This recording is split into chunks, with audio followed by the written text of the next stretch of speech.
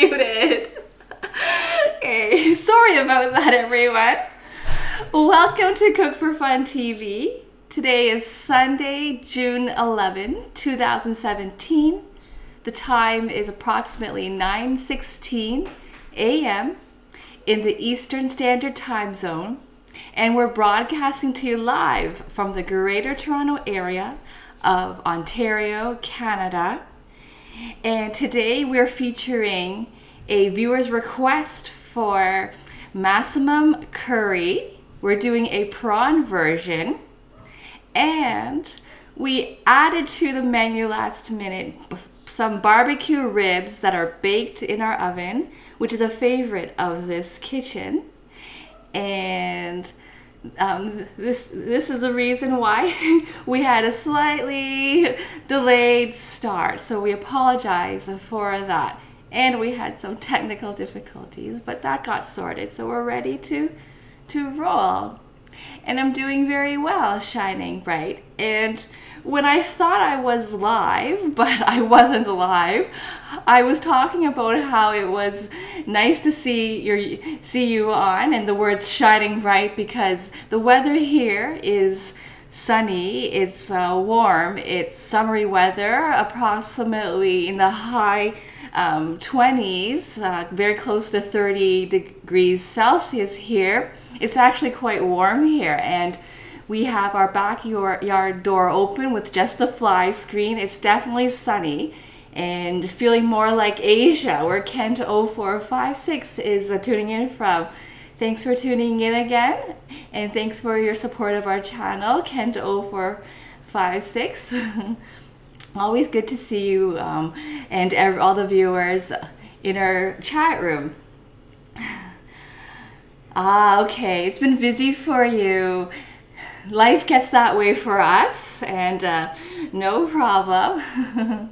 Yeah, life is always busy, but that's why life is interesting. You have huge wins? Okay, so it's a little on the not so bright and sunny side for you, but hopefully you're reaching that soon. It has taken up until June to finally get some sun here in Canada, or at least where I'm in Markham, Ontario. Oh, thank you, Kent0456. Well, I love all the viewers too. It's because of your interaction and getting to know you all that makes it fun, and I always look forward to streaming with you all. There's no bit support. I have to learn that, and I'm always saying that on the stream, like about learning, and I don't eventually get to all of these things I need to learn. There's all kinds of wonderful features that a lot of streamers use, and I can't pretend that I don't know about them, or just say I have to learn all the time. I actually really do have to learn. Yeah, bit support, cheering. Yeah, some more emotes and incentives for people returning. Yeah, there's a whole world of streaming out there. And I noticed that a lot of viewers are quite avid on Twitch.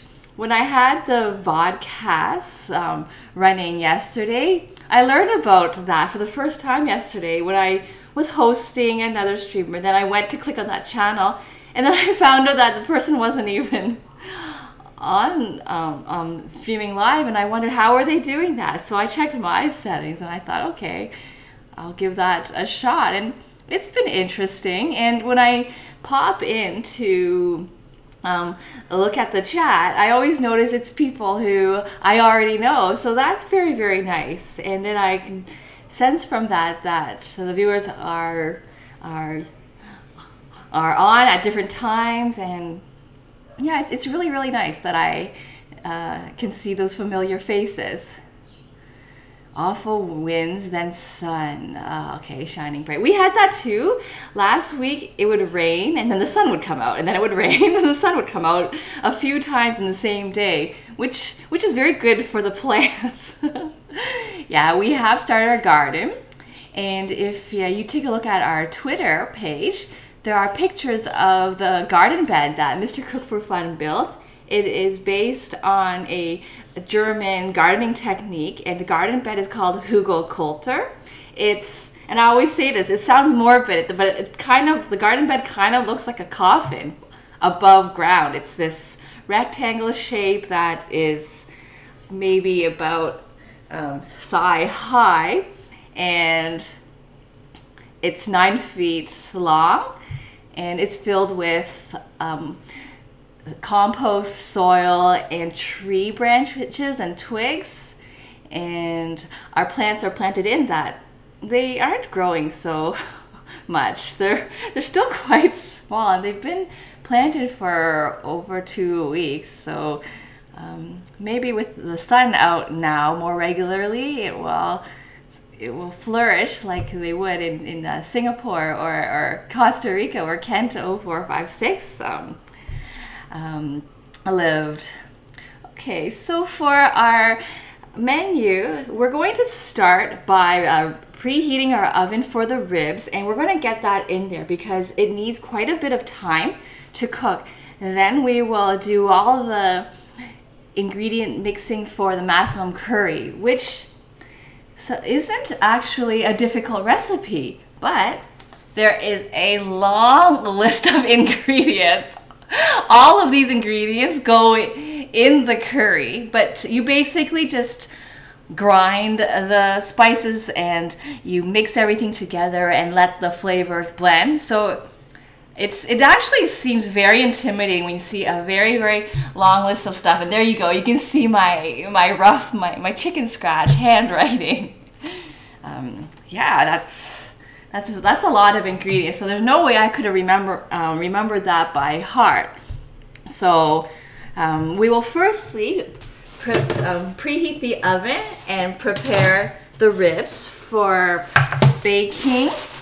Okay, and these ribs, they were marinated in a rub overnight, and I will get you the spice mix for that. I'll firstly just get the oven preheated and the ribs in the oven, and then go through that spice mix while the oven is preheating. Okay. Oh, my caption is incorrect. Okay. Kent 0456. I actually drop my eggs in cold water, and so the liquid egg inside the shell is heating up when the water is heating up as well. I think that if there's that major temperature difference between the boiling water and your cold egg, which may have come straight from the fridge, or maybe perhaps your room temperature egg, if you bought it from a wet market, unrefrigerated, it could cause it to crack more easily. So I've always done it that way. Put the eggs in cold water and have it boiling at the same time. Okay, I am going to fix my caption. Yeah. And yeah. Oh, currently playing past streams. Okay. I'll have to come over. Okay. And thanks for the heads up, Gunsmith Cat. Yeah, don't want to confuse people. I'm gonna add here and barbecue ribs, DJ Rad rum sauce. This is also a viewer's request too. I should put that in. Viewers.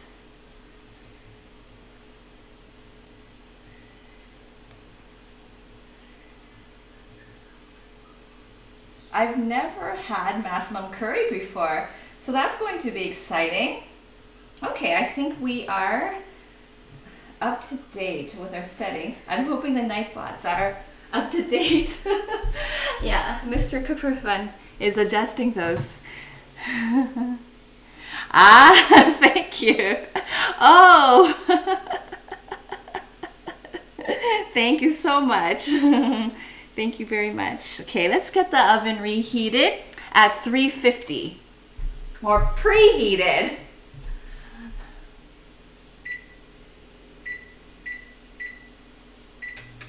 Okay. And we're going to wrap these ribs up in tin foil.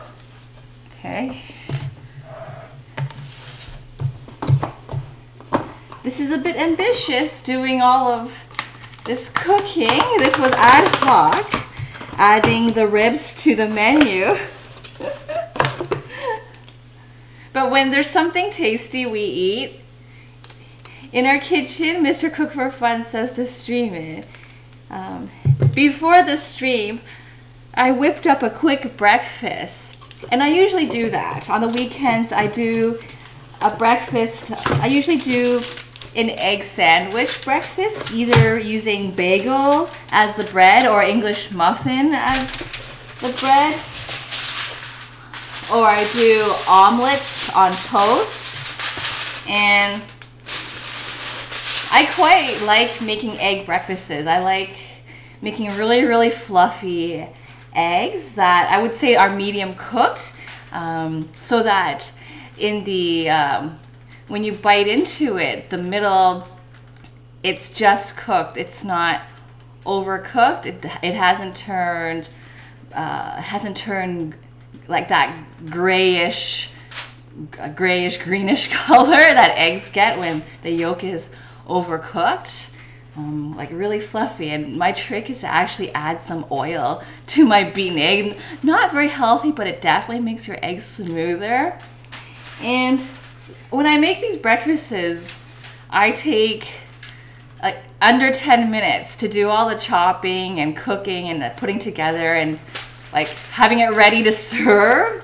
And if I were to stream that, I would probably overcook the eggs just because of all the stuff going on. But yeah, it's nice though. It's nice though that he's enthusiastic about the cooking and to encourage me to stream more of the food. So we try, and it was just fun to squeeze this barbecue ribs into today's stream. Okay, so I don't know its size. This is very, very big aluminum.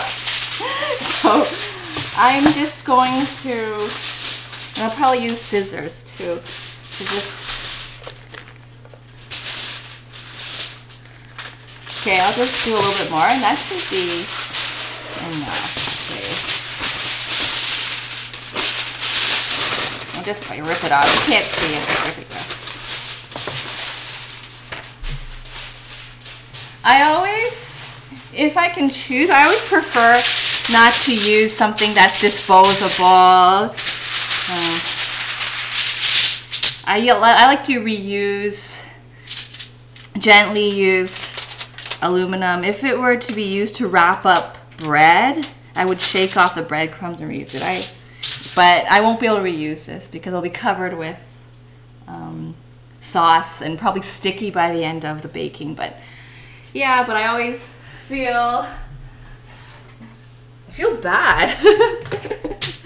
Yeah, to waste. Okay, so ooh, what will I do? Okay, I'm going to get a bowl. There's going to be some rib sauce, and I have these flowers here today just to help decorate the frame. I went to a gala yesterday for a charity to support mental health, and one of the table prizes was the centerpiece. I actually didn't win it, but the person who won it didn't want to bother taking it because that person was going to take the subway, and like it's fragile, so I got to bring it back. And I want to tell you something interesting about this. There's baby breath, and baby breath is usually white, but these ones are pink. So I have this feeling that the florists had them in colored water to get the red, like to get red water to make its way to the buds and color the buds, and even parts of the stem have turned red. So I kept staring at this branch all night during the gala. I just thought, I've never seen that, and it's quite lovely to have Pink's baby breath. So if anyone is having a wedding or some party coming up where the flowers are involved, that's pretty nice. Dyeing your baby's breath like that.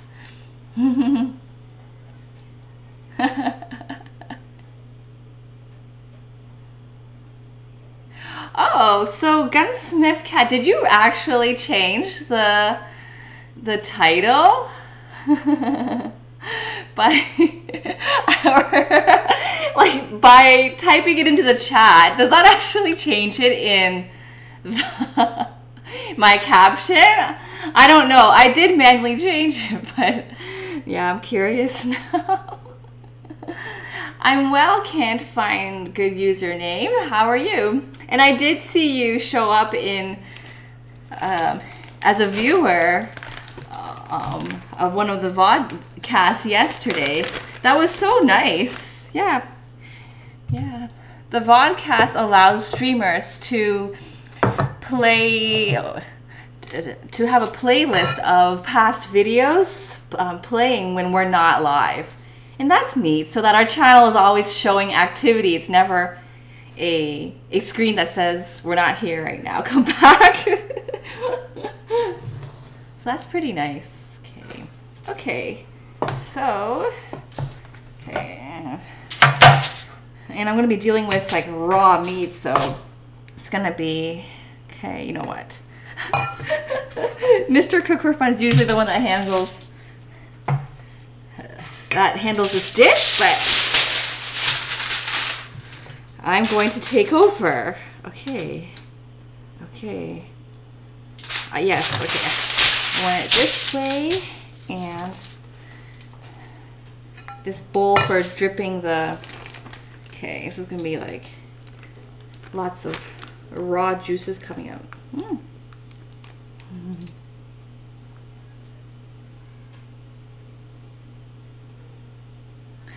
Oh, you returned from vacation. Can't find a good username. Or you told me I should call you username. And I'm doing well this morning. Yeah. It's a nice sunny day in Markham, Ontario. Finally, we have summer weather. Yeah. And our backyard door is open with a fly screen. Yeah, very, very nice. Ooh, lots of all this marinade juice. And you can use this as long as you cook it. So if you want to add this to something else, you could, or you can use it to marinate something else. It's pretty much gravy, right? If you want to turn it into a gravy, you could. We are going to add another barbecue sauce once the ribs are baked. But essentially gravy is your leftover drippings from your meat mixed with seasoning and flour or cornstarch to thicken it. Okay, and I will explain what's in the rub. I didn't do the rub. Mr. Cook for Fun did. Okay, my hands are gonna get all gooey, or not gooey, but I'm gonna. I try to avoid getting my hands into it, but I know I'm gonna get them all covered with salmonella. I'll put on my gloves, and they're mismatched, my gloves. I always get holes in the right glove. I'm right-handed, and so these are both left-hand gloves, and I flipped over one of them to make it a right hand because I go through so many gloves. Okay. Yeah. Yep, I am live. It's not a podcast. I think that confused a lot of people because it's a new feature, the playlist, and I'm just gonna dry my, not my hands, but my rubber gloved hands. Okay. Just gonna, okay. So I'm just going to line them across. So I'm gonna line them across and just cover it.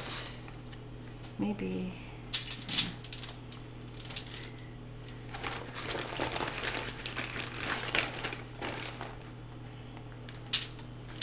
Maybe I'll pack it tight. Okay.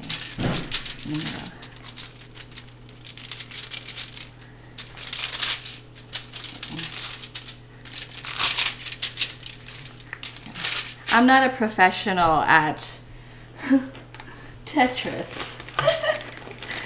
And because I have to be mindful of the size of the pen, I realized, oh, I could fit everything in this, in the size that I ripped off, but I'll have a really long, I guess, covered log of ribs, but those won't fit in the pan, so yeah, I can't do that. So I'll just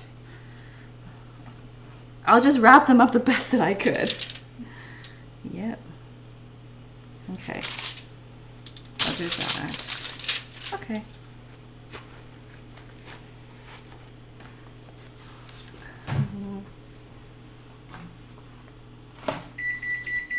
Okay, the oven's preheated. Hi, DJ Fart Butt, how are you?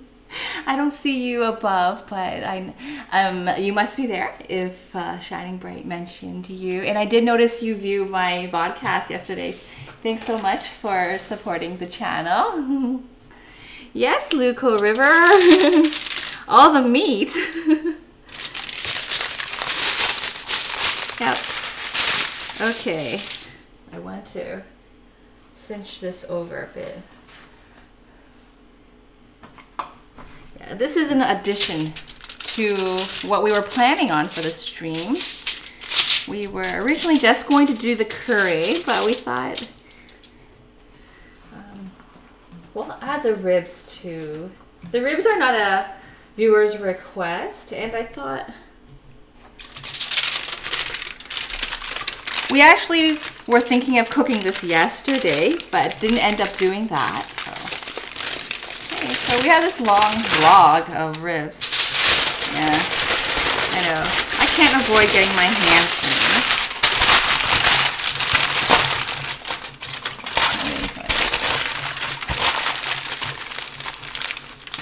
Yes, that's right. The marinade is good for a dipping sauce afterwards. It's a gravy. We are going to make a separate barbecue sauce, a rum sauce, but I have quite a bit of the drippings left. I think that's approximately 1.5 cups. That's a lot, and I certainly don't want to let that go to waste. It contains lots of the pork juice, which is very flavorful, and the seasonings that went into it. So I think that's good. That was pretty easy. Now I have another one to do. Like best of.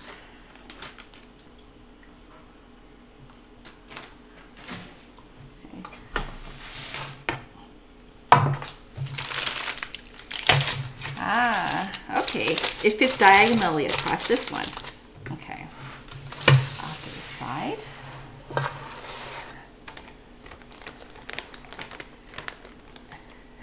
DJ Fart Butt. And are you a DJ? Or that could be your initials, or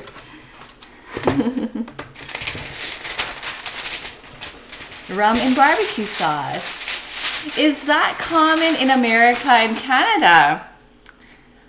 I wouldn't say it is.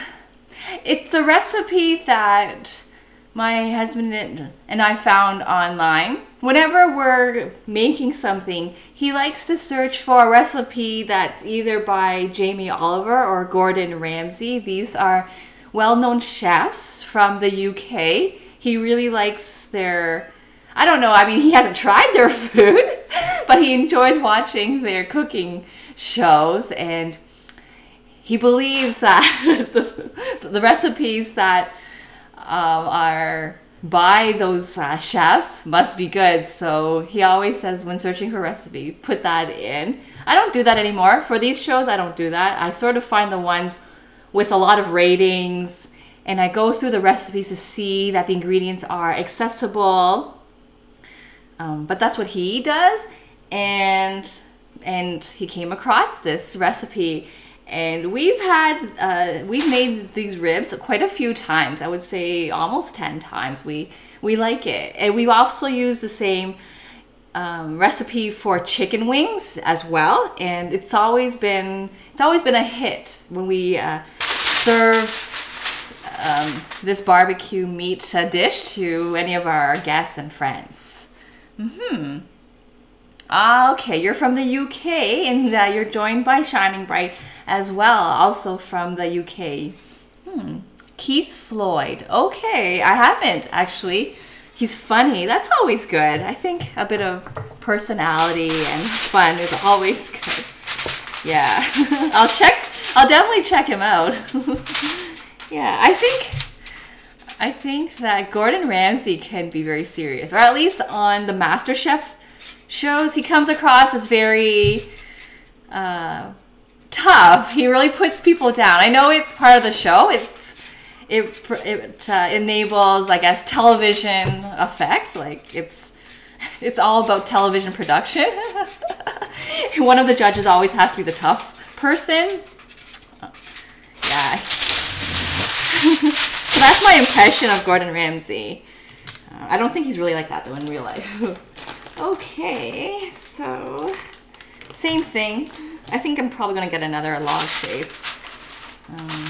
Yeah, but it won't fit on this pan because it's smaller. So, okay, I'll just have to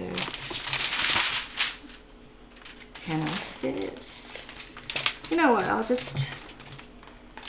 No, I can't. I don't like having like excess that goes to waste, but it's part of it.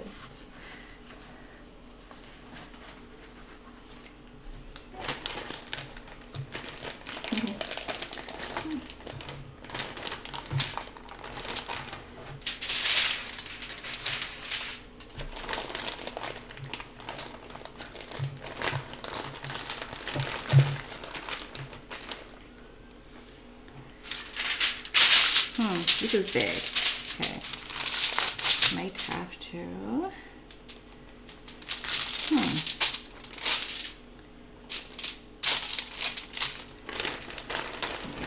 Let's see. Do the big one on its own. Okay.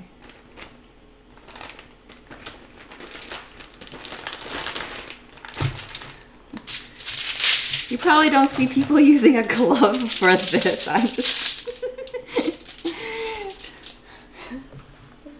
I just don't like getting my hands in raw meat. When I make meatballs, I try to, in hamburgers, I try to use 2 spoons, and then eventually I just have to get my hands in it. There's no way around it.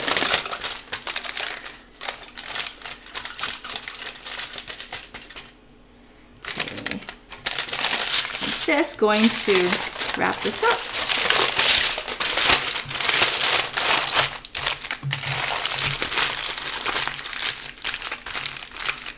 I think this will all fit on one pan actually. Okay. I don't have a third camera for close-up on the countertop. Yeah, maybe I'll get that one day. Okay, and one more for this piece. So we're having lots of ribs. Okay. There you go. Okay. question. Hello.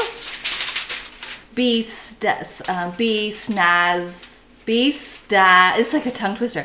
Sorry. BS Taz and Kid for life. B Staz and Kid for life. B Staz and Kid for life.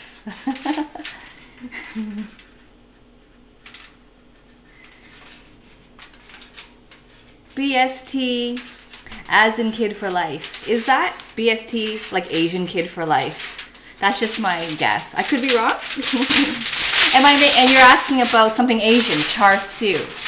I am not making char siu, but I am making another version of barbecue ribs using Jamie Oliver's DJ Rad Rum barbecue sauce recipe. I guess it's not really Jamie Oliver's recipe if it's labeled DJ Rad Rum. I think it belongs to someone named DJ Rad. If you search that recipe, a video will come up with a person that Jamie Oliver is cooking it with. So that person is probably called DJ. Best Asian Kid for life. Ah, okay. Got it. Okay. Best Asian Kid for life.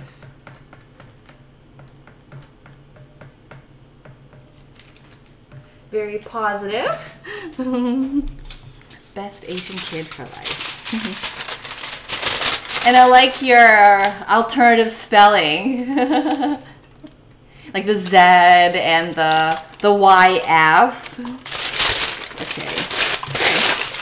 So, great. Don't want to spend too long doing this. Quickly wrap it up and throw it in. I can put these two in here. That's fine because my oven's big enough. Okay, so I'm just gonna stick these in the oven and then move on to the next thing. Oh, thank you, OMGP. Thank you so much for the love. And I love all the viewers too and the community that we have on this in the chat room. Very, very nice people, and it's very touching. I can expand more on that. So hold that thought.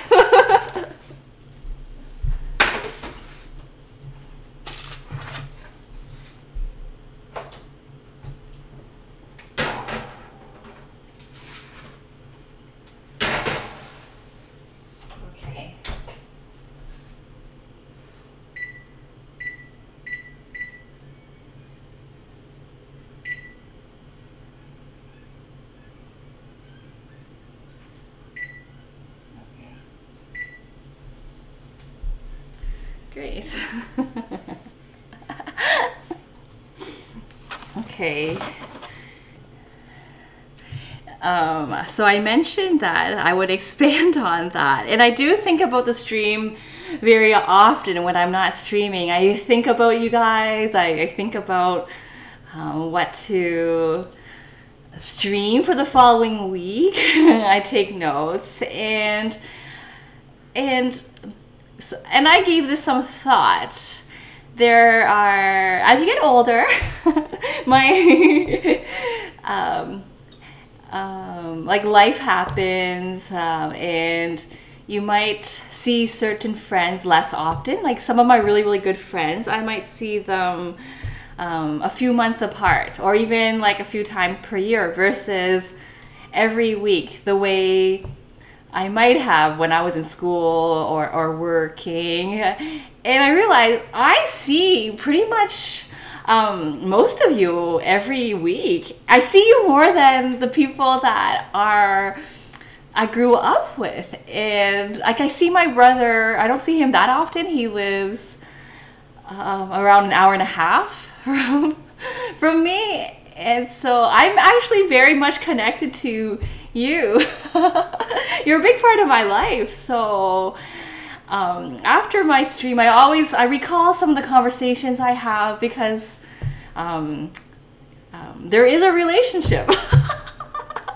There is, and that is pretty cool. I never expected that I would get this out of streaming. I just thought I would stream cooking and hope that people like it. I didn't really understand how interactive and how meaningful it would be, and that it would make my life. That I would, sometimes my husband will see me like smile, thinking and smiling, and he'd be like, what?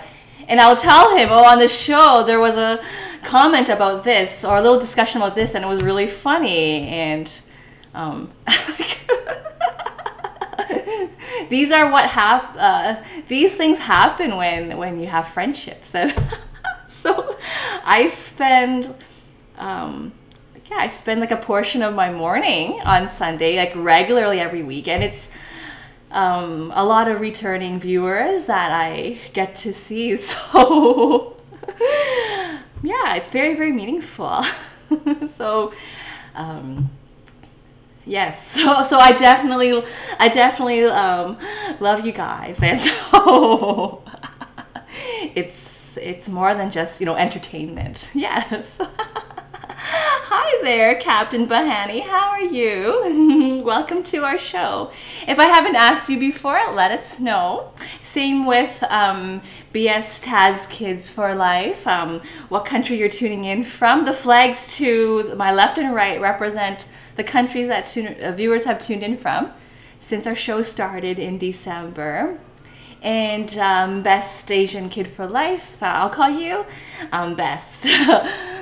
I only do cooking streams. Yeah, I considered doing expanding to slacklining streams. That's my favorite sport. It's a sport that resembles tightrope walking, but instead of using a tightrope, the line is nylon webbing that the rock climbers use for some of their rigging. I used to do some rock climbing, but I'm not, so I can't really tell you what part of the gear that is, but I want to do that, but I have to think of how that setup would be, because I don't know how I could read the chat if I'm doing a sport, but I'm quite passionate about slacklining. Oh, thank you, username. You always think of the awesome food I'll try to make. Thank you so much. And I tell people too, so today's Massaman curry, I'm making that for the first time. I've never tried it. It's a request from one of our viewers, and I got around to looking it up. There are lots of ingredients involved. I'll show you. This long list of ingredients, so nothing that I could memorize by heart, but yeah, it's gonna be fun. I'm looking forward to trying it. OMG Fee. Oh, thanks for the follow, Best Asian Kid for Life. Yeah. It's very meaningful. So that's why I remember everything about, yes. It's when you're a streamer, you wonder what the viewers are thinking. You're wondering what's on the other side of the screen. And so I remember when people return and when people say certain things about what they like to eat or about their background, and it stands out, I tend to remember that, and that helps me differentiate. Because all I can see is the color of your username, and your comments. So putting that all together, that's the image I have of you. And I wonder too, if I were to meet you all in real life, like, yeah, I'm sure I'll have no idea. Like, I could never know if I were to walk down the street and see you, that I would never know that it's you. Yeah, I can only imagine. Like the demographic, I have no idea. Gender, like, yeah, age, and like I have no idea. And those things don't matter. And I think that's why this channel is very welcoming, because you can say what you want. There's no judgment. It's not like we all have something in common. We're all going to school together. We're all working together. We're kind of in the same like we all come from all walks of life, totally diverse backgrounds. I would think that, and we can all participate and we can all share. So I think that's wonderful about Twitch, that you can just sort of pop into any chat and belong. There's no such thing as social exclusion. That's a word I learned yesterday when I was mentioning earlier that I attended a gala yesterday to support mental health illness, and one of the table prizes was this flowers, and there was a video showing about the charity, and it mentioned that some newcomers to the country might experience some social exclusion. So that, yeah, I never knew that. Yeah, that's a good term. That sort of captures a lot of experiences that people go through. Especially our background here is quite diverse. Like, I know a lot of you are from different countries. Sometimes I get the sense from talking to you that although you might be in a certain country, your family moved from another country. So there's all kinds of backgrounds going on, and yeah. So, but we don't have to worry about that. This is a safe zone for sharing and communicating. So before I keep preaching on and on and on, because I just love all this stuff about Twitch and how it just sort of promotes harmony and everything. I better move on to our menu items.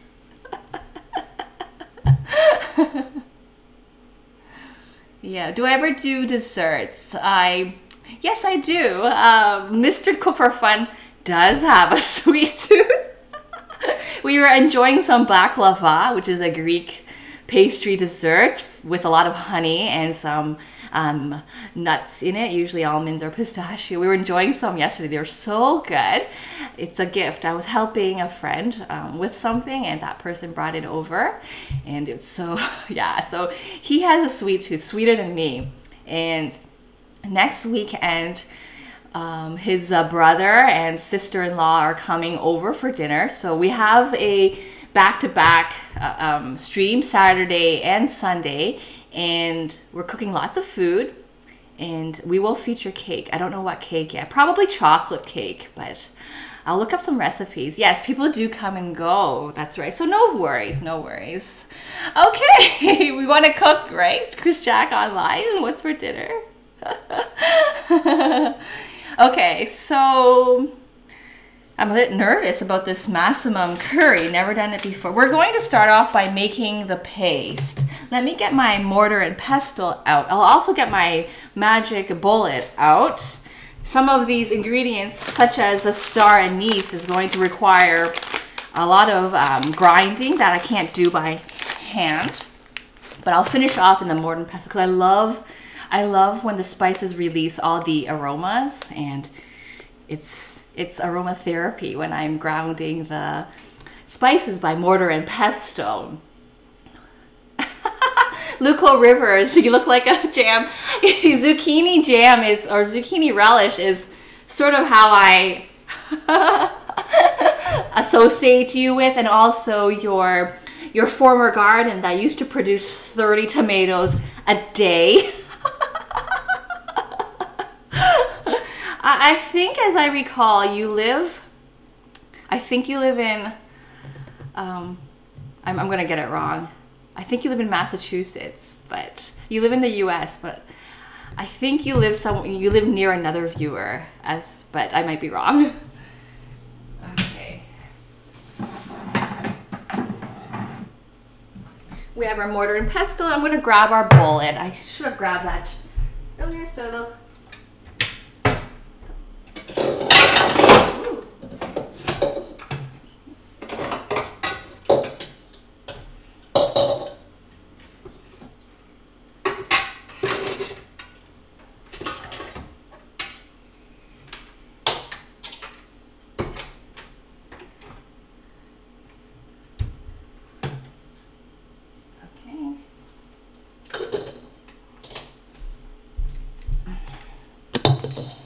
okay. I'm going to read out the list of ingredients that go in the Massaman curry paste. You can buy it or you can make it. Decided to make it because that's the fun part. Okay. So I'm going to read it out. We have coriander seed, cumin, cardamom, cloves, star anise, cinnamon, pepper, nutmeg, salt, Thai chilies, lemongrass hearts, ginger, shallots, coriander stalk, garlic, shrimp paste, 1, 2, 3, 4, 5, 6, 7, 8, 9, 10, 11, 12, 13, 14, 15, 16. That's 16 ingredients in our mix. And I'm falling behind in the chat, so I'm just going to try to catch up. Thanks for the comment about the flowers, Kent. I think Christian Jock. Oh, you're telling me a lot of about yourself. You're a musician, guitarist, composer. Wow, you're a composer and a guitarist. I have a really, really beautiful guitar. Well, I think it's beautiful. It's got some etching in it. I bought it on Kijiji from another, someone. And yeah, but I never really developed the skill. Maybe I should give guitar lessons another chance. I think I'm losing some. Oh, the best Asian kid for life. There are a lot of Asian streamers in the gaming categories. Emotes. The only emotes we have, OMG Pete, are Winston with a capital W and then lowercase INSTON, and Cleaver with a capital C, lowercase LEAVER, Cleaver. Yeah, that's signature to our channel. Hello, good morning, Death Vader. Welcome back. Good to see you again on the show. And I know it's hot, probably really hot in North Carolina. It is also hot in Markham, Ontario. So we're actually getting some summery weather right now. Massaman. So Massaman is a Thai curry, and it's actually created by influences from Persian culture and Indian culture. I did a search online on Massaman, and there are flavors in there that that sort of were brought in by those other cultures. So it's definitely a fusion or a fusion dish, but it's I guess Thailand's spin on a Persian dish with some Indian spices in there as well. Hello, Norma. 1, 2, 3, 4, 5, 6. Welcome to our show. And please let us know what country you're tuning in from. And if there's any moderators that are viewing, if you can please translate that, and then we can also involve Norma in the discussion. Thank you so much for tuning into Cook for Fun TV. And we have the barbecue ribs in the oven. We're about to start the Massaman curry paste. Are those the famous notes I prepared? I guess they are.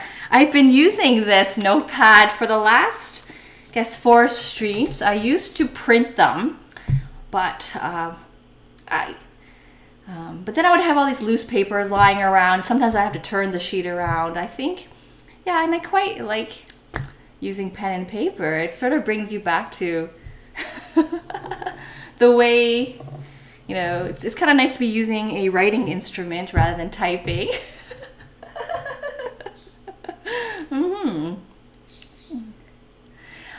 I buy jar sauces too. I actually couldn't find it. Otherwise, I would have been really, really tempted to do the same. But then I can't really explain to people, well, if you can't find it, you can make it like this. Because I believe that not everyone viewing may have access to some of the ingredients that I have access to in Ontario. Yeah, and I always talk about substitutions on the stream as well. That's right. A lot of Yeah, so we try fresh ingredients. I'm falling so behind. I know that. I know some of your comments were like a few minutes ago. Some of those ingredients are not fresh. We have lemongrass, which is fresh. So is it fresh? It's actually frozen. I used this for a March 5th stream when I made nasi kuning, which is a Indonesian yellow fragrant rice made with coconut milk and some other spices too. Star anise, clove, cinnamon. And I had so much left over, I just thought I'll just try freezing it. So it should turn out. I think if we're just blending it into a paste. Yeah, I can still smell the lemongrass scent. It's there. Yeah, but I like freezing stuff when I can't finish using them. Show me this guitar. I will. I will bring it over. Yeah, near the end of the show. Cleaver. Yes, Quebec City too. It's moist and hot. Oh, okay. I like Quebec. It's very cultural. The architecture is very nice. Like a lot of the churches are European style, and there's cobblestone in many parts of the city. I think this the province did a good job at preserving history. And there's definitely a lot of charm. It's like a little piece of Europe in North America. So if you ever if you're in North America, you make the trip to, if you make it to Canada, Quebec is a nice place to visit. It's certainly different from the rest of North America. Yeah. Yeah, and I think their culture too is, they have, I know in Montreal, which is a different city from Quebec City, there's this regular gathering of people, of musicians. You've probably heard of it, Chris Jack Online, the Tam Tam, where people bring percussion instruments and they can feel free to play. Yeah. Oh, Google didn't translate it. Okay, well, welcome Norma, and you're definitely a welcome member in this community. Yeah. Thank you, Luco Rivers. Yeah. Oh, it's Croatian. Oh, okay. That's a funny comment. See you next time, best Asian kid for life. And thanks for the follow. Okay. I have to go to Quebec City again. It's been a while. I was there maybe 25 years ago. But I do recall, yeah, Quebec City is, Montreal is more, I guess, there's more expatriates living there for sure. Oh, okay. Okay. I look 25. Oh dear me. I'm dating myself. Okay, let's get this paste together. So lots of ingredients, 16 ingredients. I'm going to start with the ones that need a heavy duty grinding.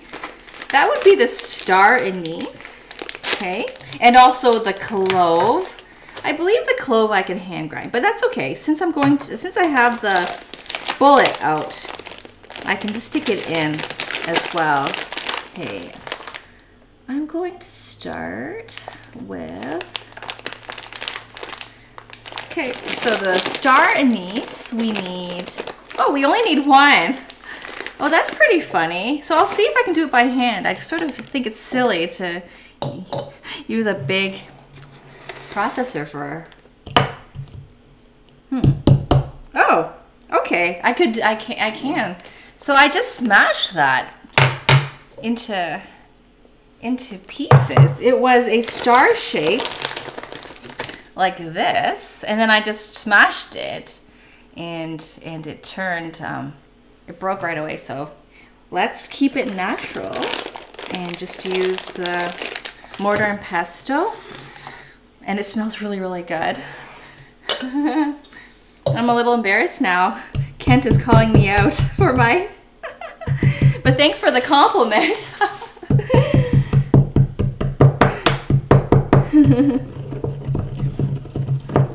I know there's a lot of young streamers on Twitch. Yeah, and it's actually not that hard to grind. Yeah, that's it. So okay, let's keep going doing that. So that's 1 star anise and a 1/4 teaspoon of cloves. So I'll get that in there. Okay. Smells very, very nice. It's got a licorice-like scent. So just my clove. Okay. 16 ingredients. I don't blame you if you don't have all these ingredients and you want to buy the paste.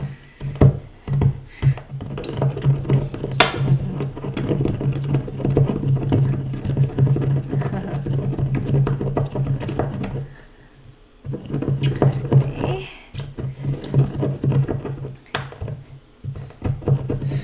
They haven't become powder yet, but I'll just keep moving it along. I'll put some coriander in there. 1 tablespoon of coriander seed. So that's quite a lot. So there's going to be a stronger coriander taste. Tablespoon. So that's that. Quite a bit of coriander flavor in there. Okay.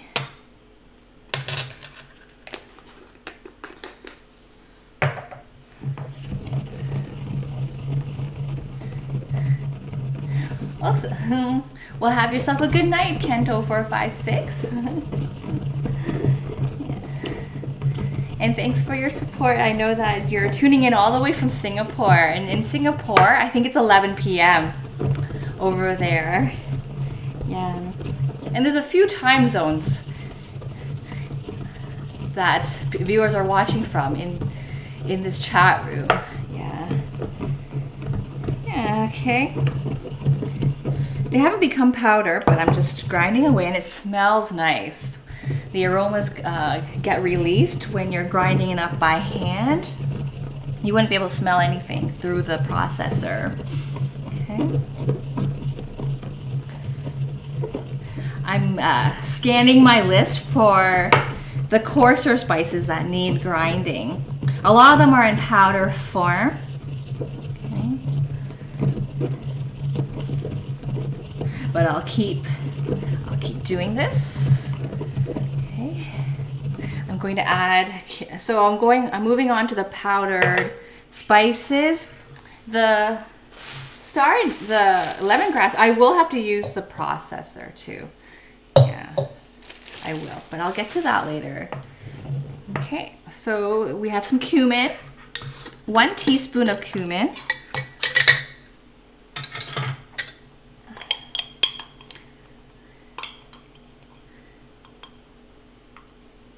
Okay.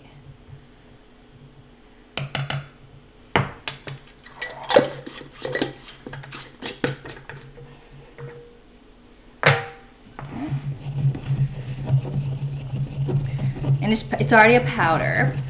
A 1/2 teaspoon of cardamom. Okay, what I'm going to do is take them all to the front and scoop them out one by one. Cardamom. Cinnamon, I forgot.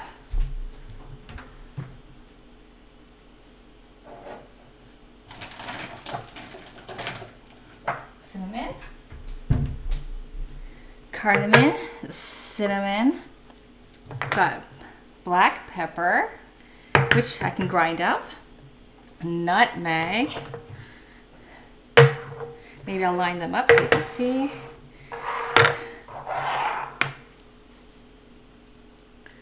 Salt from our salt pig. Our salt pig.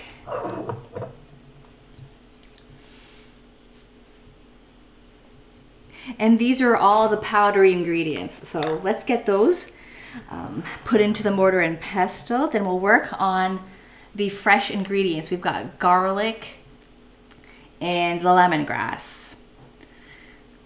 We also have shrimp paste, which is in a jar.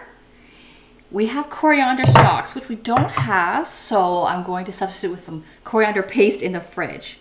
Okay, so cardamom, we need half a teaspoon. I have my 1/4 teaspoon also. I'll take 2 1/4 teaspoons to make a half of the cardamom. I like cardamom. It's very nice in desserts and in tea as well. I think Indian teas often have a scent of cardamom in them. Nutmeg, a 1/4 teaspoon.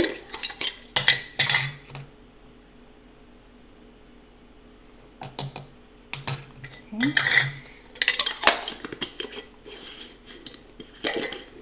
Cinnamon, a 1/4 teaspoon.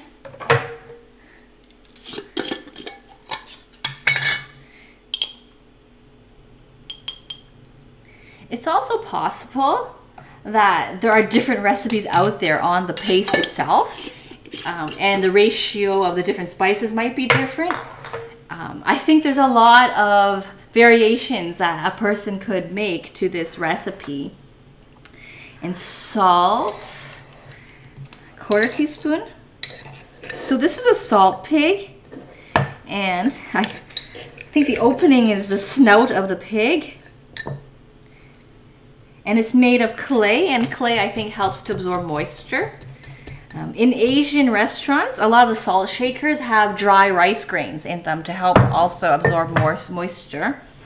And a pepper, a 1/2 teaspoon. So again, 2 1/4 spoons. And hello there, Grabba80. How are you? Thank you for tuning in to Cook for Fun TV. And let us know what country you're tuning in from. Yeah. The flags on the sides of the screen represent countries that viewers have tuned in from since our show started in December. Great. So welcome again to our show.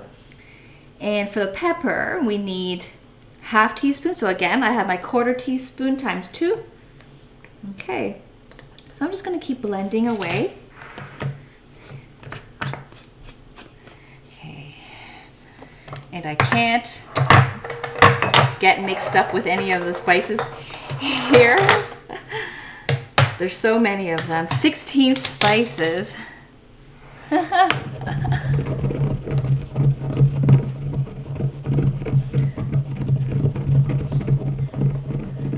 Huh.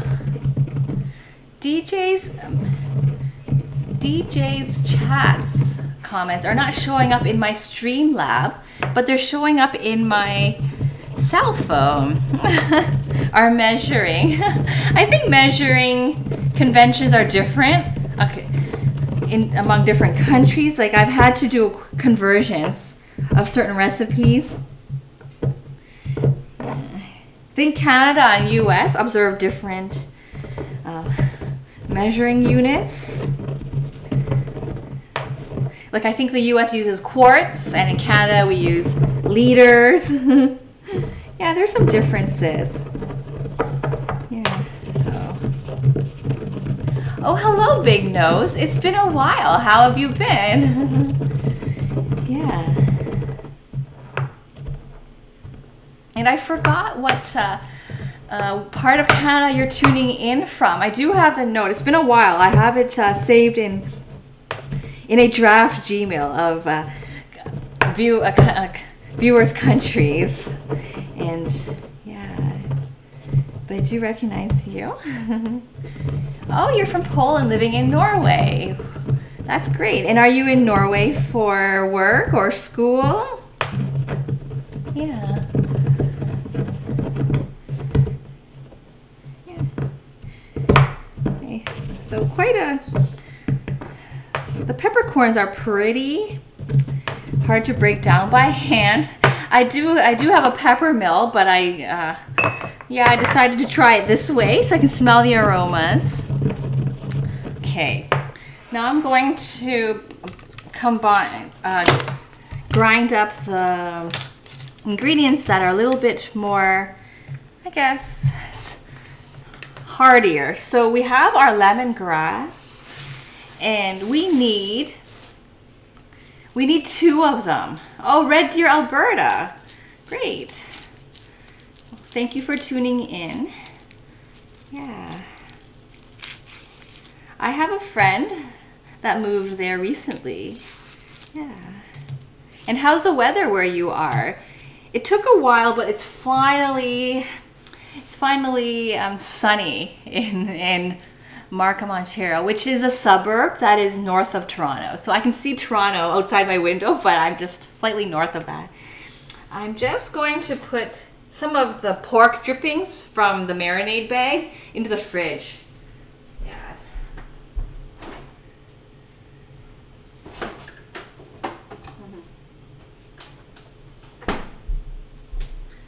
Okay. And I'll prepare the ingredients that go into the bullet, but when I actually turn the bullet on, I'm going to mute the mic because it's loud. Oh, okay, so that's Death Vader. It's 33. That's not too different from us. I think we're looking at 27 degrees Celsius here. That's my guess. I can feel the heat through the fly screen of our backyard door. Backyard door. Yeah, so I'm just peeling the lemongrass. Okay. I'm supposed to use the hearts only. I'm not even sure what the hearts are. I'm just going to assume anything that's really stocky with a lot of fiber isn't a heart. Oh, okay. So it does break. I've never worked with the hearts of lemongrass. I've only just stuck it in soups before, sticking the whole thing. I think I've got the hearts, like they're, but there's a lot of stock here. I don't even know if this is stock or part heart. But if it's gonna go in the paste and we're gonna eat it, I'm assuming it's gonna be something that's not very full of fiber, like not very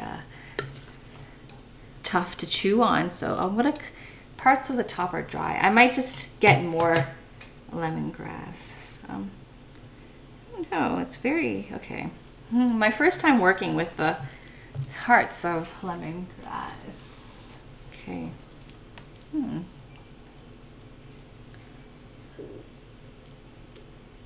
You have a dog tournament, Death Vader. Ah, the last weekend of this month. I'll show you if, okay, that would be really neat. I've seen pictures of Death Vader's dogs in action. They are champion, I think it's called fly ballers. They compete in races against other dogs, and one of them has a record of doing a few laps in 4 seconds. I don't remember the exact details anymore, but that's impressive. Yeah, it smells very nice. Never really worked with, but these are all the stocks. I don't know if I'm properly collecting the hearts, but I'm assuming it's got to be tender, tender like a green onion, and then these top parts are kind of hard. Like I can't eat that. So I'll cut off the hard parts. I don't know. There's some. I'm gonna get another stock. I sort of feel like I cut off a lot, so I want to make sure we have enough. Because I would think that if these were imported, so it's possible that they dried up.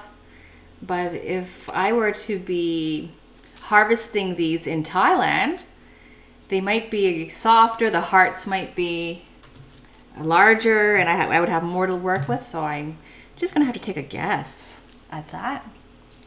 Oh, it's been raining in the last couple of days in Red Deer. We had a lot of rain in the Greater Toronto area last week. Yeah, some days it would rain multiple times, and in between the raining, the sun would come out and everything would dry up. Yeah, so that was very good for the plants, I suppose, but it's confusing. Actually, these bottom parts are soft too. So you're watching me sort of be inquisitive about these lemongrass. The bottom of the stalks are soft. No, they're not. I can taste it though. I wonder if I should get another one for good measure. I think that's probably good. And before putting it in the bullet, I should chop it, do a rough chop. Let me catch up. Marie. Thank you, Death Eater. I recall too that Kent gave me a name. Oh, thank you for the follow, Vanessa29. And please let us know what country you're tuning in from. The flags on the sides represent those that viewers have tuned in from since our show started. Yeah, and we want to cover our screen with flags from the world. My cleaver. I used it this morning for breakfast. Okay. Let me just give that a wipe. Quick wipe. Okay. Extra towel here. Hi, Gaily Gals. How are you? Yeah. So we're streaming live this time. I know yesterday some of you were in the chat, but it was only the vodcast playing. It was just a new feature I discovered on Twitch that a lot of streamers were doing, so I gave that a try. Yeah, and it was really nice to see some regulars actually tune in. Yeah. Yeah. This is supposed to be 3 stalks of lemongrass hearts. I don't know if I need more. Should I do another one? I can do another one. Why not?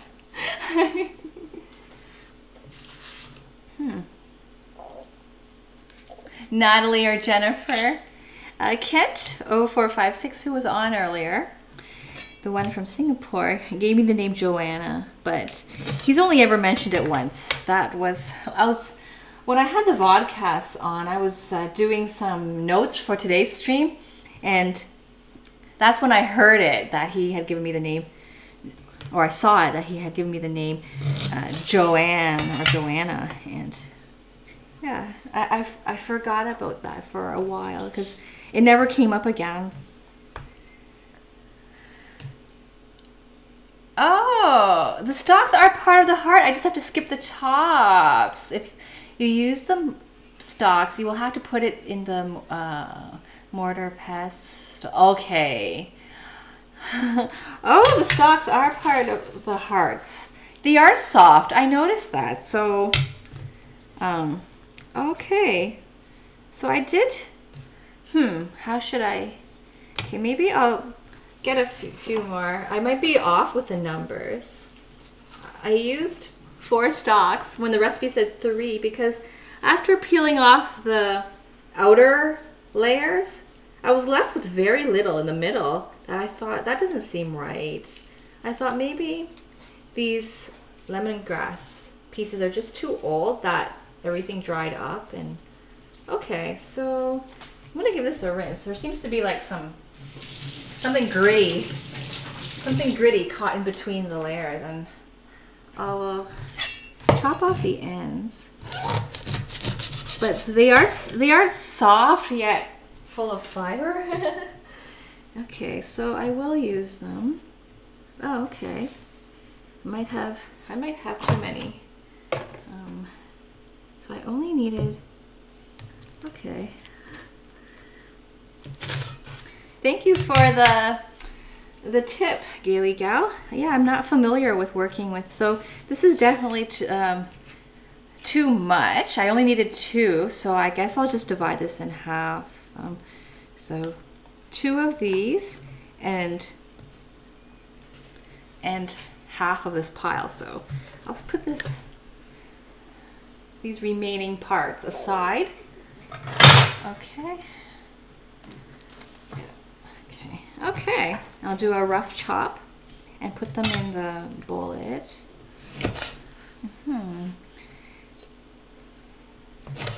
I do have to blend these a lot because they've got a lot of fibrous strands in them. Yes, Death Eater's dogs are champion flyballers. They're very, very competitive. They race very, very regularly. That's tough. Yeah. Yeah. Okay, if I use the tops, I have to mush them in the mortar pestle. Okay, so I could use them. Okay, I won't throw them out. I'll freeze them. I'll probably put them in a soup in the future because they're full of flavor. I can still smell the flavor when I'm working with them, so I won't waste them. Yeah. Oh, it's raining really bad where you are in the Midwest. Power's out. Oh, wow. Well, I don't blame you if you have to go because you shouldn't be draining your battery to watch the stream. You should attend to your needs, like your food, like, yeah, make sure your fridge could keep everything preserved. Yeah. I hope it comes back on. Oh, it's the whole neighborhood. Wow, I hate when that happens. Yeah, I thought about that. Like my freezer is pretty full of stuff. My brother has multiple fridges. He has 3 fridges, 2 fridges and 1 freezer. And all of that would go bad if power was out for too long. I'm getting hungry too. Hi, Kevin Klinkmuller. How are you? And welcome to the show. And let us know what country you're tuning in from. Yeah, we are an international community. And we like to share cooking ideas from around the world. Yeah, so we're doing a Thai Massaman curry, which is a Thai version of a Thai curry with Persian influence. Yeah.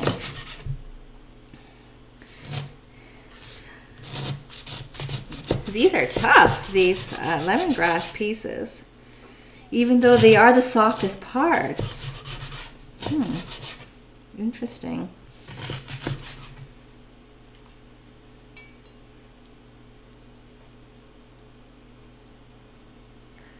You're getting hungry? Well, come back to our show after you eat and you can learn to cook. Yeah, we always preach. I'm going to say the word preach because I'm always preaching cooking on this show because you can make something the way you like it. You can use ingredients. So thanks so much, Kevin Linkmuller. Yeah, you can use ingredients that are more accessible to you. You can do ingredient substitutions. If something is not available in your market, in your local area, your hometown, but something else similar is, you can substitute. And just for all kinds of reasons, budget, it's often cheaper to eat from home, and it's a reason to have friends come over, and it's sharing. Food brings people together, and home cooked meals always touch the heart more than just ordering. But that's okay, order if you have to. I order too. I've got all these frozen Jamaican patties in the freezer. I've got 3 brands of Jamaican patty. That's sort of something I like to snack on every now and then. So, Gaily Gal says, if you use 4 stalks that you're using now, you should be fine too. You just have to cut the soft stalks into slivers because of fibers. Skip the green tops and hard. Okay. Well, I don't know. I think that's roughly 2 stalks. Maybe I'll put more. Yeah, I'll just put more. I'll put half of this amount, like that. Yeah, okay. So this is going to have a heavy lemongrass flavor to the paste. I think that's good. That's good. Maybe, yeah, a little on the high side or just right. Yes, I can save the hard parts for soup. That's right. Yeah. Yeah, we talked about this on the last show. Try not to waste. You're from Germany originally and you live in the UK. Okay, great. Next week, we have a stream on Saturday and Sunday. My brother and sister-in-law are coming over and we're going to cook for them. And, well, I'm going to cook. And we're going to feature schnitzel too on next Sunday. That's quite a hit. Yeah, schnitzel, Vietnamese spring roll. We've done those before, and it's another repeat stream for those. But these are foods that our guests are interested in trying, and those are always a hit as well. We are also doing Persian walnut pomegranate chicken on the Saturday, which is known as pheasantjan. That is really, really good. The walnut paste, walnuts grounded up into a paste with the pomegranate molasses. They go so well together, pomegranate and walnut. You wouldn't. It's so different from other types of sauces I've prepared. Yeah, really, really great combination. And a cake, but have to think of what cake we'll do. We have this really, really old school frosting piper. Yeah, I found it in my mom's kitchen. We've never ever used it, and I want to give it a try with the different attachments for the top. Yeah, different side. I'm not holding these. Well, yeah. So I'll see if I can feature a cake with frosting on it, and Gaily Gal gave me a cream cheese recipe, so I'll try that. Have I cooked Filipino recipe? Have I? I haven't. I got a request last week for pancit. I looked it up, and that is a stir-fry rice noodle, and I might give that a try. Yeah. Filipino recipe. I haven't tried adobo. That's a very famous one. It's because Mr. Cook for Fun doesn't like vinegar, and that's a very... I want to try it myself, so I would have to wait till we have guests over so that I can get help eating it. But that is a very, very famous dish. I visited the Philippines like 3 times, and I noticed that on menus too, and I did try it before. I don't remember the taste so much. I recall it being a braised pork, and it can be done in the slow cooker. But I do want to try it because it's almost like a national dish. It's quite famous. Yeah. Lemongrass is good in teas. Interesting. Okay. Lemongrass is good with boiled meats to kick out the raw. Oh, interesting. Okay. To neutralize the gamey smell, used in salads sometimes. Oh, that's good to know. So, in the Chinese culture, fish is often cooked with ginger to get rid of that smell, but lemongrass. So that's good to know. I'm going to explore that more because, yeah, I have a lot of lemongrass, and it's easy to find in the supermarkets near where I live, and it smells so nice. I need to find some more things to use it for. Ancient kitchen relics. You mean the piper? I think it is. It's very old. Hi, Scary Teddy TV. How are you? And welcome to Cook for Fun. And let us know what country you're tuning in from. Scary Teddy TV. Is that your stream name? I'll check that out. Scary Teddy TV. And we're cooking Thai curry called Massaman. And we've got some barbecue ribs that are baking in the oven. Adobo and pancit. Okay, let's make it happen. Mr. Cook for Fun doesn't do vinegar, but I'll make some, maybe not a huge portion. I have a lot of pork loin in the freezer right now. I bought like 2 big logs of pork loin for like $10 each because it was a big sale. I think it was like $1.50 per pound.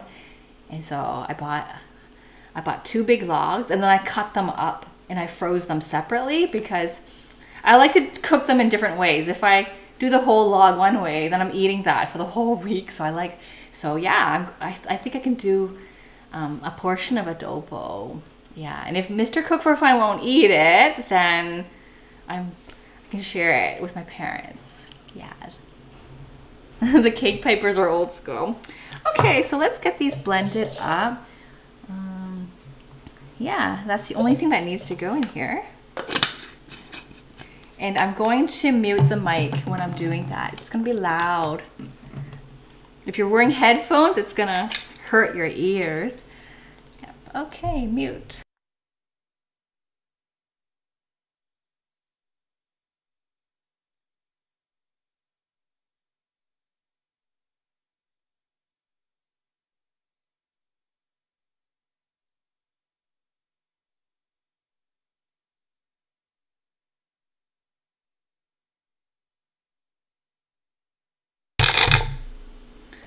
Okay. So you can take a look at that. Wow.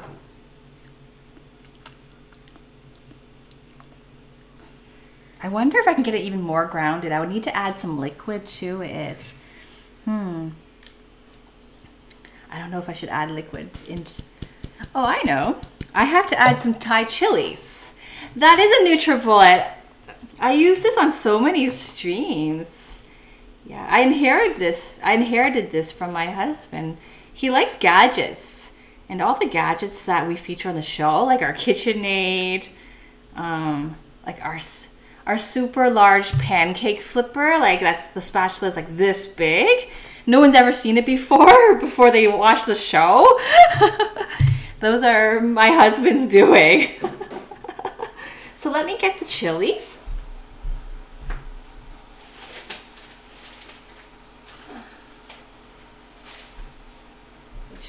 They're somewhere around. There's so much here. Okay, so the recipe called for 3 to 4 Thai chilies. I find that a bit spicy for a big pot of anything I'm cooking. 3 is pretty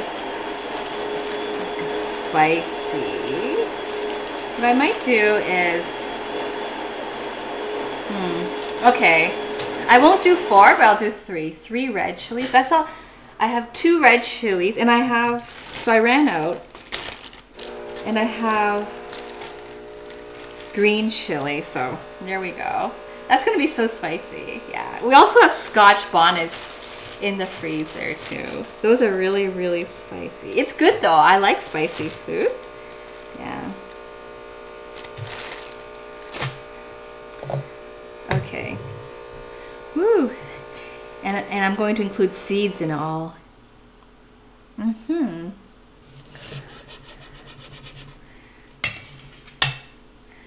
Okay, adobo and pancit. I will be able to feature those on a future stream pretty soon because I think I have the ingredients. Adobo, the ingredients, there's not a lot of ingredients in it. Like, I think the major ingredients are soy sauce, vinegar, and there's a few more ingredients too, but those are the base. I have looked at that recipe before, and that can go in the slow cooker.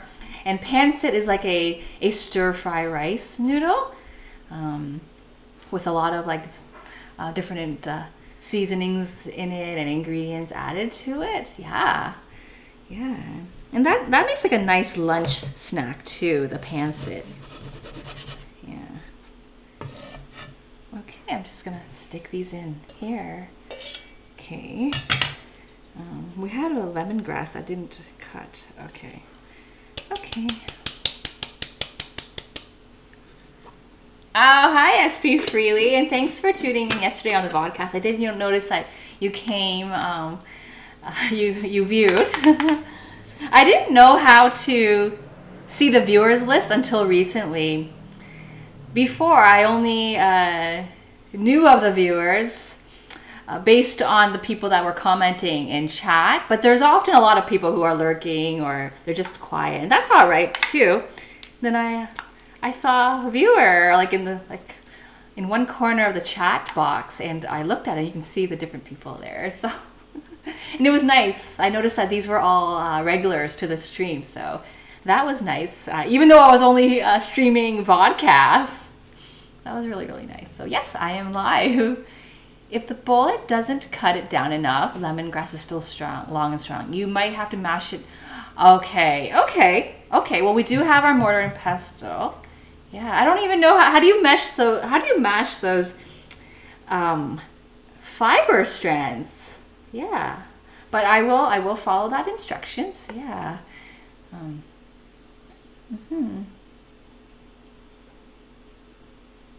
Oh, thank you, SB Freely. You missed my speech earlier in the stream about how the viewers are a big part of me, because I see many of you weekly or quite often, whereas some of my best friends that I grew up with, because of lives, because we moved to different areas, I might see them only on Facebook or just a few times a year, rather than regularly, to sort of know what is happening in their lives. So because I see a lot of you over a regular frequency, and after the stream, before the stream, sometimes I recall our conversations, and like I might be just smiling at myself because I'm remembering something funny, and Mr. Cook for Fun would look at me like, he'd be like, what? Like, it's not just like once the stream is over, it's over. It's part of me. I take you where I go. So yes, I miss you too. Okay, so I'm going to mute it again while I ground this up. It is very fragranty, and my fingers and all the lemongrass.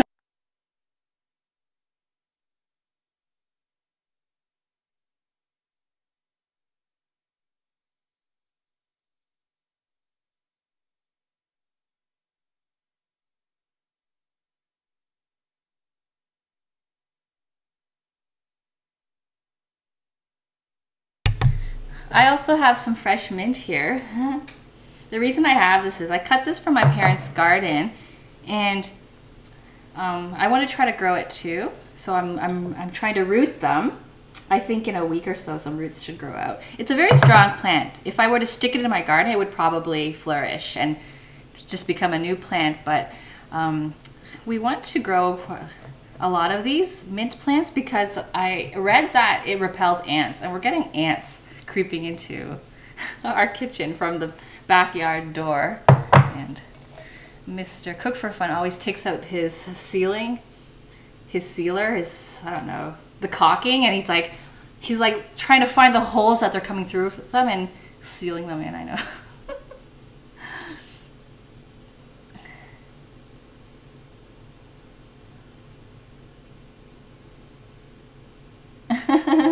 That's funny. SP Freely. Yeah. Well, you shouldn't be thinking of something else when you're having a conversation with someone.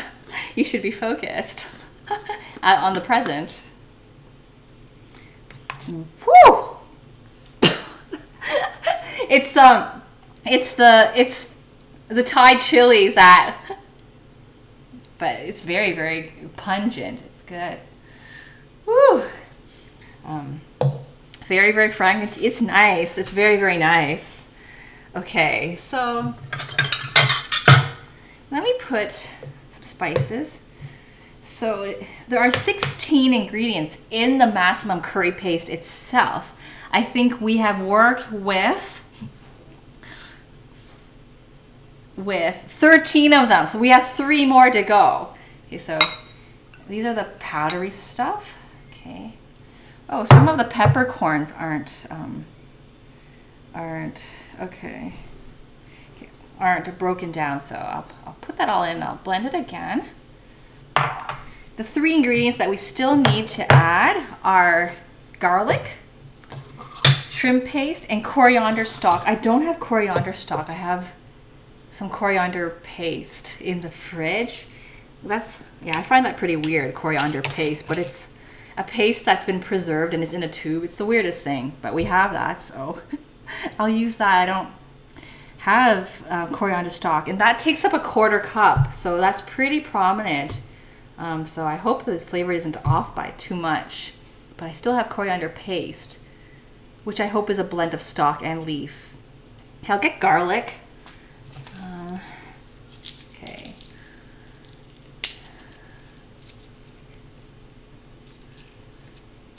Fresh herb. It is going to be good.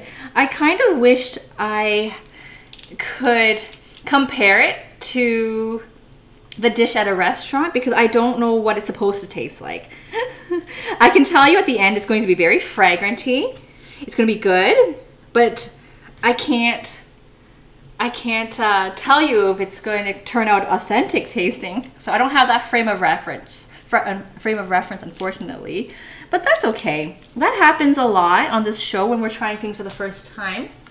And I get inspiration too from my parents-in-law. They're living in northern Ontario. They're in a smaller town with a population of 1,200. It's not very ethnic over there. And they try to cook ethnic dishes by just sort of following videos and online instructions, just so that they can experience something that they never tried before. And I think that's really neat. I think a lot of people won't bother to do that if they haven't tried something. Like, people tend to try to make foods that they've tried before, like they've had at a restaurant, and then they want to try it because they want to repeat that experience. But to have never had it before and just want to try it and want to make it and then find ingredients to substitute, I think that's really nice. I think it's nice that people are willing to do that, so it's okay. And I would appreciate too, I think a lot of people in the stream from different countries might be feeling the same way if certain ingredients are not accessible to you. You make substitutions and you give it your own spin. So for example, I was mentioning pancit, which is something we'll feature on the show. Big Nose mentioned that it's really tasty. If you can't find rice noodles where you are, go ahead and use another form of pasta. It's a type of stir-fry noodle, and you can totally stir-fry like pasta noodle. Yeah. I think you can apply cross-cultural cooking techniques in a lot of stuff that you're familiar with eating. Just give it a new spin. So why not? I don't even know. I think I used 2 cloves of garlic. I'm supposed to use 6 cloves of garlic. Wow. Okay. Yes, we do have more garlic.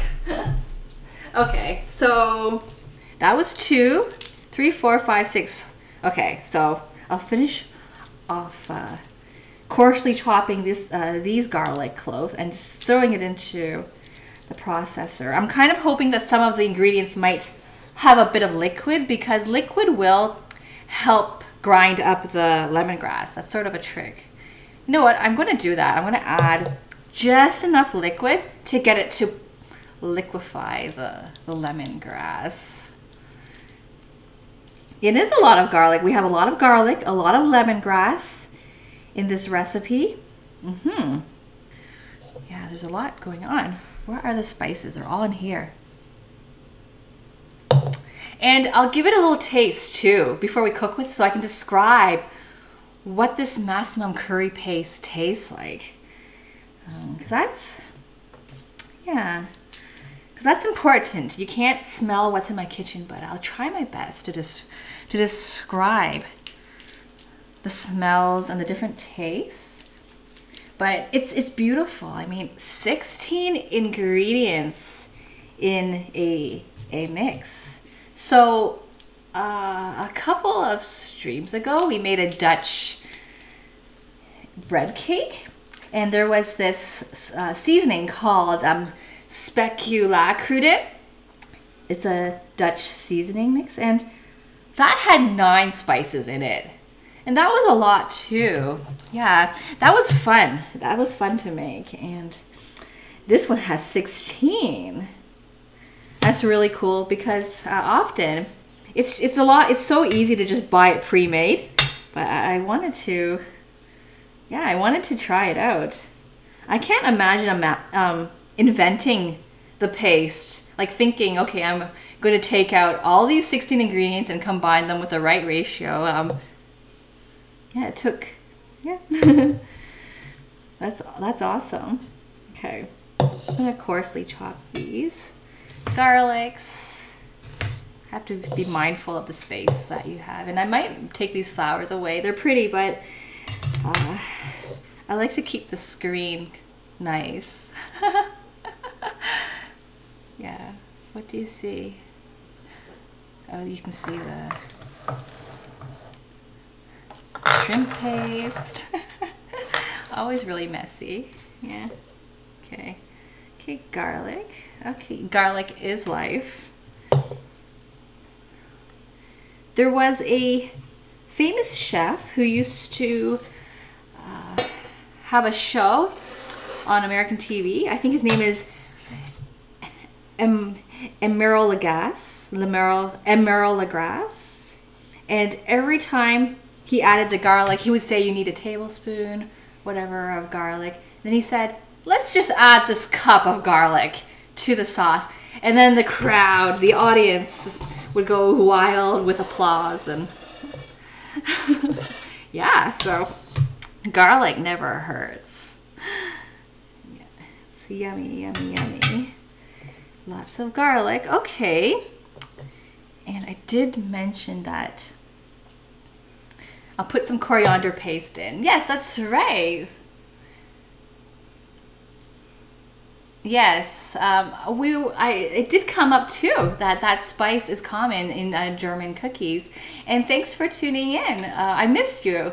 I am joking. That's a really cute username, and you're from Germany. Welcome. I was mentioning to another viewer who is from Germany living in the UK that we're making schnitzel next Sunday. It's quite a favorite in this kitchen. It's always a crowd pleaser. Very, very yummy schnitzel.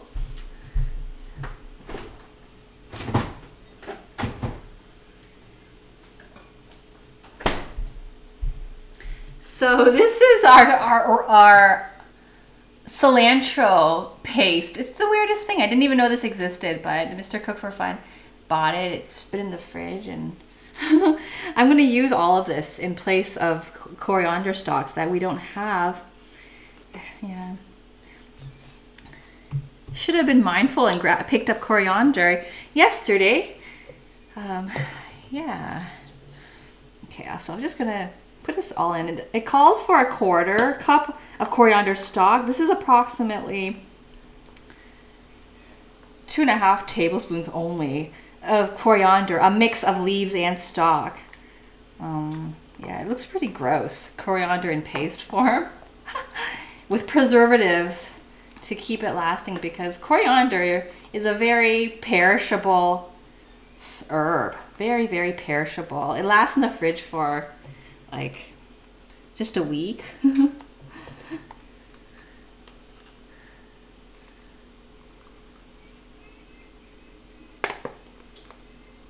Oh, Gail, you've seen fried pasta noodle as a substitute. Interesting. I haven't seen it, but I've done it myself at home. But yeah, I think it's a good idea. Why not? It's just noodle. Okay, why not? I'll put in the shrimp paste too. I think with these liquid ingredients, it might help break down the lemongrass more. Shrimp paste, 1/2 tablespoon. Shrimp paste is pretty strong. To describe it, it's got a very strong umami flavor. There's that word again, umami. Umami is a Japanese word. The Japanese believe that there's, I forgot, I haven't said this in a long time. I think 5 senses: salt, salty, sour, salty, sweet, bitter, and umami. It's like this fragranty, fermented aroma. You get it from mushrooms. You get it from fermented fish like anchovies. Worcestershire sauce has anchovy in it, fermented anchovy. Thai fish sauce. It's that deep, earthy flavor that you get without the food having spoiled. So it's not rotten, but it's very pungent. Yeah, and deep and earthy. Yeah, so half a tablespoon. I'll have to eyeball it with a full tablespoon measure just to use half of it. It is strong, but I think with all the ingredients we have combined, it won't stand out on its own. There's a lot of other flavors going on. Wow, 16 flavors.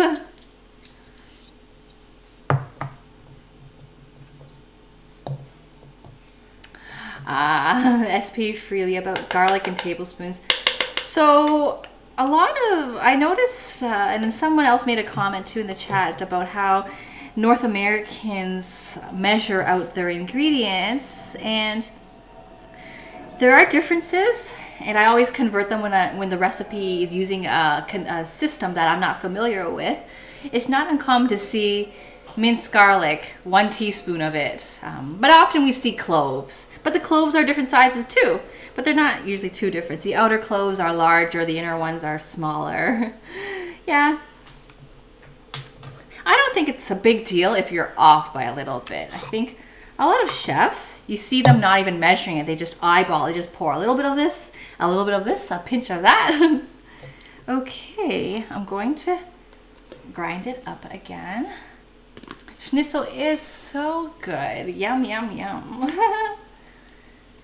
Oh, is there a flavor difference between tube cilantro and fresh? I think there is.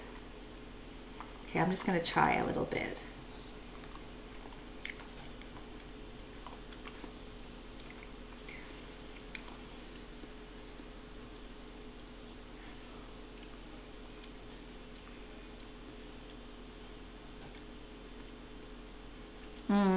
I can't describe it. Let me think.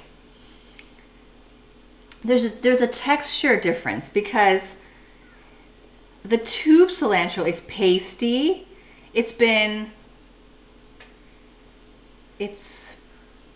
And I think with all the preservatives added to it, somehow the preserving liquid has thickened. It's almost like a cilantro gravy. So the texture is just off because cilantro is supposed to be crunchy, where the stalks are, leafy, like. So although the flavor tastes similar, it's just different because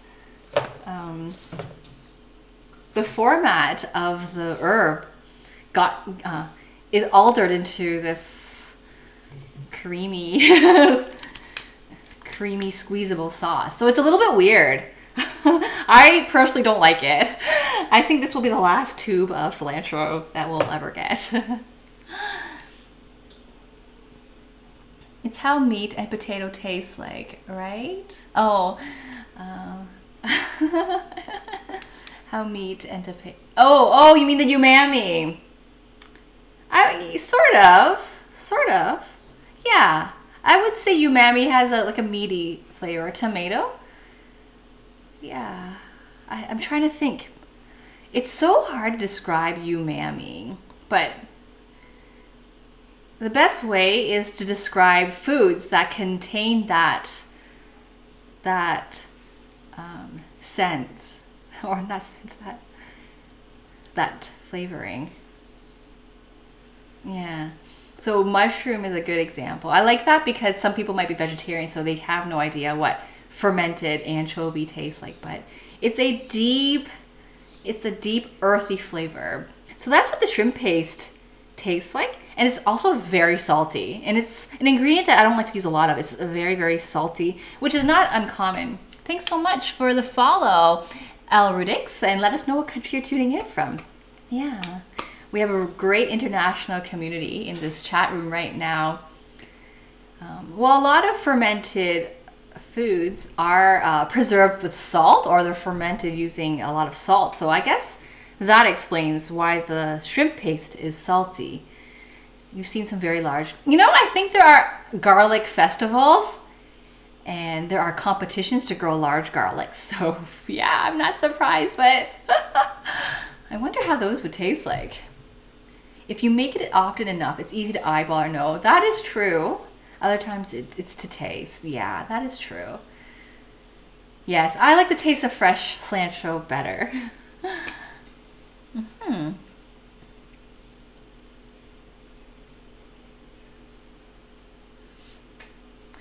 Oh, so I am joking. Isn't every cup or a tablespoon different? So no, so a tablespoon, we don't actually use a spoon that's, it's actually, this is a tablespoon.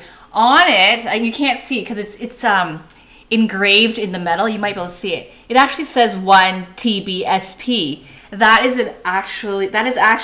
is a measuring spoon. There's a measuring spoon called a tablespoon, and there is a measuring cup called that says 1 cup on it.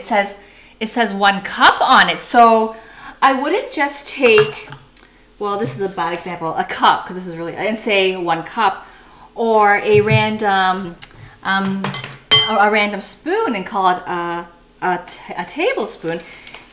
They actually are marked on the measuring spoons or the measuring cups. So, yeah, I can understand. And then teaspoon, the same thing. This is a teaspoon, and the measuring spoon on it says 1 TSP on it.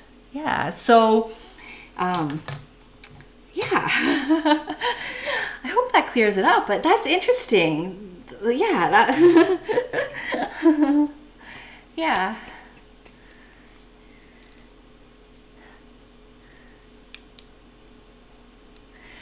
Yeah, I'm not gonna lie, Gaily Gal, yeah. And if my food isn't right, like if it doesn't taste good, I'll say it needs a bit more improvements.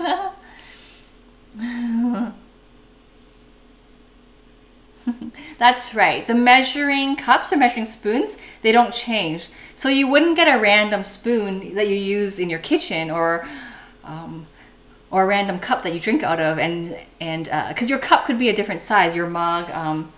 I mean, let me check. Like here's a mug, but yeah, like this is going to be more than this. It looks more than it. Yeah, it looks more, so yeah. But I can see why that's confusing. Confusing. Yeah. Oh, a dry cup, that's right. A dry cup doesn't equal a liquid cup. Yeah, we're getting really, it's getting technical and hard. Oh, you're trying to cook every day. That is great. You're from Minnesota, US. Awesome. Yeah, we have a number of viewers from the US tuning in today. Okay, I'm going to blend this up. I'm going to put you guys on mute.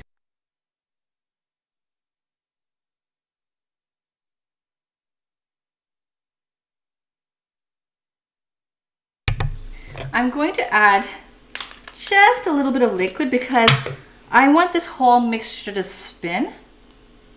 Get that. I want the lemongrass to liquefy, like it to ground out really, really fine. Just a bit of liquid. Okay, I'll do that. And then I'll freeze it after, like anything that I don't use. Okay. That was roughly 3 tablespoons of water. Yeah, congratulations on completing your semester. Yeah. And now you get to relax before the next one begins, but it's summer, so where you are, so that'll be really nice. And yeah, and share your cooking, share the stuff that you're cooking, and feel free to ask the chat group. There's a lot of ideas that we often help each other out with. Yeah, Gaily Gal was just giving me tips on the lemongrass. It's a new ingredient to me, but I'm so excited to use it. I'm going to mute you again.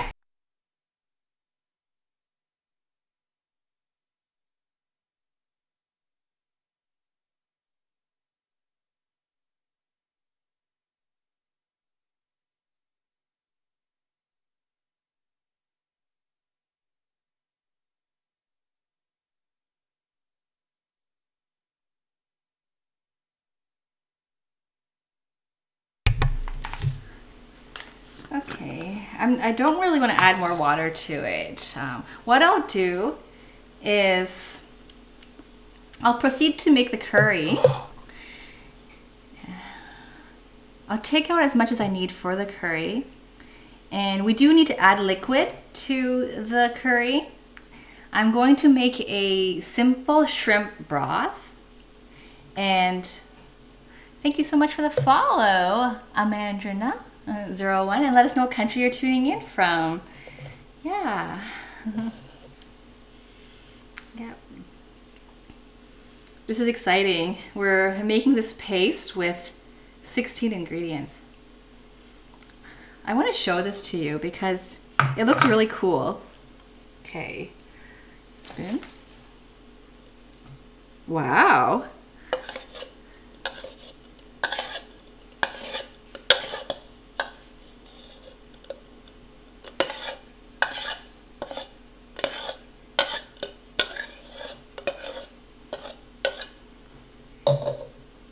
So take a look at that. Lots of ingredients in there, and I'm going to taste it. Okay, nothing in here is raw, so I'm going to taste it. Wow, there's so much going on. So what I smell a lot of lemongrass. I smell the chili, the garlic,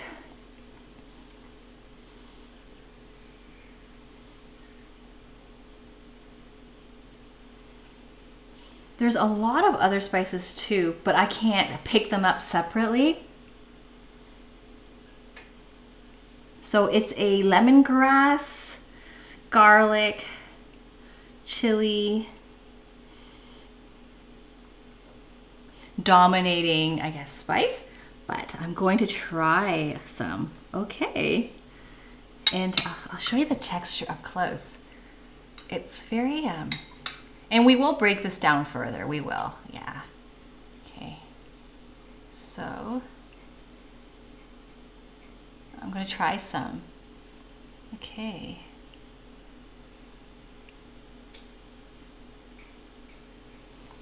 Okay. Woo! Wow. It's spicy. 3 Thai chilies is enough for me. Woo. The lemongrass. I love the lemongrass. Wow. Wow. Because I've only bought Thai curry from a jar or a pre-made paste. But to use lemongrass and ground it up, it's very, very nice. It does have a lemony scent to it, but it's not sour. It's not lemon. It's just lemon. It's very stocky, like a grass, with a citrusy fragrance to it. And the chili is very spicy, but that's nice. So I only need 4 tablespoons for this curry. I'm just gonna roughly use half of it, and I'll put half of it aside. And the first part of the recipe just involves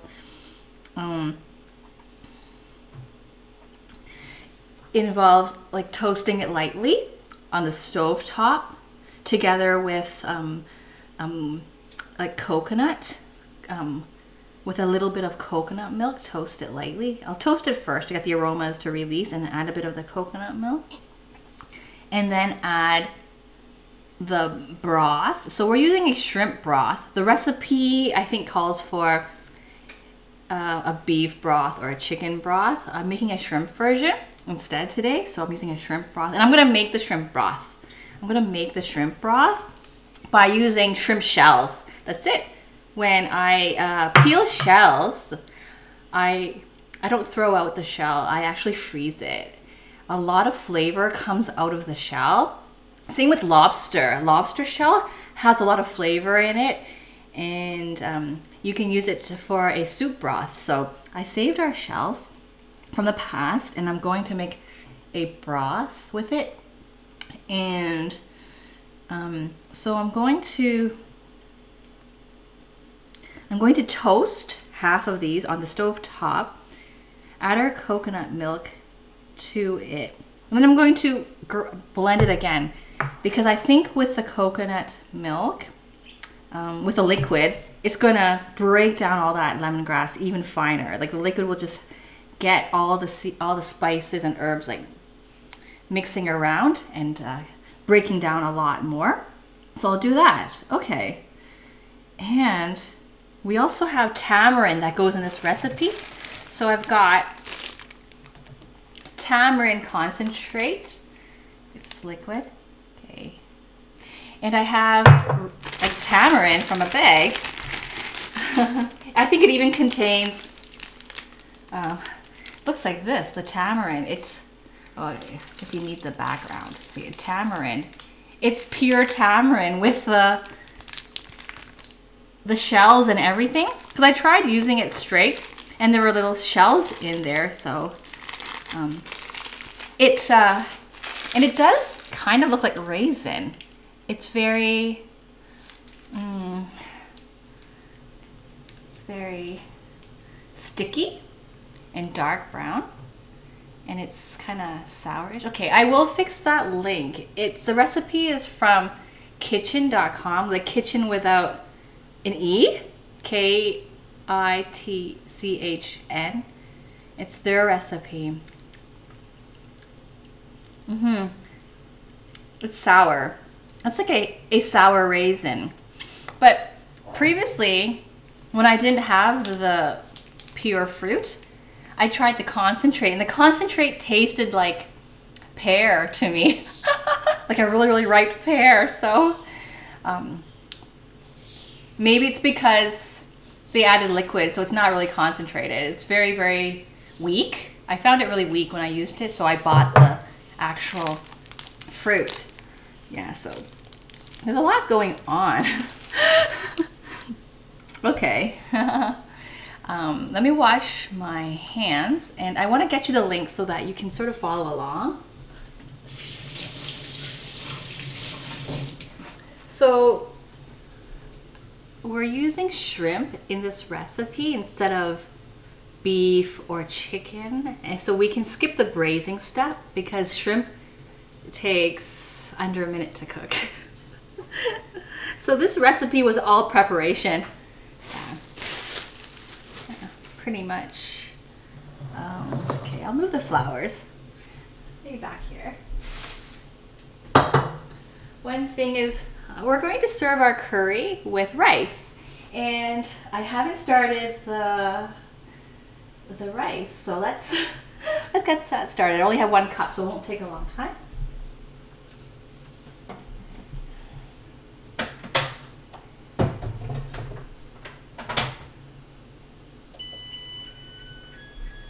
Okay. Okay, so we're going to toast half of this curry paste. We're going to add coconut milk. I'm actually going to create coconut milk using this coconut powder. I'm going to get I'm going to get 1 cup of water and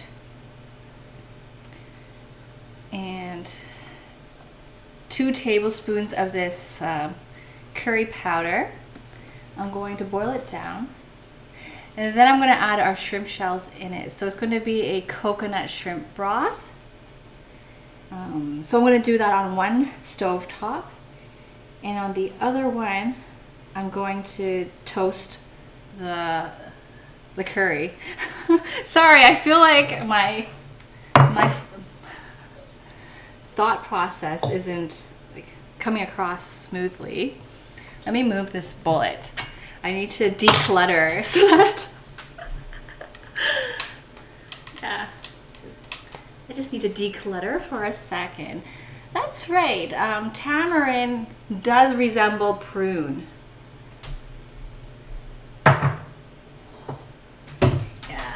The tamarind is sticky and really sweet. It is quite similar to prune. I would compare it to prune. Yeah. Okay. Okay. Okay.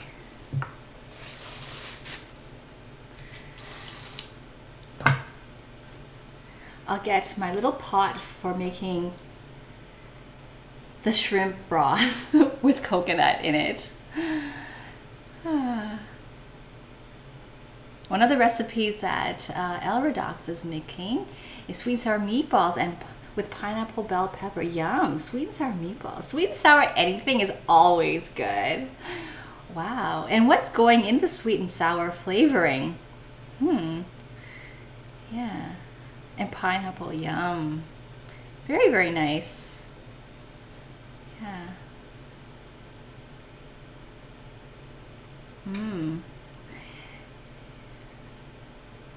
Is the pineapple going to be in chunk form, or is it going to be pureed as part of the sweet and sour sauce?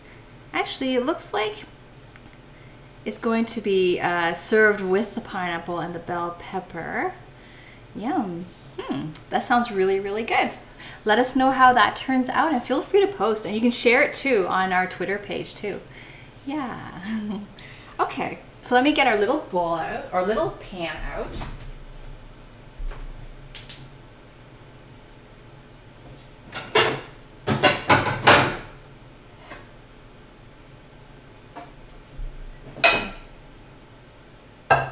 I'm a little nervous. We're also going to make barbecue sauce too for the ribs. There's a lot going on, but we really want to make it happen because we have fun on this stream. Okay, so 1 cup of water.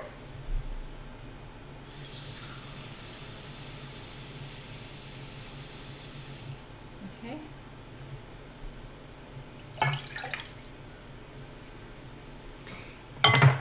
And 2 tablespoons of coconut powder. That makes 1 cup of coconut milk. I do have canned coconut milk, and I opened it last week, like one of the cans, and I didn't like it. The cream separated from the liquid, and I used the food processor to blend them together, and I didn't like the consistency. I don't know why. Yeah, the coconut milk was a bit off, so I'm making my own with coconut powder. Okay. We've got some powdery chunks in here, so I have to break it up. Okay, chopped up pineapple, yum. Pineapple's good. Cutting it up is not so fun. All that shell. Okay, so I'm just gonna put it in our tablespoon measure. It won't be perfect, so 1 tablespoon, then our 2nd tablespoon. Chicken broth, bell pepper, ground beef, pineapple, onion, crushed red pepper, honey. Ooh, honey. Oh, panko. Okay, that's a substitute for, that's like a Asian breadcrumb, a pre-fried breadcrumb. Soy sauce, coconut oil, and white wine vinegar. Very nice, very nice. Let us know how that turns out. That sounds really, really good. Meatballs are always a hit. Are you serving that for a party, or you're just you're trying it out at home? Yeah, meatballs are always crowd pleasers. Okay, about the coconut milk, you have to shake the can before you open it. It depends on the brand you buy that you get good quality. Yeah, in buying, that's right, yeah. Yeah. I'm not picky about brands, but I had never seen that happen before, and even after I mixed it up, it just wasn't good. So, I'm going to switch the camera over to the stovetop. I brought up the tagine because it's so pretty. But I'm not sure I should be toasting the paste on it. I think I'll still use it, but I'll be really careful because everything sticks to that. That's what I find. I like to use non-stick pan when I'm cooking.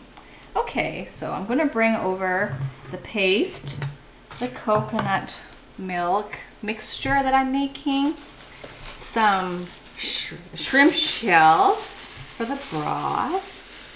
So this is pretty funny that I'm doing it all in one step. but it saves time.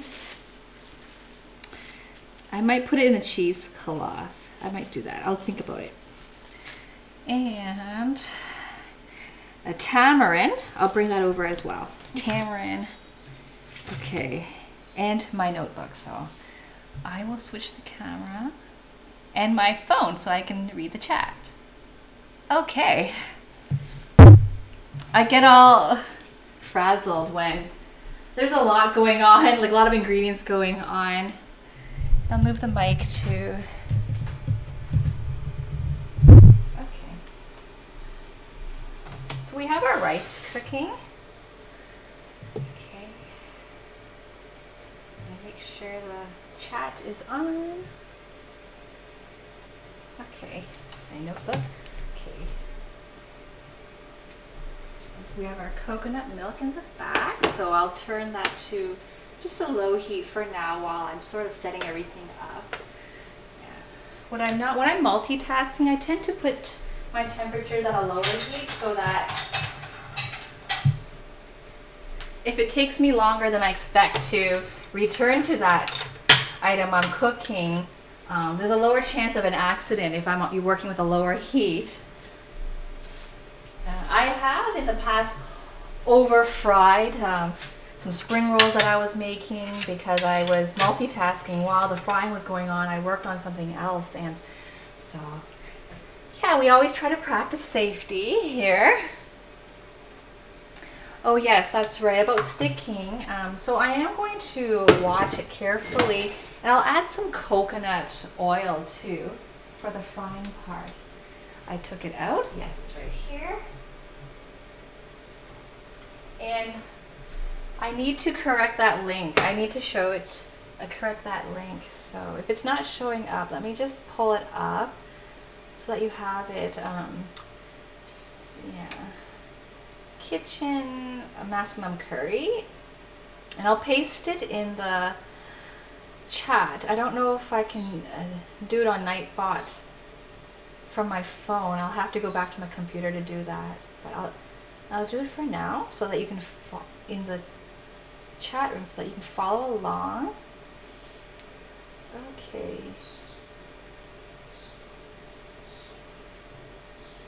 Oh, it didn't paste. Okay.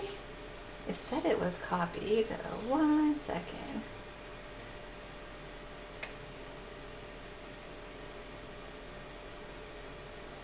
Copy to clipboard. Okay, now it's copied to clipboard. That took a while. And then paste. Okay. There it is, and I'll try to get it on the Nightbot too. Okay, I'm also going to turn the tagine to low.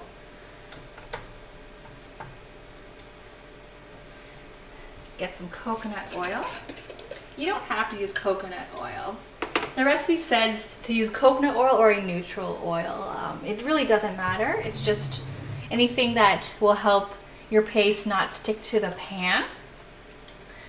I'm just gonna grab chopsticks. So the coconut oil is like a lard texture. Yeah, so I just need enough to prevent non-sticking, although I have a feeling because of the size of this tagine or the surface, it's going to slide around and start sticking to stuff. And 4 tablespoons of this. I'll just eyeball it, and 4 tablespoons. I'll just eyeball it and use like half of that. Maybe. Yeah, that's about 4 tablespoons, maybe a bit more. Okay. And this is the rest of this goes in the fridge. Yeah. Okay. I will freeze that because I added liquid to it. It will be perishable. Okay, it's on low heat, super low heat while I sort of organize myself. Okay, the shrimp.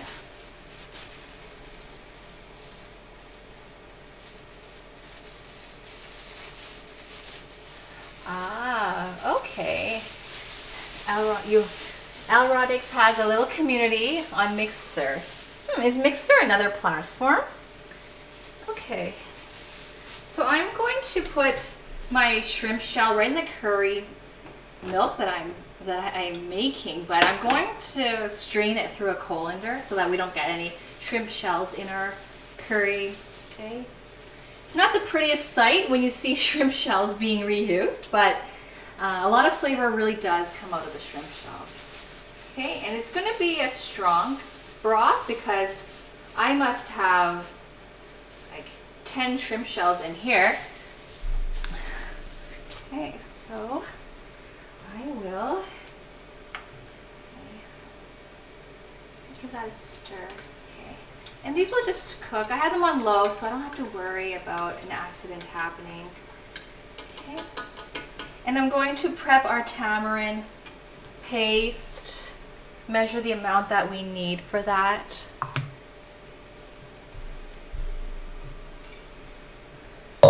So tamarind, we'd only a 1/4 teaspoon. Oh, that is really, really little. Only a 1/4 teaspoon. Okay. So we actually have a measuring spoon that says a 1/4 teaspoon on it. I know you can't probably see it with the glare. But if you're viewing from a country that doesn't use a similar measuring spoon or measuring cup unit, just online you can search on how to convert it to something that you use in your country. I know there's differences. There's even differences between the US and Canada. In Canada, we don't use quarts, we use liters. Yeah, so, but that's all right. So, a 1/4 teaspoon, that's about a heaping 1/4 teaspoon. I'll just go with it. It seems so little. So, I'll put that right in. It smells very, very good. I don't know what I'm smelling, if I'm smelling the paste or if I'm smelling the coconut milk with the shrimp. There's a lot going on here. Okay, so still have everything on low heat because I'm not really watching it. I'm still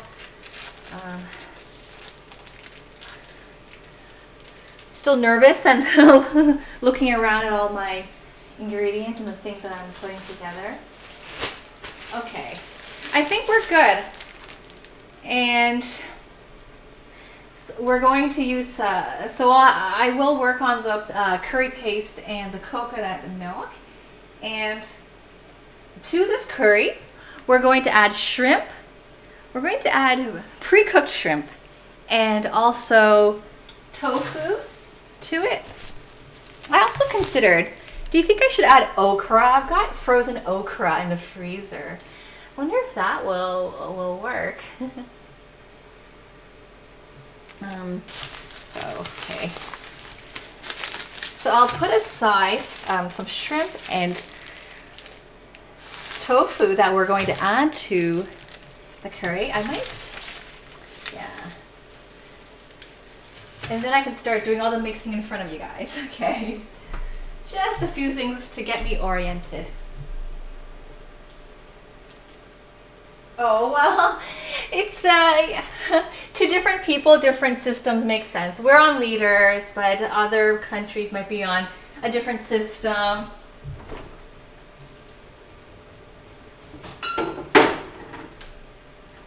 So in Asia, when you buy vegetables in the wet market, there is a unit called the caddy. The caddy. I think this, I've never heard of that in North America. Yeah, a caddy unit. So I think it might be British, but I'm not 100% sure.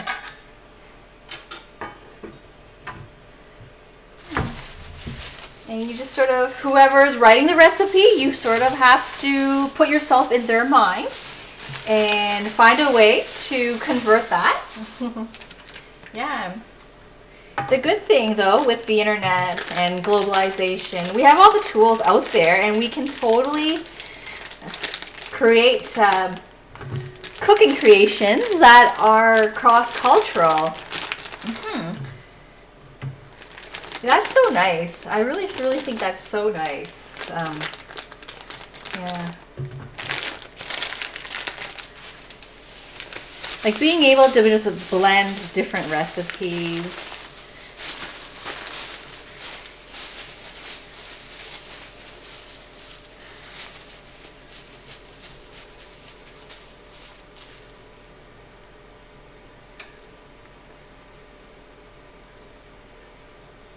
What is the measuring system in the US? I think while in Canada, I'm broadcasting from Canada, we use liters. And I think in the US it's quarts, but they're quite comparable. They're off by just a little bit. So I've often eyeballed it to be like approximate.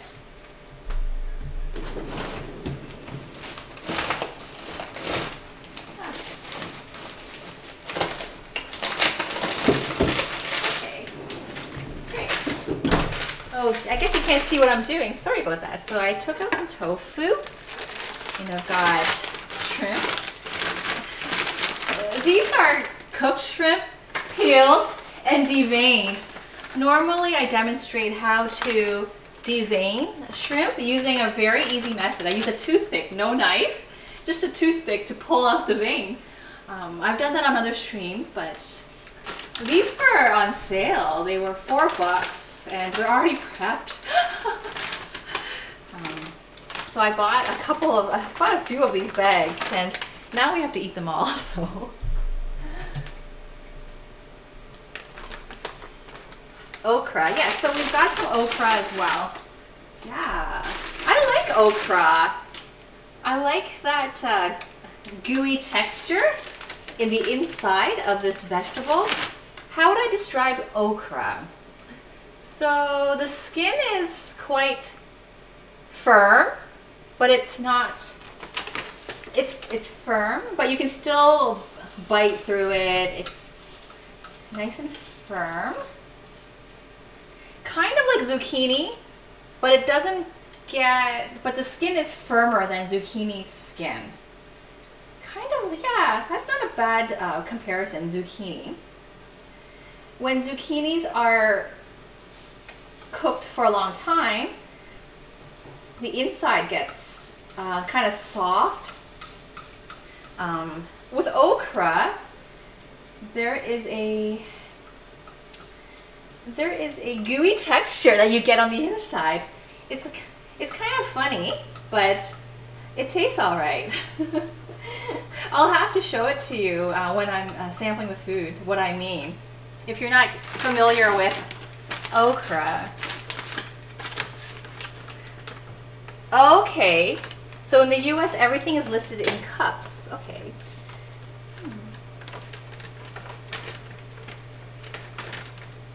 Okay. So I'm just opening our okra, and they're just frozen. They're cut into pieces already. Oh, that's pretty convenient, so I don't have to, and they're frozen, so I'll just put like a couple handfuls of those in there. Yeah, that should be good. Great. Okay.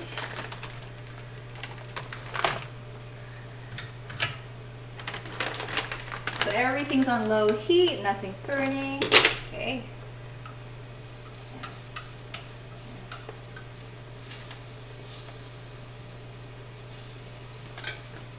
And I'll get some shrimp.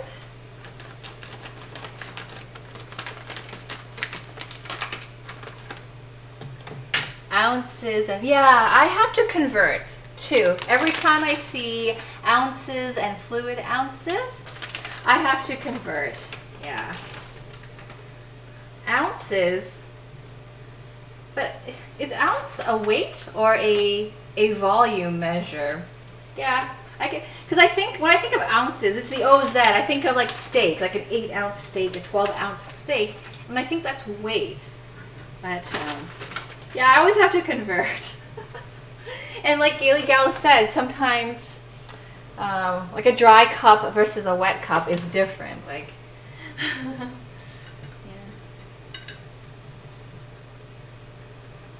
Make sure that's on low. That's pretty good. Nothing's burning so far, I think.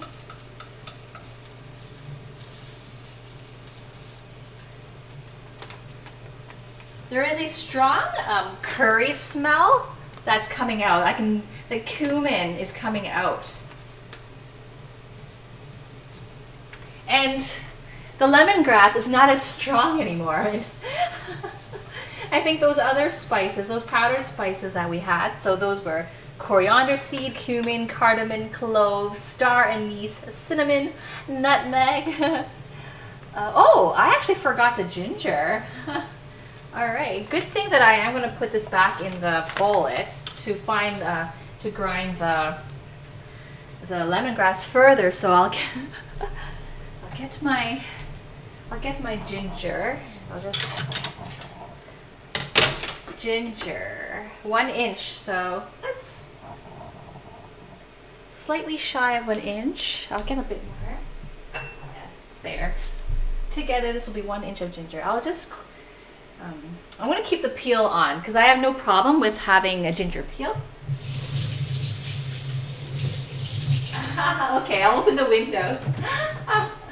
The window is right here. Yeah. Okay.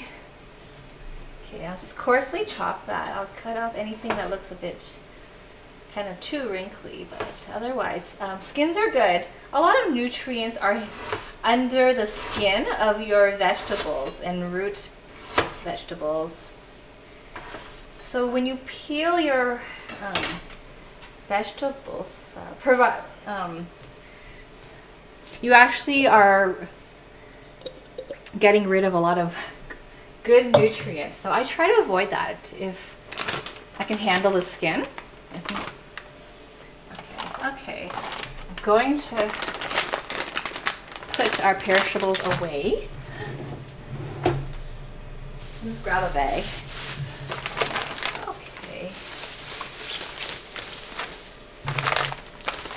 There's a lot going on, then we're going to work on the barbecue sauce. The ribs should need only another 6 minutes.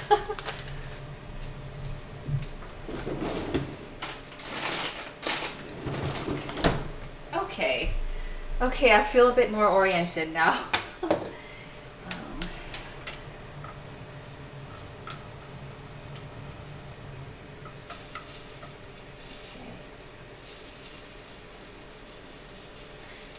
So I'm just going to spend another couple minutes or so working on the paste. I think a lot of the aromas have come out. The only purpose of putting it on the stove top to toast it is to allow the aromas to get released. And especially when we mix it with oil. Oil also helps to, hot oil helps to release the aroma as well. Okay. It just gives it a boost. Similar to toasting your sesame seeds or toasting any nuts. Brings out the flavor. Yeah.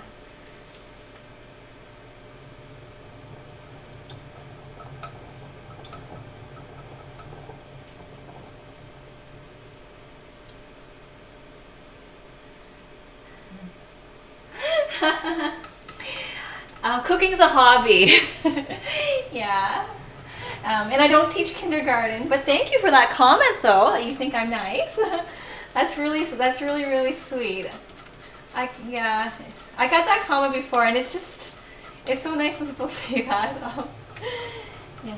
You don't know me, like, you only know me from the show, and it's nice that you got that impression. That's very flattering. And I have to say that all my viewers are nice, for sure. I'm blessed because I don't get a lot of trolls. I think a lot of channels get more trolls. I only get like the occasional troll. But at the same time, I'm not moderating while I'm cooking or streaming, so I can't see what's being filtered out. So there could be a lot more that's being filtered out that I don't see. Yeah. Okay. I'll get a fresh pair of chopsticks and just give the coconut milk a stir. It's on low heat. Yeah. I mean, that looks good. Yeah. That looks really, really good. I'm going to raise that to medium heat. I'm going to turn, yeah, I'm going to raise that to medium heat. I'm going to let that simmer because it hasn't boiled yet. I haven't seen a rolling boil, so I'll let that happen. Okay, and I'm actually going to defrost the shrimp on the sides. I would like to eventually get the tails off, pull them off, so I'm doing a bit of multitasking here. I might add a bit more coconut oil to this. Just defrosting the shrimp. They're already cooked. Okay.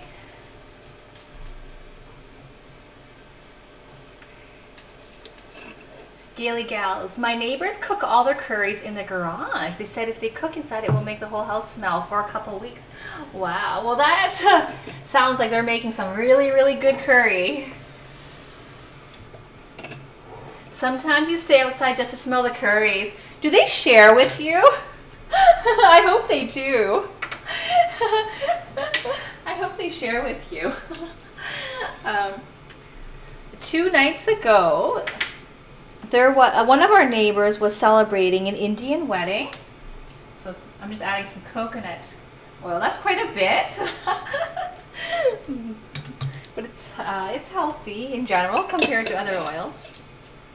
So we had a neighbor celebrating an Indian wedding, and I don't know much about Indian weddings, but on the first day, it's a small gathering of relatives only. The bride and groom are not involved. And they have some food, they have some dancing, and they also pay respect to ancestors by burning incense. And the reason I knew about this wedding gathering was that it was held in the park that's just near my backyard. And there were 6 people, like they were men, and they were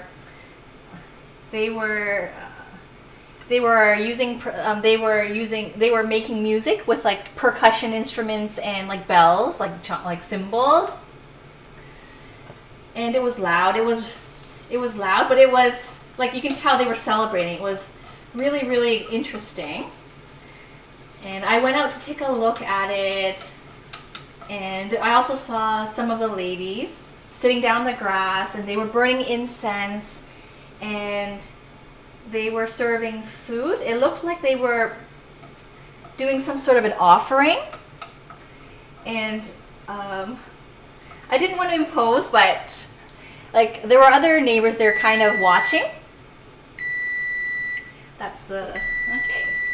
So that's the ribs. Okay, so we'll just get this meat simmering. Okay, then we'll work on the rib sauce. Yeah. Okay. So I'm just defrosting the shrimp. Okay, so the milk is boiling, so I'm going to turn that off. I'm going to strain that into a bowl. Okay. And I'm going to put this paste back into the bullet with some of that liquid to get the lemongrass fibers to break down further. A little bit of liquid will help in the grinding process. Okay.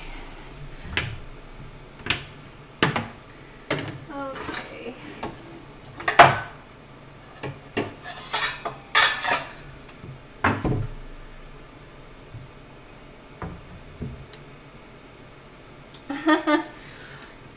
So about the wedding gathering that I kind of walked in on, they offered me these biscuits. They were so nice, and they told me to stay for dancing.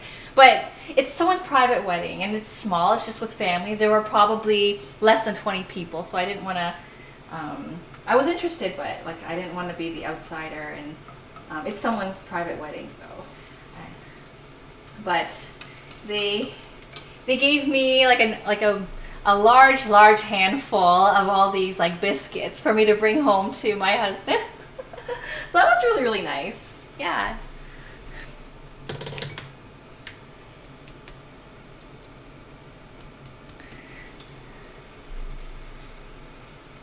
But I think we have a lot of good cooks in our neighborhood. Our neighbor, a couple of the relatives living in there, they work in restaurants, and they have given us some sushi before and some dim sum before. So dim sum, if you're not familiar, are like Chinese tapas consisting of small portions of dumplings, like meat. Okay. So there's my coconut shrimp broth. I'm going to taste it for you to let you know what that's like. Okay. So this is the same spoon I used to taste the paste. It's gonna be hot.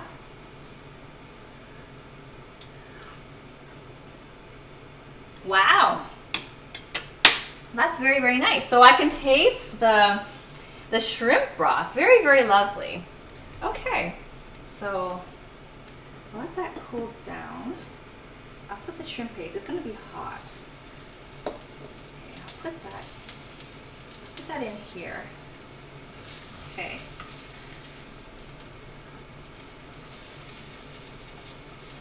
I probably don't need to use all this milk to pulverize it, but that's okay. As long as it fits, it's all good. Okay, I'm just going to turn off. I turned this off because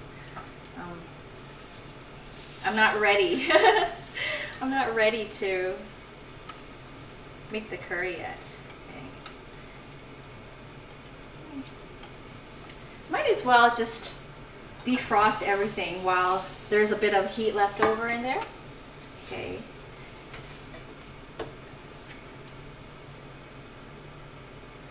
Yeah, that was very, very nice. Nice of them. So they explained to me that on the first day of the wedding celebrations, the relatives, minus the groom and bride, see each other.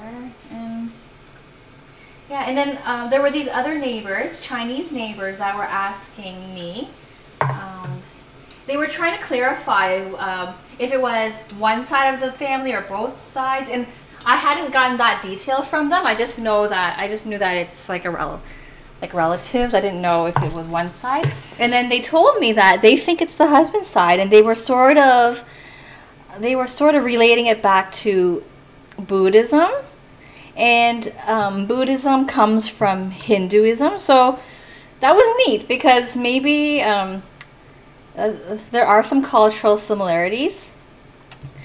And I noticed that when they were burning incense, like, that's something that's done in the Chinese culture too, and I asked if that was for like for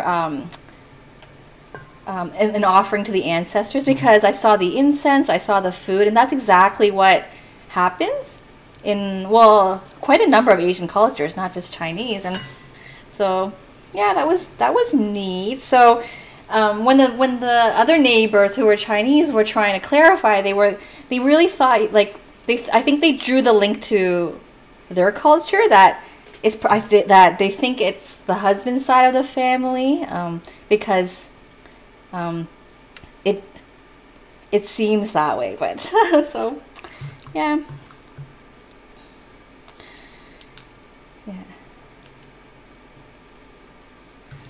The music was very, very loud. Like after they left the park, they went home, but I could still hear the music. And I was still walking Winston at the time, and they had walked a good 800 meters from the park, and I could still hear the music. But as far as I know, none of the neighbors complained. I think that our neighborhood is quite accepting to all kinds of cultures, that like, everyone obviously knew it was a celebration that was happening, and it was all good vibes. It was very, very loud, but it's cool. So that was kind of nice, because I could think that if the music were to happen in another area of of Toronto, like, people might complain. So it's quite nice to know that our community is pretty accepting here. Yeah. Anyways, that was a long story. So, I wonder if it's too hot to put in here. I think it's okay. It is really, really hot. Okay. What I'll do is I'll start the barbecue sauce. The barbecue sauce, okay. Let's move stuff out of your way. So, we'll use this, because I think you can see that pretty clearly. Okay. Everything's hot over here, even though the temperatures have been turned off. Okay. This is ambitious to be making ribs as well. Okay. So,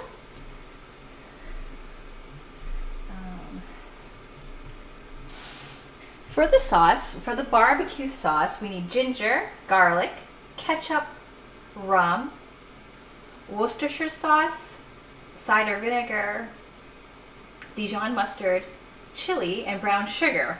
All of that. Thank you, I'm joking.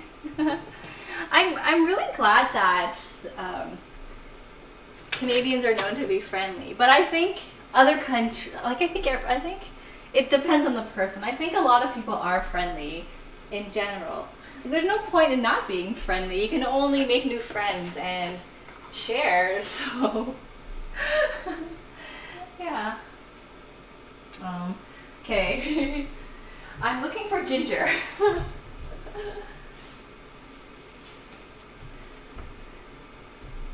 I might have used the last of it. Uh-oh.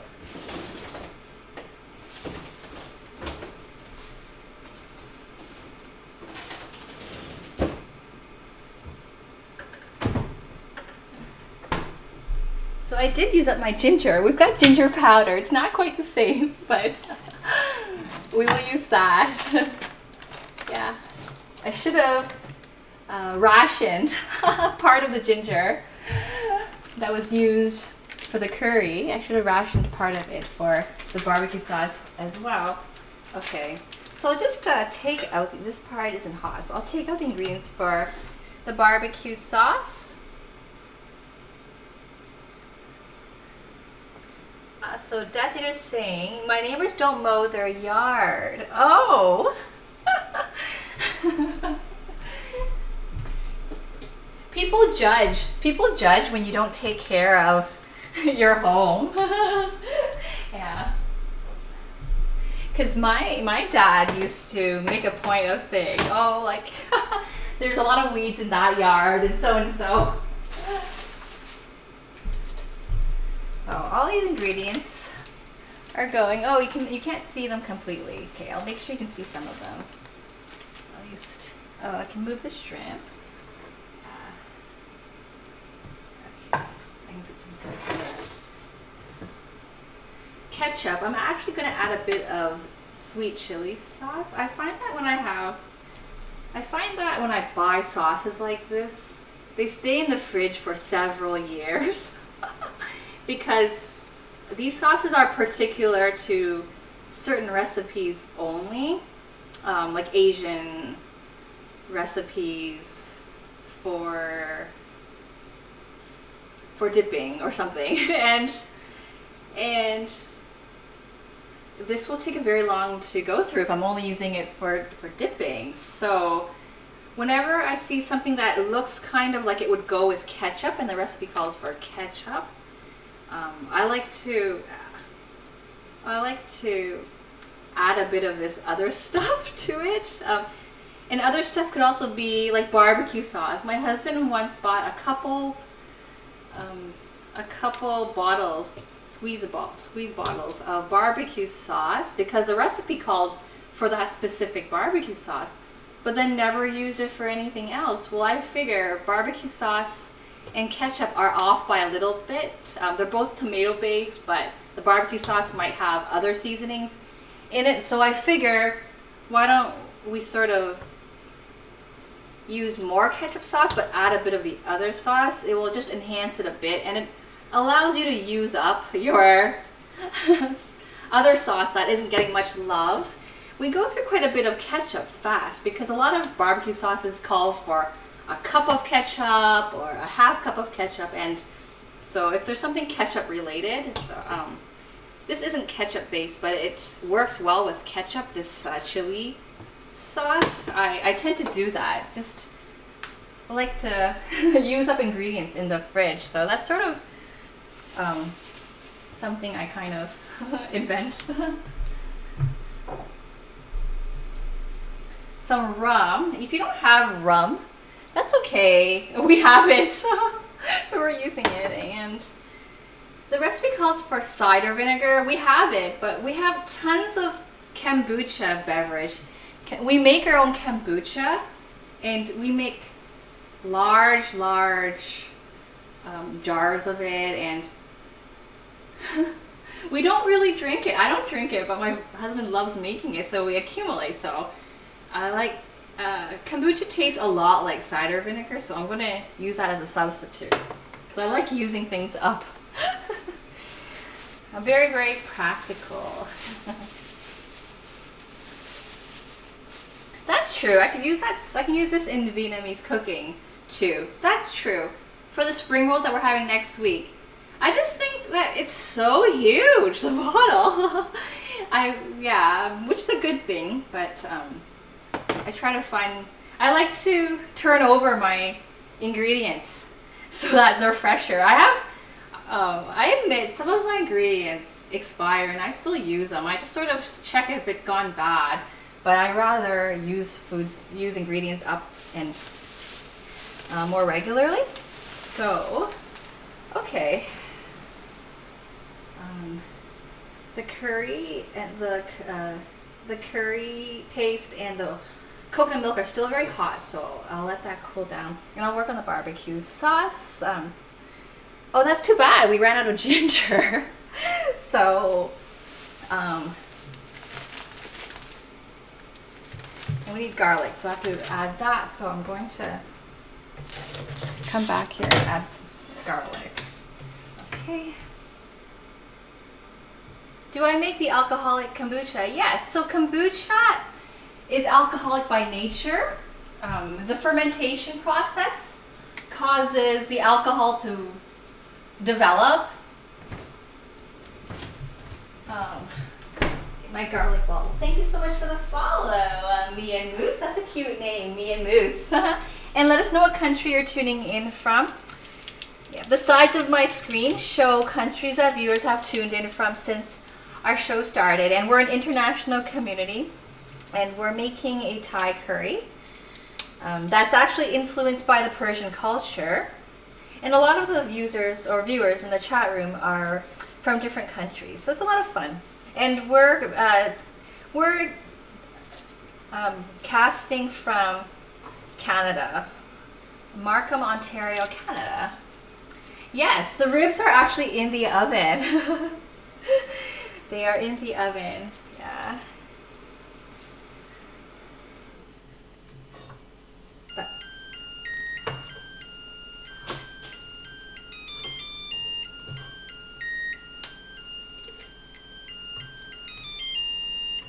So for the garlic, that was the rice cooker. So the rice is ready. That means we gotta get the curry rolling.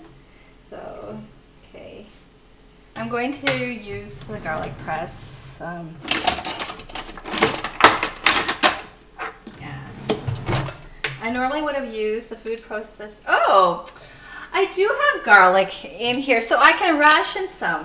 Some for the barbecue sauce and some for, yeah, that's great. I didn't even, so I'll just divide it in half. That's perfect. So, yeah, okay. So, use this much for the curry. That's perfect. Then I don't have to worry about using ginger powder because it doesn't taste the same as ginger. Oh, Oh, wow. So you're from Korea and you moved to the US and you live in Minnesota. My parents are in Korea right now. They're in Korea right now and they return on the 14th. Yeah, and they're enjoying it. The first thing that they said was, when they reached their hotel, was, the internet is so good here. We can receive the Wi-Fi in our room. It's very, very strong. Because they went to another country before Korea and then they can only access Wi-Fi in the lobby. It just wasn't strong enough. So that was one comment. And I think another person mentioned that the technology is very high in Korea. So so things are more modern in Korea. Yeah, and of course the food is very good. And I traveled to Korea 6 years ago, and I was riding from Seoul, the capital of Korea, to Jungeup. It's in the countryside for I think it was a Lotus Festival. I was there to watch Master Kim Dae-gun. He's a joltaegi master. Joltaegi, I think in Korean language it means tightrope walking in Korean. Joltaegi, because I'm passionate about a sport called slacklining. And on the ride over, I felt like the scenery looked a lot like Canada. So that was very, very nice to see that familiarity. So I'm just pressing garlic in here. Okay. And then I'm just going to add all the other ingredients. I haven't even turned on the heat, just trying to keep it safe because I could be slow at measuring things out and I don't want anything to burn. So yeah, okay. And these garlics have been cleaned, so I'll just put the traces of garlic that are stuck on the garlic press right into there. Yeah, I already peeled the dried skin off the garlic, so this is all garlic fruit, I guess you can say. Okay, great.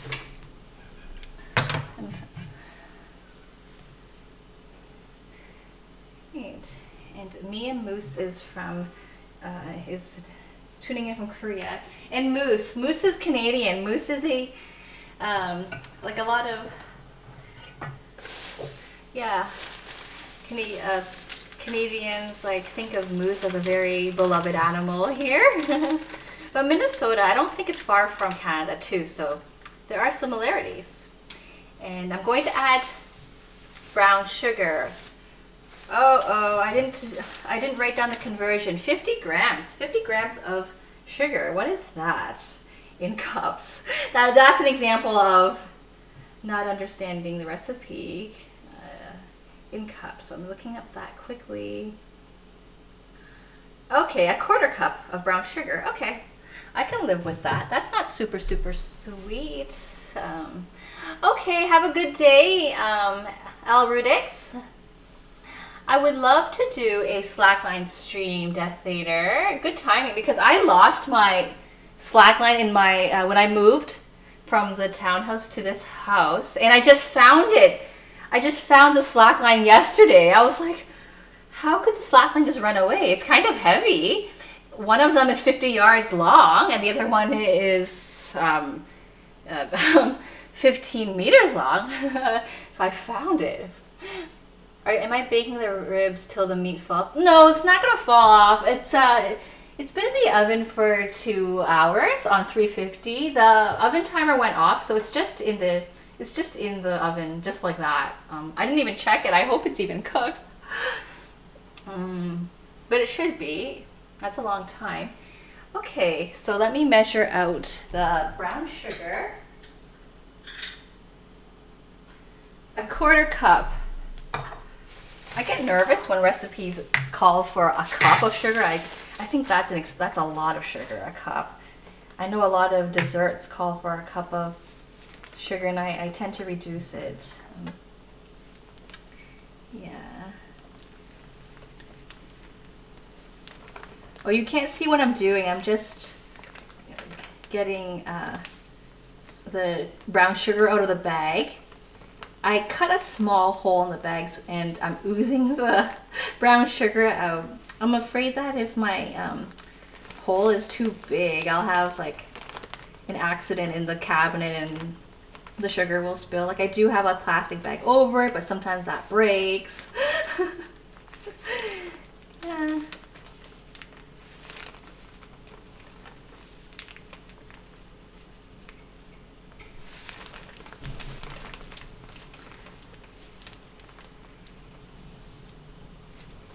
Okay. Okay. All right, so the brown sugar is going in there.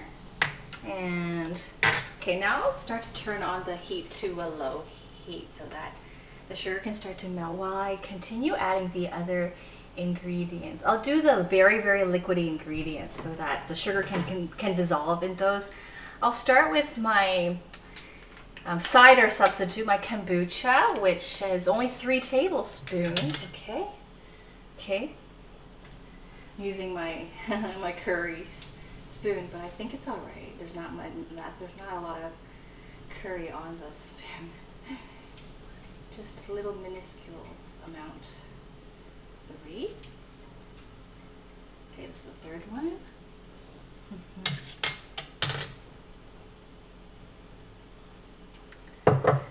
And enjoy your meatballs, your sweet and sour meatballs with pineapple and red pepper, Al Rudix, and let us know how that turns out. I'm sure it will turn out good, but yeah, that could be something we can try too on this stream. Yeah, with the panko, that's interesting. Okay, that was the cider. Worcestershire. Okay, this is not Liam Perkins' brand, but this is just another brand we found out there. We always just buy the cheapest brand. Worcestershire, 1 tablespoon. And it's pronounced, I think it's pronounced like Worcestershire, even though I used to pronounce it Worcestershire because I didn't know, and then I learned it's closer to like Worcestershire, but I know that's not exact either. And there's a YouTube video on how to pronounce this. Okay. Okay, so those are the really, really liquidy ingredients. Oh, the rum. Okay. Okay, we're going to add a 1/4 cup of rum. Yes, I'll show you how to use the slack line. I'm just wondering, so how would I do the Twitch setup? I've seen some streamers hold a selfie stick and they can read off of that. So they can somehow set up the streaming software on their phone. So I'll look into that. I need my appendages, like my legs and my arms to balance. So like if I'm losing balance, I might suddenly angle the, oh, I pretty much use the entire rum bottle. I guess I'll use it all. I'm not an alcoholic, so it's not like I'm pouring the whole bottle in there. Yeah. I think this is, like, if you don't have rum, I think it's okay. I kind of wish the recipe called for some other form of cooking alcohol that's cheaper, because I don't like it when, I like the things I cook to be accessible to people. Like, I don't, yeah. And rum isn't, I think it's better to drink your rum rather than use it in cooking. To be honest, I don't know how much of it I actually taste, given all the ingredients that end up getting blended together. But yeah, I'll follow the recipe. And Dijon mustard, so I'm just using Dijon mustard, a teaspoon. I'm gonna give it a shake. I think some of the liquids might have caused some of the mustard to separate. A teaspoon.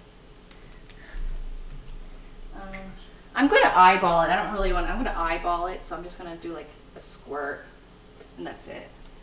And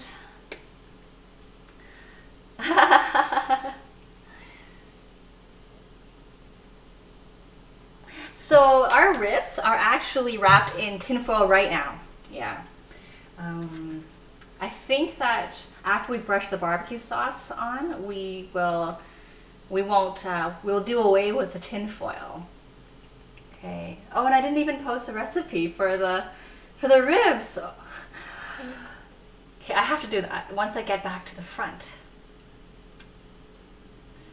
Okay, I think we have everything except for the chili and the ketchup. So the ketchup, a half cup. So I'm going to do a 1/4 cup of ketchup and a 1/4 cup of the sweet sauce. Woo! I have an accident there. So ketchup all over the cutting board. Woo! Okay, I'll clean that off. And put that right here. I'm gonna do something really frugal. I'm gonna scrape this ketchup in there with my cleaver here. I love my handy cleaver. Okay. And I'll just use a chopstick. It's all right.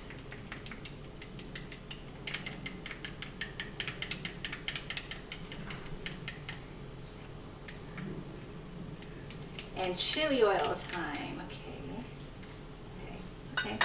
Chili oil. Get a clean spoon.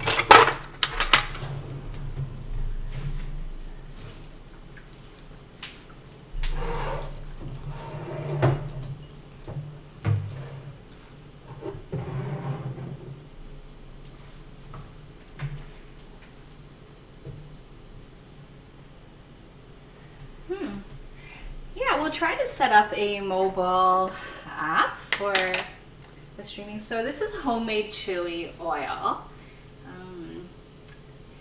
I think the recipe just calls for chili, like chili powder, but I want to use this chili oil. Mr. Cook for Fun made it, and I've used it quite often on a lot of streams. It's infused with garlic, star anise, cardamom, ginger, clove. So I quite like it. I did post a recipe on Twitter for this chili, so I'll just put, it says half a teaspoon, but I'm gonna put this much. I'm gonna put like I'm gonna put about double the amount because it's good. So last weekend when we made the carnitas, I think it was the pulled pork, the recipe called for jalapeno pepper. Mr. Cook for Fun made that, the pulled pork, but then after he put the ingredients together, I opened the lid up and I added like a couple of tablespoons of chili oil. And then when it was done, he said that it's kind of spicy, but it was still okay. And I told him what I did, and he didn't mind. It was all right, but just, I think that chili oil gives sauces a nice kick. I can even add some to the curry too. I'm sure that'll be really, really good. And oh, I'm behind in my stream. Mr. Cook for Fun, will he make kombucha on stream? I could. Will he? I don't think he will. He was keen on doing woodworking, and he's done so much woodworking. He actually put together the frame for our shed, our backyard shed yesterday, and and he's done other stuff too, but it seems like he's not really going to follow through with streaming. Okay, so here's our barbecue sauce. That actually looks very little. I kind of feel like I need to double the recipe. I'll do this for now for the stream. Maybe I'll do more later after the stream. Okay, and if it's not thick enough, I'm going to add a bit of flour or cornstarch to thicken it, but I'll just I'll put it on a medium heat to let it bubble and blend together, and maybe it'll reduce as well and thicken during that process. And I think by now, I think this curry shrimp broth is it's a bit more cooled down. It's still really, really hot. Oh, did I forget the ginger? Yes, I have to. Okay, I have to put ginger into here. So let me clean off the bullet with some of the traces of the curry paste. Yeah. Mr. Cook for Fun is beside me. I'm wondering if he's on camera, but he's not. So the coast is clear. He was able to get his beverage. Liquid smoke. I've seen that too. I've never tried it. Yeah. It sounds gimmicky. Like, it just sounds like it might be something unnatural. But it's common in a lot of recipes, and I think they come in small jars and you only put a couple drops of it, or a portion of a teaspoon in your ingredient in your recipe. Yeah. Liquid smoke. It's used in barbecue sauces too. Okay, I'm going to mute you and ground up the ginger.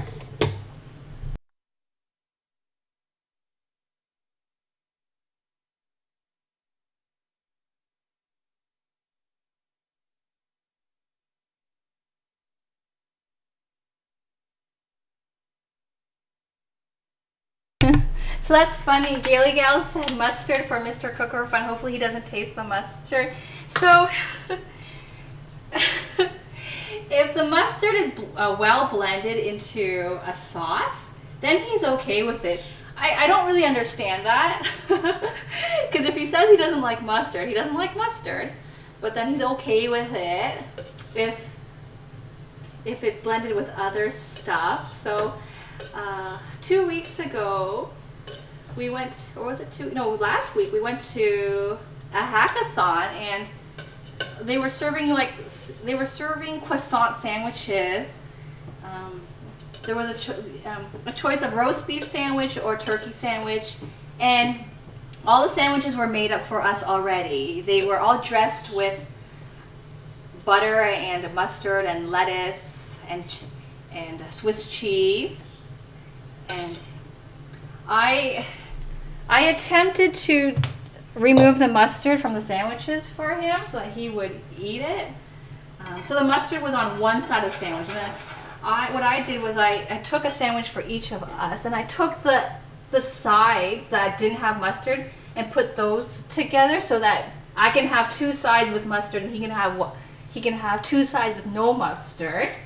But he detected like one drop of mustard on a piece of lettuce, and then he's like, I'm not eating this.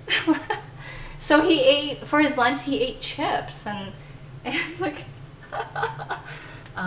yeah, so I don't understand, but everyone's quirky in their own way. So what kind of oil was used for the chili oil? It definitely wasn't olive oil, because olive oil has a, what's it called, a high smoking point. Like it starts smoking pretty early, and you want an oil. So I think we use canola oil. Yeah, canola oil. And canola oil is pretty much like a vegetable oil, and you can allow the oil to bubble without smoking, because it's not good if you have it as smoking.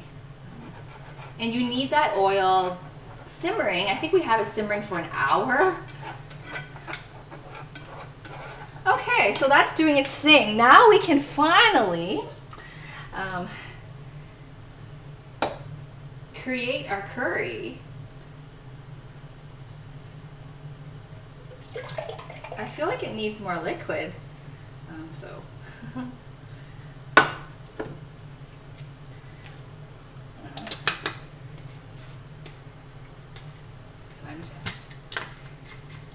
So I'm going to mute the mic again. Okay, the barbecue sauce is reducing. Okay.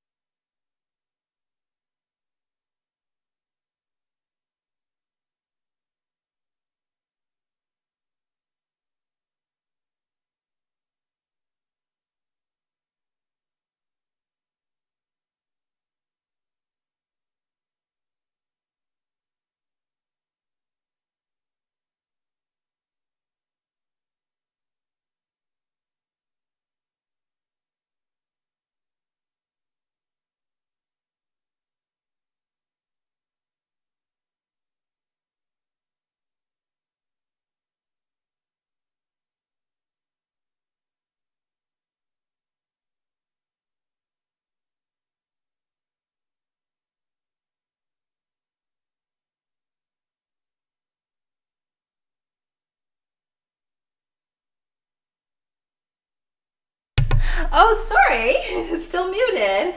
So the curry paste is all the ingredients in it are finely grounded. The lemongrass, all those fibers are totally pureed up. Pureed. It just needed a bit of liquid to help get it through the processor, so that all those strands could break down. Okay, so I've got the tofu cut up.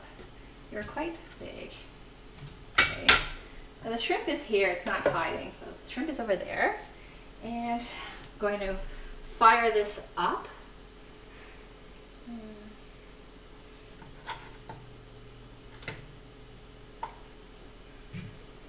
Okay, add the curry in, and I think we're pretty much done the curry. We'll just let all the flavors infuse. I might add the shrimps last, because the shrimps tend to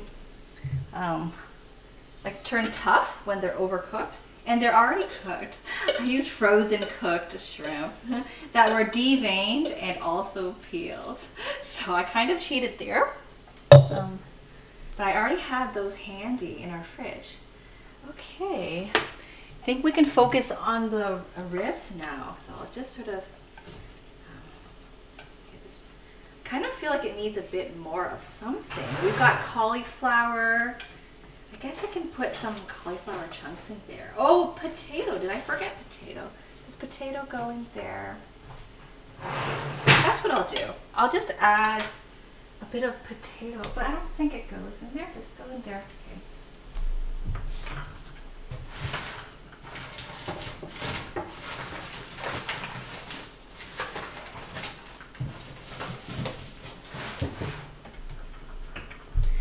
I'll add some potato and some onions. Okay. I'm gonna wash these potatoes. Thank you. And I'm sorry, I feel a little unorganized. My place is so cluttery.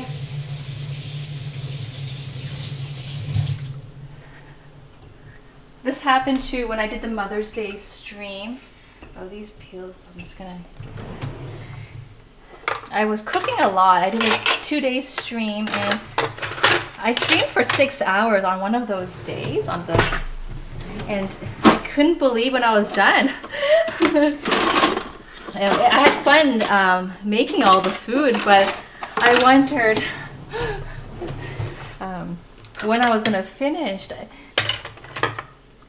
It felt like torture to see all of the messy bowls and utensils lying everywhere during that entire time.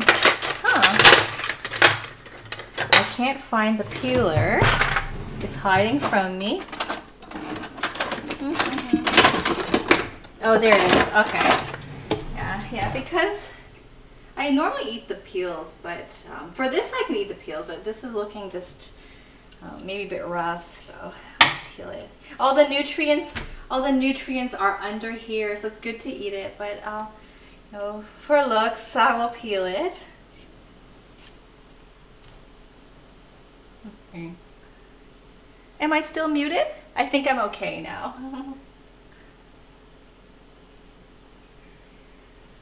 Yes, I think I'm going to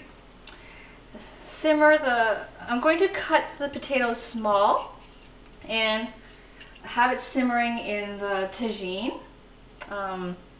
and work on the ribs. I think that's okay. I think potatoes can cook within 15 minutes if they're cubed. If the size isn't too big.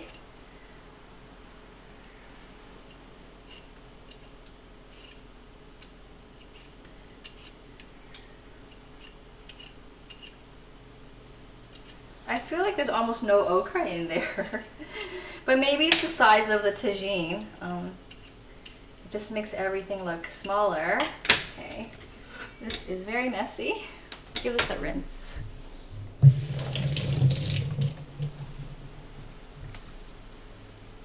Oh, I can make potato chips out of this. I haven't had that before, but potato skin chips. Yeah. Well, next week I will be doing some deep frying for spring rolls and schnitzel.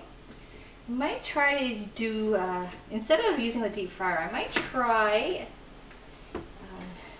doing shallow pan frying instead. I want to try that out.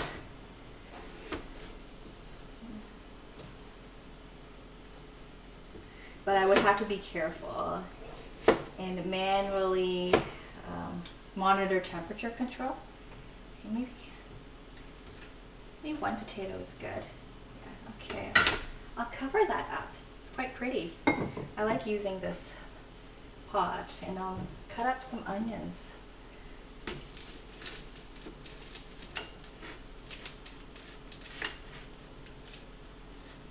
Oh, don't worry, Gaily Gal. Yeah, I'll just have this cooking for a longer time. And for this show, I'll serve a smaller portion, so I'm not worried. And we can have the curry continue to simmer.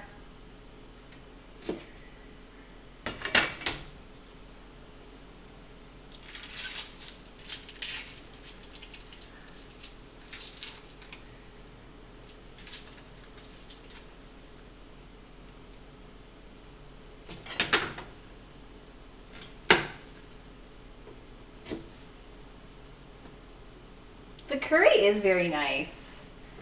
All those spices blended together, the coconut milk, the tamarind, the shrimp broth. I'm excited to try it. I've never had that before. These onions are super small.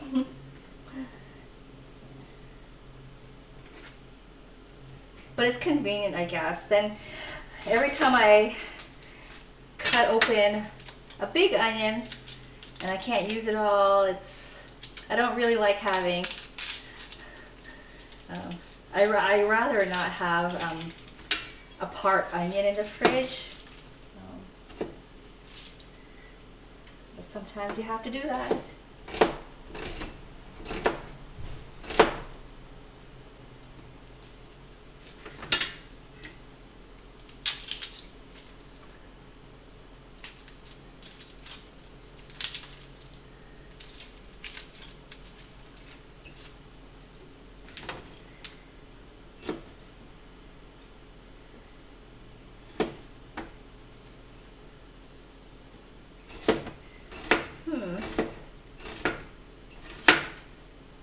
Okay. It was hot. No. Ooh, that's nice and bubbly. Okay. So stir that. Just make sure all the onions are immersed, all the potatoes are immersed. That's actually thickening really, really nice.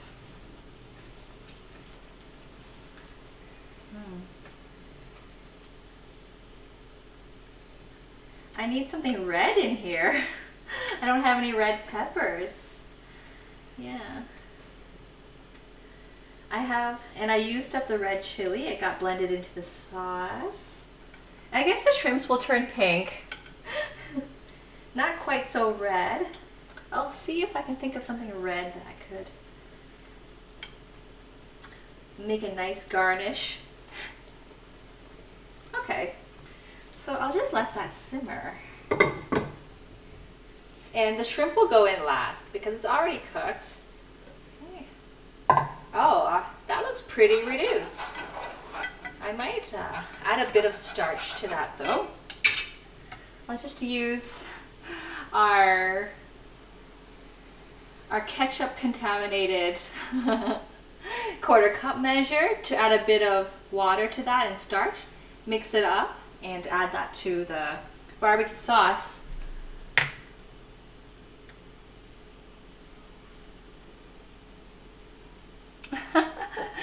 Wow, Gaily Gal. I don't write down either. If you don't substitute too many items, I think you won't notice. it won't matter if you wrote down the substitution or not. It's usually the same things that you substitute. For me, it's anything that isn't common here or anything that I think is a bit pricey that I rather substitute for. Okay, so I'm just rinsing the bullet because it had curry in it. Actually, I could have put less water. Here, I'll just put some of that, but I won't put it all. That may be a bit much. Okay, it's starting to thin out. Okay, I guess I have to throw this out. That's too bad. Okay.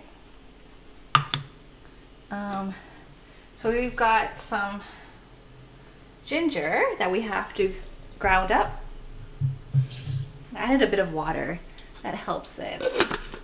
And I'm going to mute the mic again.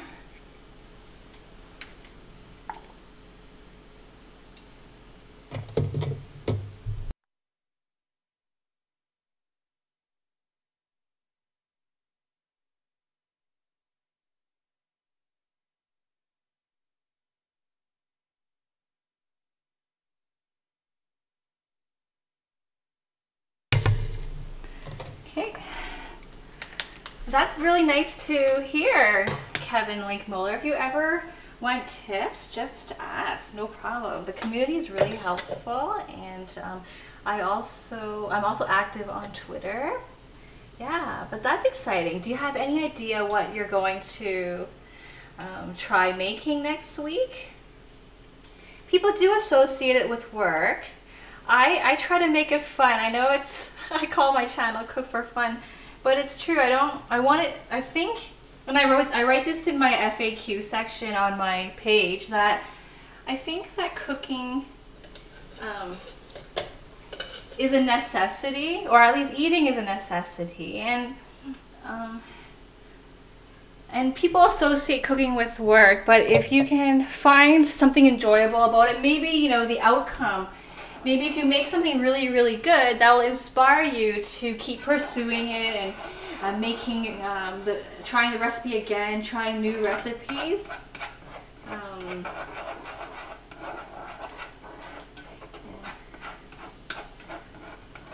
I find that now that I cook often and I experiment much with it, I learn a lot from it, and certainly through this channel, I find that me and Mr. Cook for Fun find that there are few, when we don't want to cook and we want to go out, we feel that there are few options. We feel that, oh, like if we want to have burgers, well, it's not really worth it because homemade burgers are so many times better than restaurant burgers. You can put the toppings you want on them. You can normally get a larger beef patty when you make it.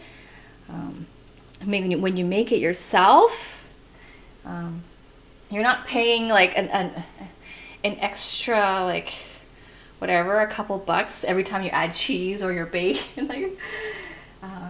I always come back to cost too, because I think that's a really important consideration.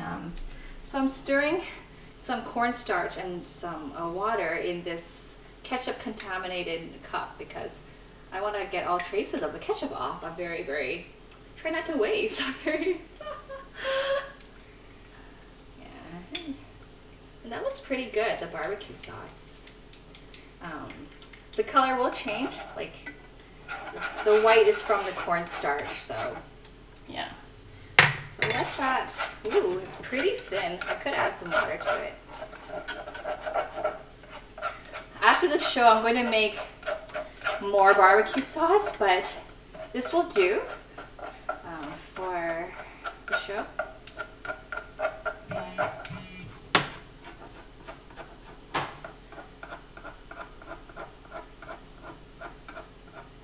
That's right, yeah. I mean, you choose your patties. It's expensive.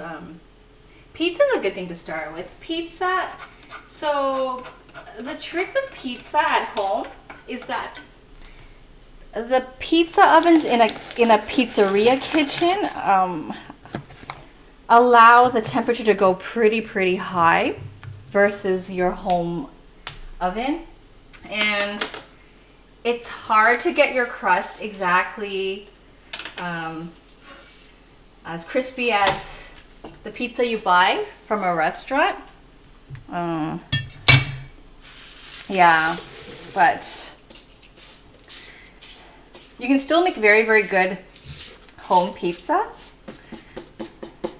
It won't turn out exactly. It'll be your own version.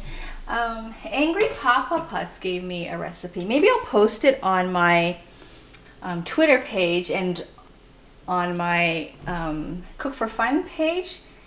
Angry Papa Puss is a viewer and a former pastry chef, and he sent me a recipe. He said that after making this recipe at home, there's no need to go out to a pizzeria. Like, he actually preheats his pizza. What do you call it? That round thing for the pizza. The pizza stone for half an hour on a super high heat, like 500. So that's really, really high. So make sure your fans are on, your windows are open, and then it only bakes for around 6 minutes because it's so hot that everything will crisp up quickly. And he says that if you don't own a pizza stone, he said go to Home Depot and get a terracotta block. So I'm going to send him a message just to find out if it's a terracotta block. But that's a really, really good hack for a pizza stone if you don't have one. But don't sweat it. You know what? Just use a baking pan, whatever. Don't sweat it. Like, it's just that, like, I don't want you to feel like, oh, it's not coming out the same as a restaurant, and I don't want you to feel that you don't want to cook anymore because you're not getting exact results. So that's the one thing with pizza. Yeah. I want to stream it, but I have the tendency of setting the fire alarm when I bake at high heats. Okay, I think it's time to take out the ribs. I'm gonna take out. They've been in for a while. Okay. I'm gonna line this with silicone. So you can see all that. Yeah, you can see all of that. Ooh. What a messy looking frame that I'm displaying for you all.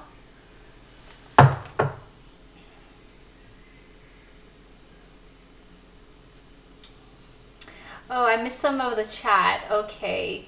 Do I puree my barbecue sauce? Sometimes I do. Yeah. I just only puree the ginger. But yeah, sometimes I do. I love the bullet. Yeah. Never had one before. I knew Mr. Cook for Fun, but I really like it. I'm glad you're inspired, Kevin. Yeah. But we should do a pizza stream one day. I'll have to warn Mr. Cook for Fun that the fire alarm might go off if we have the oven at 500. The minute I open it, it's gonna go off. Hi, Kubla Khan Art. How are you? Welcome to our show, and let us know what country you're tuning in from. How long is average cleaning after the stream? I'm gonna say half an hour. Yeah. I don't take long to wash dishes, but yeah. There's a lot to put away. Today's stream with the 16 ingredients in the curry. That's a little intense. Okay, ribs. I'm sort of making this part up now. I think I will, I don't know if I'm going to, what I'm going to do. I'm gonna take out some ribs. Okay, maybe turn on the fan.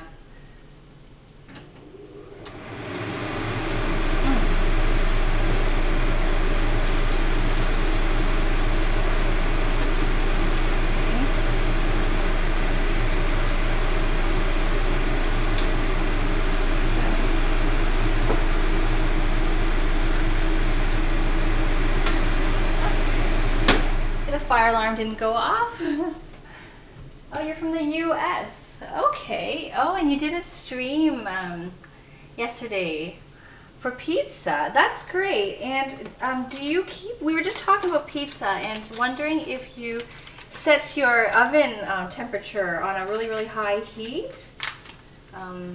Yeah. And some tips that you can share on getting your crust good. Yeah, okay, we've got some, looks like some juice is gonna come out. You can't see it in the camera frame.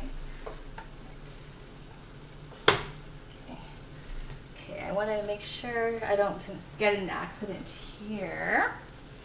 Okay, I'll get a large bowl or a large.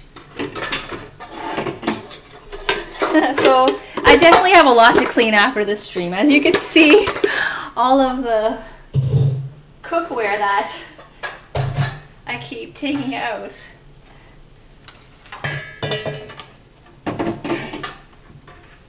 Okay, so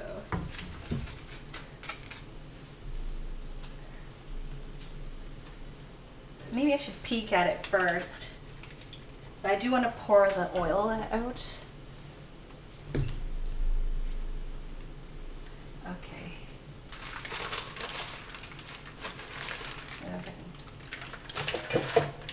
Okay.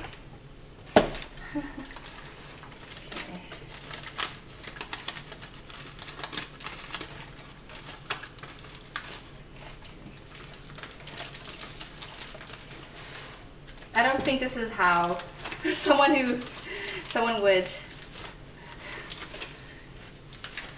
handle their ribs, but anything goes on this show.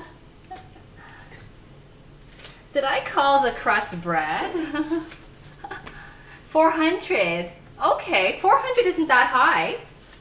Okay. Okay, and you got a nice crust. Very, very nice. Okay, so I'm gonna get a fork. Let's take a look at that and see how that turned out. It's been in the oven for some time. The heat was, it's actually really, it's actually coming right off the bone. I'm gonna eat that on camera. It just came right off the bone.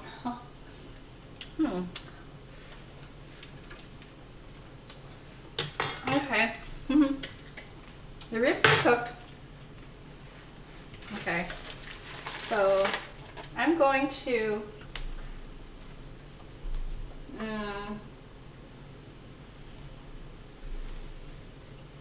okay.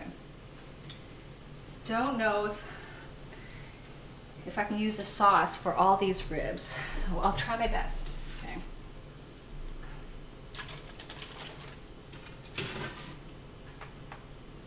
Okay, let me move it that way.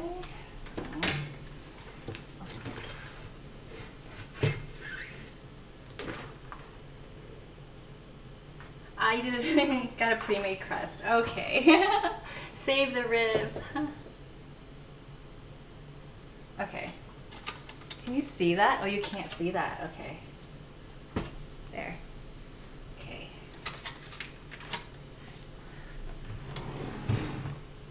Get some tongs out. The ribs are quite soft. They actually, they're gonna rip right off. They were slow cooking in their own juices, which is a good thing. But I just have to be careful. How am I going to handle this without breaking it? Maybe I'll just...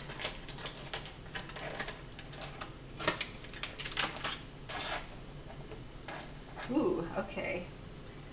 It looks like it wants to break the moment I touch it. Okay, maybe like that. I don't know. I'll have to get like even more utensils out. This is turning into a mission. Okay. Okay. A flipper, okay. So I think I do it that way. Okay. So we've got ribs. It's so tender and flaky. Look at that. I'm poking into the meat and it's flaky. So really, really soft, which is good. They're cooked. I'm glad. So Itswaga makes crust. Super easy to make. It's not easy. I find that with crust making or bread making, It turns out different each time. It's definitely a skill, bread making, or crust making, or making the dough.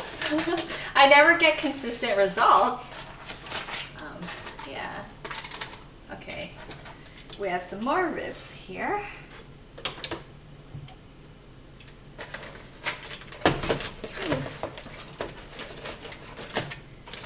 They're totally gonna fall apart on me.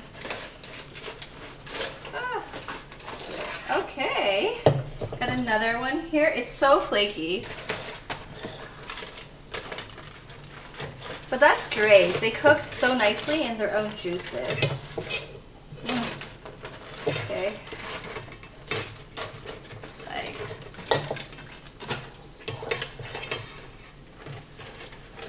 Okay, so I'll show that to you. Okay. This aside. Show you a close-up. Yeah, they didn't break, but they want to break any minute. Like everything, the meat is so flaky. It just, when I touch it, it just slips. This one's less flaky, but it's soft. It's just a thicker piece of meat. Flaky, flaky, so I think, okay. And with this barbecue sauce, I have a brush. This means tons of washing for me. All the stuff I keep taking out. Okay, I'll check out your YouTube video. It's Waga. Yeah, so you're talking about dough, right?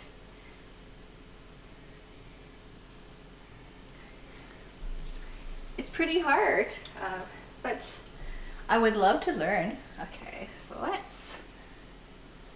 Can you see from there? Okay. Okay. I think you can see even more if I moved it here. If it's there. Okay, so let's brush these up.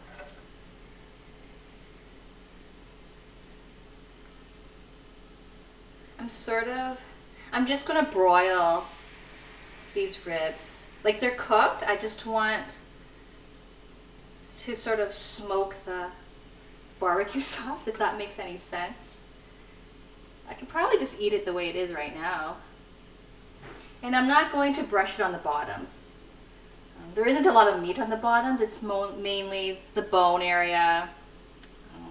And it's a very strong sauce. Yeah, but I will be making more. I should have doubled the recipe. I didn't really think it through.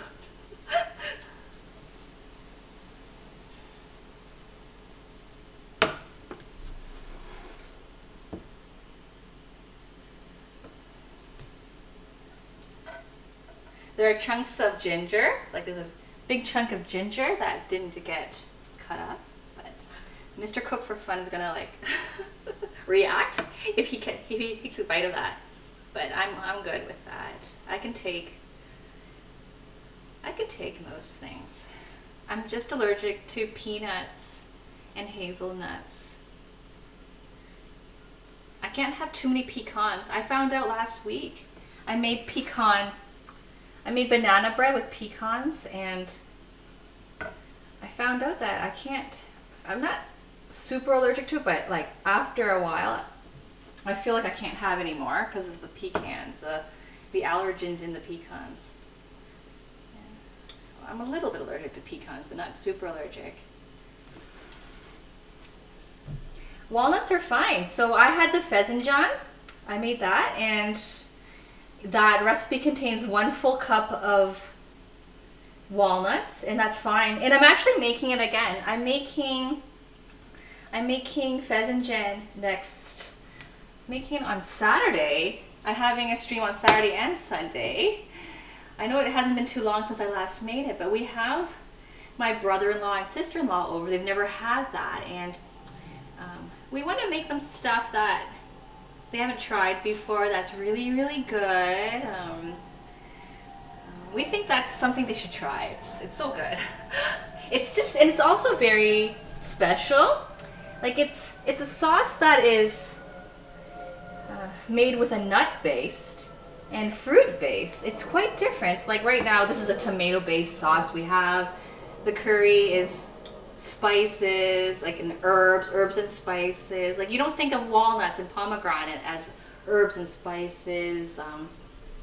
So that's quite unique in that it's flavored with walnut and pomegranate as its major flavors. So yeah. I was just thinking, maybe I'll try a rice cooker cake and put frosting on that. I want to see how easy it is to make cake with a rice cooker, because I think that will be life-changing. It's supposed to turn out moist because there's everything is contained in the rice cooker. That's good. That's a lot of sauce. It's gonna be really saucy. I guess I could have saved some left over for dipping. It's all right. What I might do is all the drippings from the marinade, I might put about a cup of that and some cornstarch and make a dipping sauce out of that. So lots of sauce is going. Okay, so we do have some ribs in there, but that's okay. It never hurts to overcook your pork. It'll just turn more flaky and soft and tender, which is good. And I'm going to broil the ribs so that I can just get the sauce to maybe get caramelized, because there is sugar in there, although we did do it on the stove top. I'm gonna do that, and I think the curry should be good. A lot of steam is coming out of the tagine clay pot, so let's put on the broiler. Let me just, okay, and I'll put it in. And not too long. Push start. Okay, I'm gonna put it in and then I'm gonna push start. Beep, beep. Okay. Start. Turn the fan on. And the light on.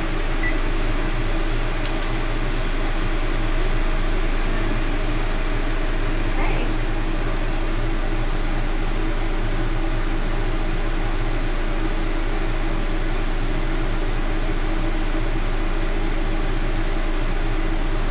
Oh, okay.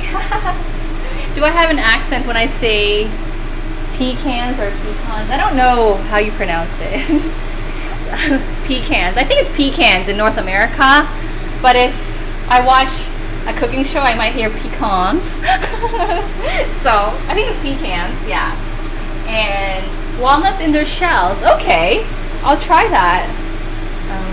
I have walnuts already that are unshelled, unhulled already, so I'll use that, but I'll keep an eye out for the ones with shells, and I'll have to borrow my parents' nutcracker. Sometimes the back of the scissors have a nutcracker, so I'll see if I could do that next time. But we love pheasant jam, it's so good. And we said for the rice, use basmati and add saffron.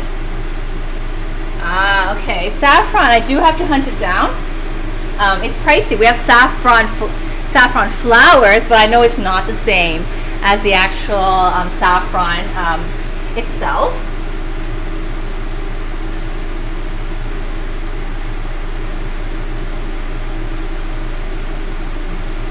And a baking cake in a rice cooker. Yeah, I've never tried it, but I've seen it online. The rice cooker could be used for a lot of cooking, not just rice. Soups. It can kind of be used. It can be used to braise meat as well. I haven't explored all the different functions that a rice cooker could take on.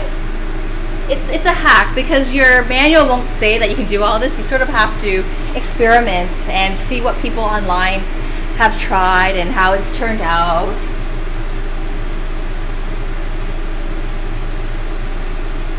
I haven't tried Japanese pancake in the rice cooker. Yeah, Winston, he He was actually sleeping nearby, but I think he's gone out because Mr. Cook for Fun is doing a lot of woodworking, and he's outside hanging out with him. The weather's really, really nice here, and Winston likes the outdoors. The grass was freshly cut yesterday, so there's a lot of smells, and he wants to pee everywhere, I suppose, to mark his territory.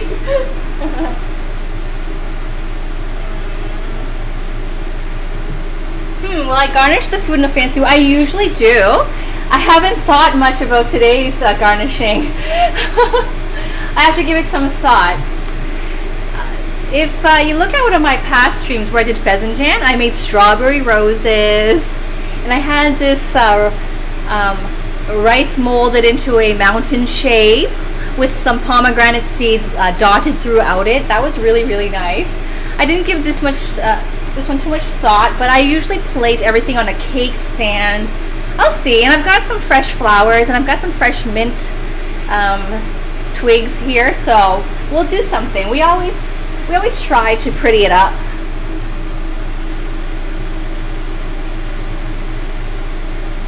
Okay, I'm gonna see if our meat looks.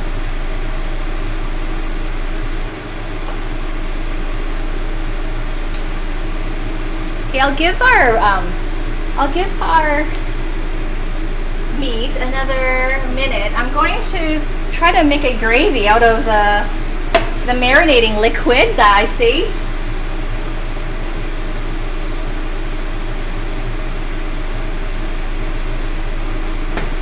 So here's our marinating liquid. I poured it out before I put the ribs into the oven. So the ribs were marinating in a rub overnight, and poured it out before wrapping the ribs up. And I forgot to explain what I'm going to send you the recipe and put it in the chat. So DJ Rad rum ribs. I'm going to post that in the chat so you can see what rub was used in it. We didn't show that in the stream. We weren't even going to make the ribs on stream because I wondered, like, the rub has to be made and then the ribs have to marinate overnight. So I wasn't sure, but then my husband just said, well, just finish off the ribs on the stream, even though we started them like the night before. So yeah, he's quite a fan of this recipe. We all are, actually. So will you be after you try it. Yeah. So the paste contained, so the marinade contains maple syrup, chili paste, ground ginger, Worcestershire sauce, paprika, cumin, Chinese 5-spice, and nutmeg. And the Chinese 5-spice, you can hack it. You can find recipes for it. If you don't have it, you can substitute with anise seed powder and cinnamon and clove. Those are like the main aromas that get released from the Chinese 5-spice. Yeah, so you can always hack something if you can't find it. Okay, so it's really quiet now. So here's our handy scoop again. So this, I had this in the fridge because it had a bit of pork juice in it, which is raw from the marinade. So I had to just keep it fresh by keeping it in the fridge. So okay, so let's just start with just a cup, a little bit more than 1 cup. I'm going to heat that up and add a bit of cornstarch again, just to thicken it up. Okay. Okay, so I'm just off to the side. You can't see me adding a bit of cornstarch and water. So let's see.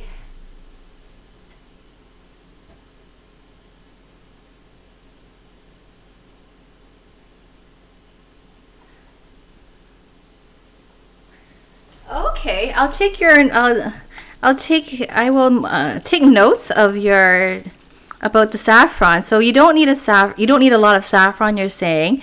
Buying a small portion goes a long way. Okay, we'll find some saffron. Yeah, and I'm interested in trying saffron rice. And Viali, thank you for your comment. Welcome to Cook for Fun TV. You're in time for the almost plating of our ribs and curry. I'm just gonna check on the ribs that are broiling right now. Okay, that's gotta go off. Off and fan on. Okay. There's definitely some action going on here.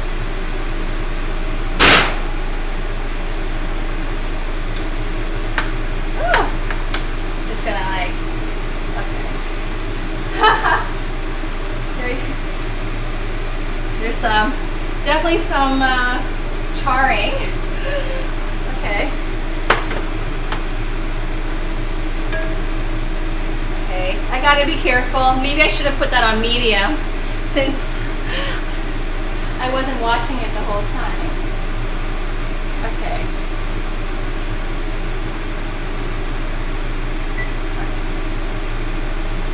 Great. So the ribs are done.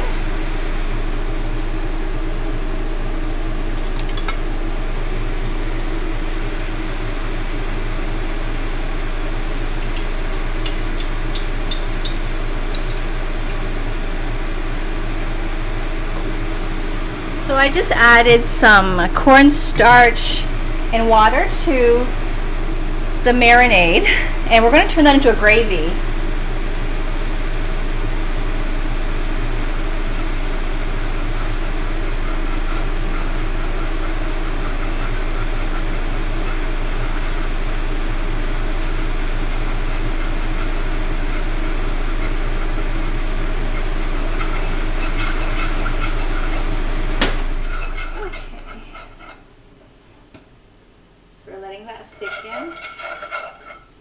Don't know if we need a bit more cornstarch. Garnishing is fun, yeah.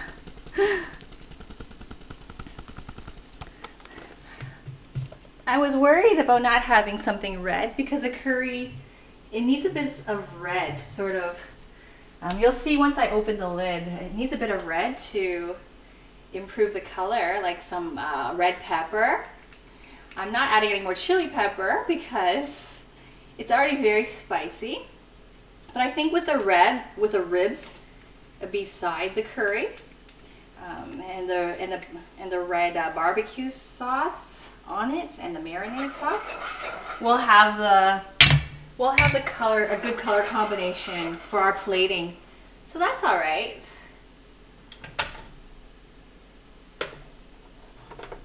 Okay, I'm gonna put this marinade sauce back in the fridge. We're almost ready to plate, so thanks so much for waiting. Yeah. Oh, I wish the ribs weren't so darkened. Yeah, not healthy to do that, but yeah. Okay, so let's take a look at. We can start plating. I'm going to. They can switch over the camera. Great.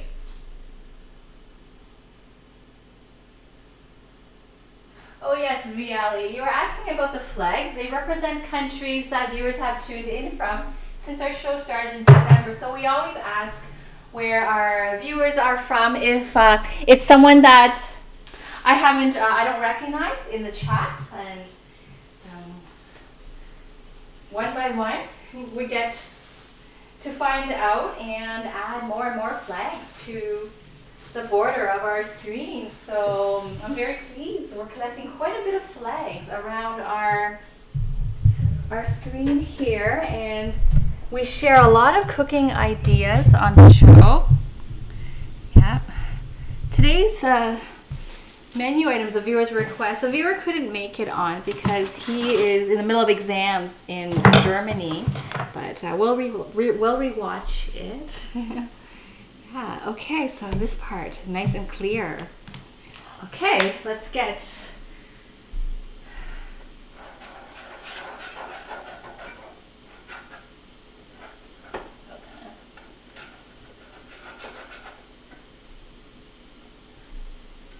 Just giving this a stir.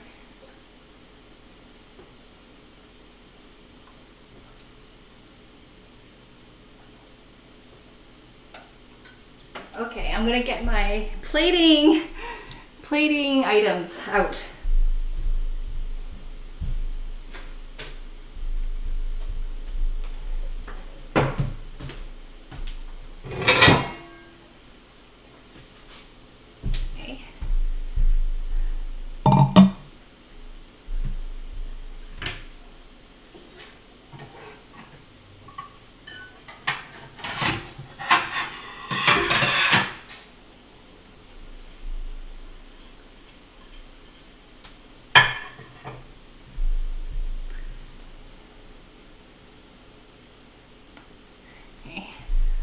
I'm actually going to do some plating. Oh, you can't even see. I'll move the camera. You can see what I'm doing. Oh, my messy kitchen. There. Okay. For the show, I often... Oh, I'm quiet now. For the show, I often use my funnel for the rice. So here's we've got our cooked rice.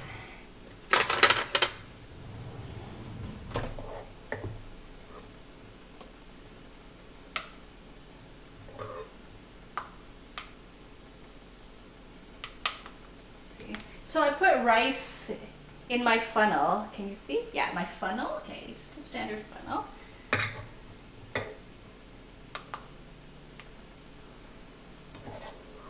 Okay. I pack my rice in the funnel. I know you can't see everything on this screen. My plating is on the top of your screen. Okay. Then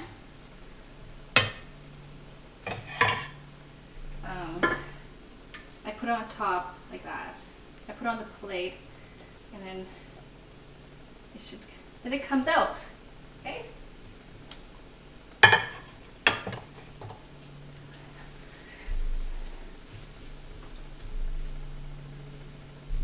Now we're going to check our curry.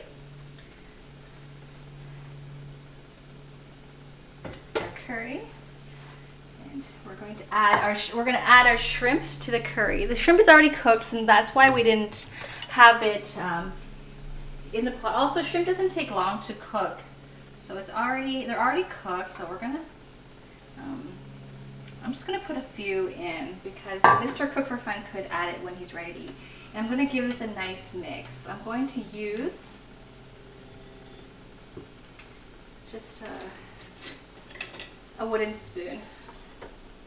Okay.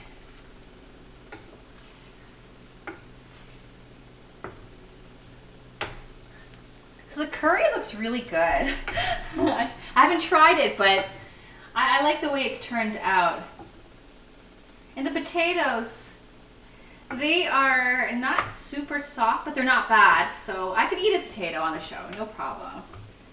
Yeah. Okay.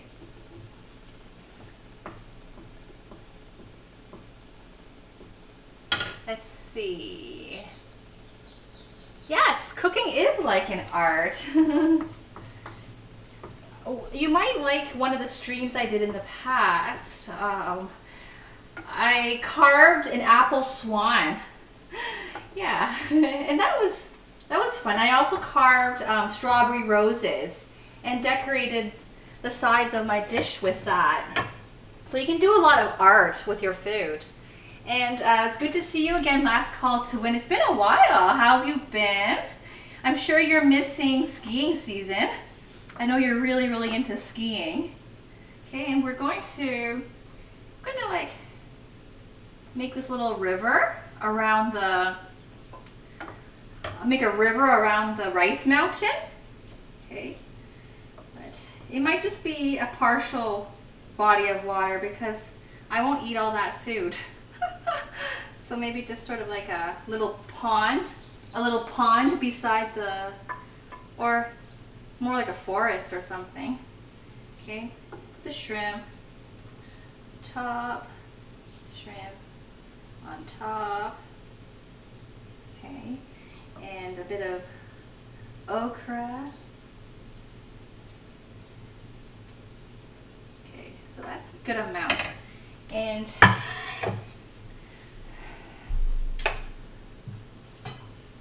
if you want a bit of art, I'm just going to put some spring onion on the rice just to break up we've got a lot of green going on though. The plate is green, but that's okay. We've got red ribs coming up, so that will look good for color. Yes, the summer is here finally too. Yeah. We're in Markham, Ontario, Canada. It's finally summer here. It's been a really, really long winter. Some people even said it'd be a cold winter, but I'm glad we actually have summer weather here right now. So I'm just cutting up some green onion, and I'm going to you can't see, I can move the ribs. Yeah, I can move the ribs. Because I'm plating, so you should see the plating going on. Okay, so let me do that. Just do a bit of a switch.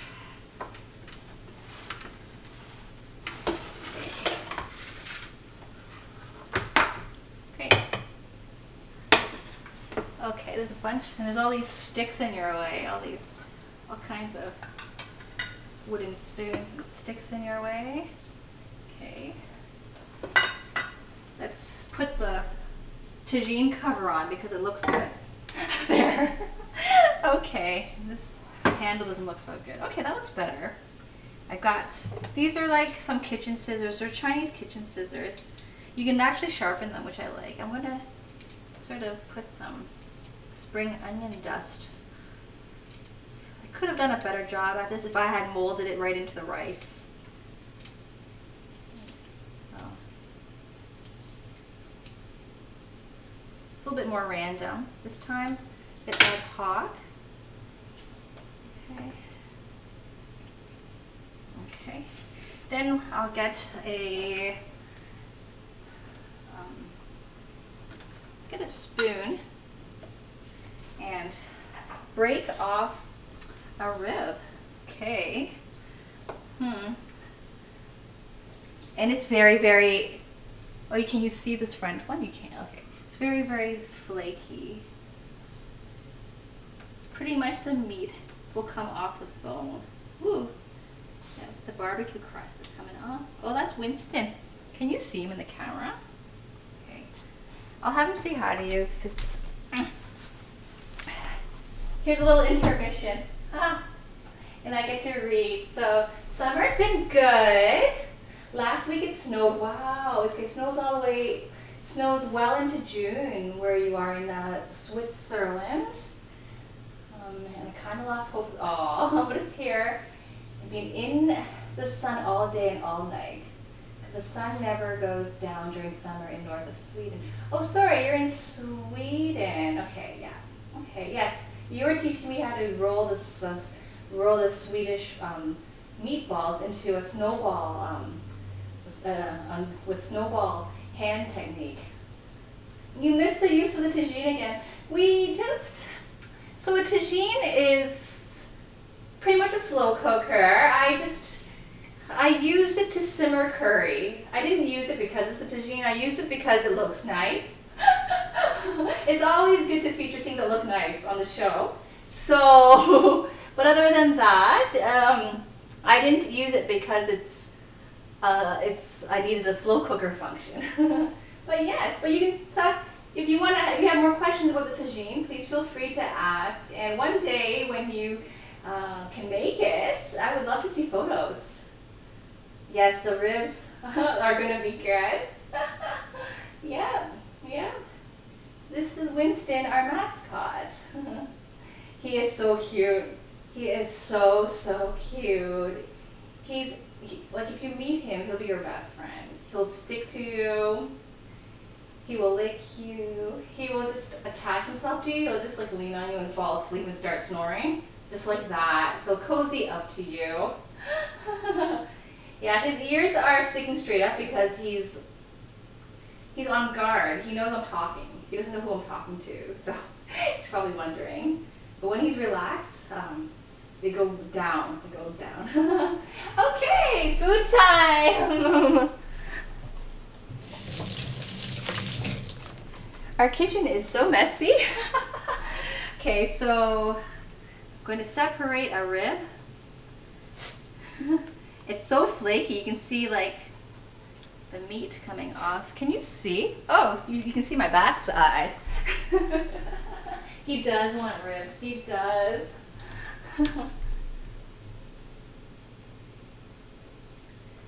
I'm not even using a fork, or I'm not using a knife, I'm using a spoon.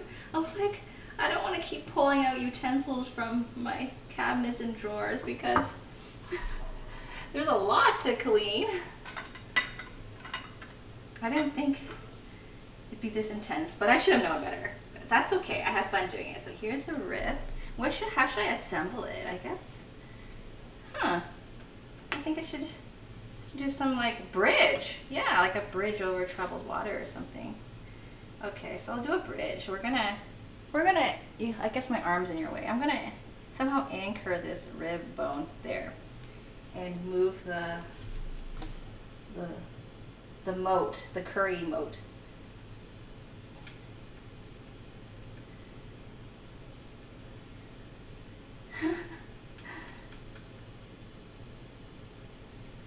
It's a little funny. I'll add another bridge to it because one bridge is pretty good, but okay. But I do think I need to add another rib on the plate. It just doesn't look complete. No one would ever eat this meal with only one rib. Doesn't make sense. Need more than one rib. The meat is totally flaking off, which is good. But in terms of presentation, it makes it hard to work with. I should use a knife. I shouldn't use a spoon to separate ribs, but it's working. Whoa, okay. Got some more. Okay, this one's gonna go like sideways. And the meat that came off of it is gonna go on the plate as well.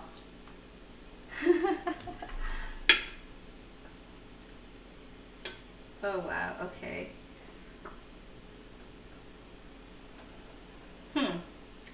Okay.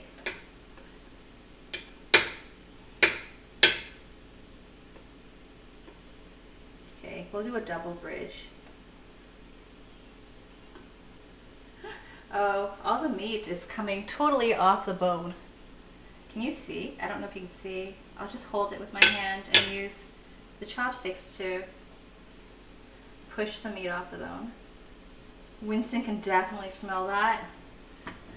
Winston, our dog, he's standing there just. Okay, so let me show you what I've got. And oh, we also have some of the marinade sauce that I thickened. One bridge looks wrong, two bridges.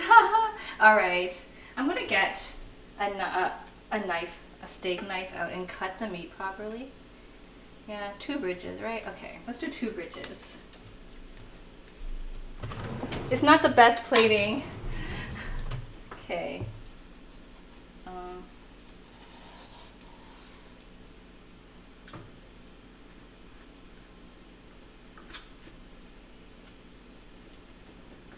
It's not cutting through here. There's something there like a bone.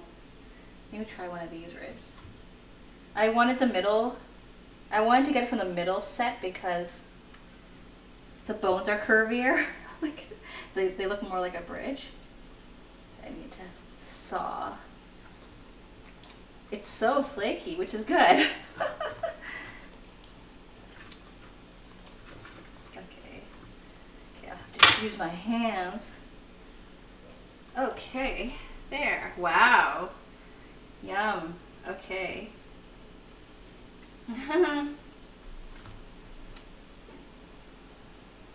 Okay. So this is a little funny, but I think it works. So let's take this, or let's get some sauce. So this is just, I don't know if this is really good. I don't know if this was a good idea. Just put that in the corner. I don't know. Some marinade that was heated up and thickened. It doesn't look that good. Okay, so I'm going to move the camera back to the front. I'm going to do a bit of cleaning up on the plate. I'm going to get some napkin to just clean off some of the excess. Oh, put the sauce underneath like a river. Switch cam. Okay, okay. So the sauce isn't runny. Oh, I should show you a close-up. Okay, hang on. It's not that pretty. Okay, let me pretty it up first with paper towel. Paper towel. Okay, it's a square piece. Okay, it's like, I'll show you a close-up. I will. I'll bring it up to the other cam.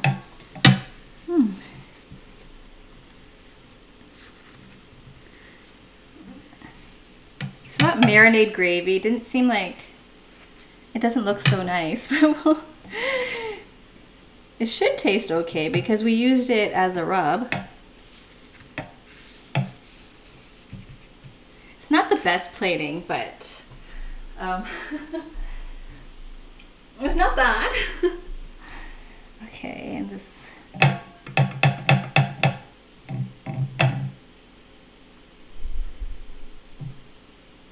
I don't know. Put this right on top.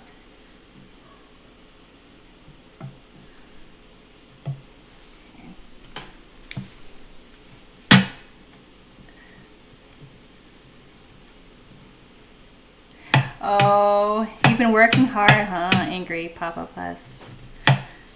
Yeah, life gets that way, but hopefully you get to have a break and enjoy. I know the weather is improving almost for everyone here, so I hope you get to enjoy some of that. School semester is done. That's good, Gaily Gal. Oh, your streams are coming, I can't talk. Yeah, your internet isn't good. Comcast. Okay, that's the brand to avoid, huh? Comcast.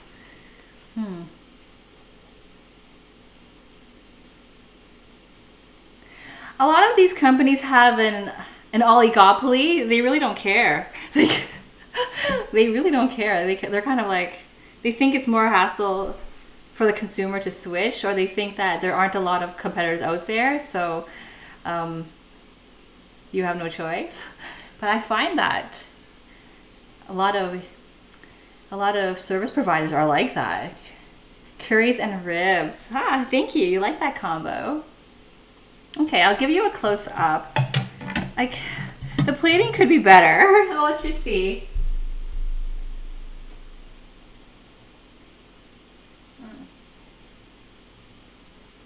I don't know. This maybe.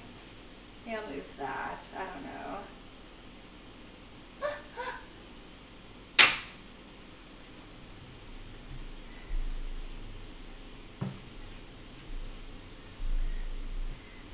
Yeah, I could put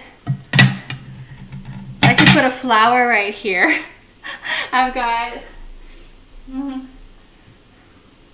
like a mint sprig. You know what?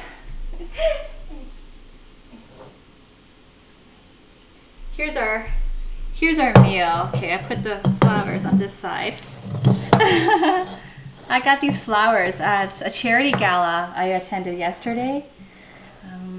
Yeah, so you can use that.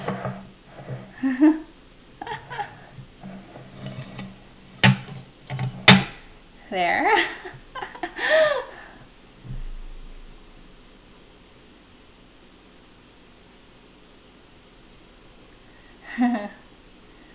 Thank you. The flowers are very pretty. I was explaining that these baby breath, they've been dyed. I kept staring at them at the table. Baby breath is supposed to be white, and I noticed that they're pinkish, and that's because they must have used they must have put them in some pink water to get the colors to come up to the blossoms. So that's pretty interesting. Oh, thank you, Lono241. Welcome to Cook for Fun TV, and let us know what country you're tuning in from. You came just in time for our sampling. Thank you, Kubla Konard and Gaily Gal. Okay, I wish I could. So I cheated with the plating by having flowers on one side and like some mint on the other side. It'd be, yeah. If I had strawberries, I'd make strawberry roses. But let me take a picture of that, of what I have here.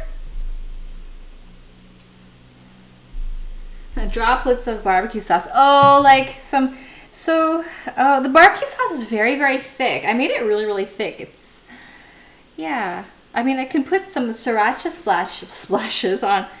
I can do a design with sriracha. Let me do that.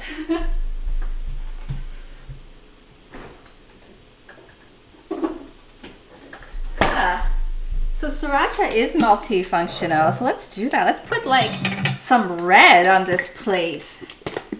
Okay, so, I can draw a flower on the side, like on, that doesn't have much going on. Look at that. No.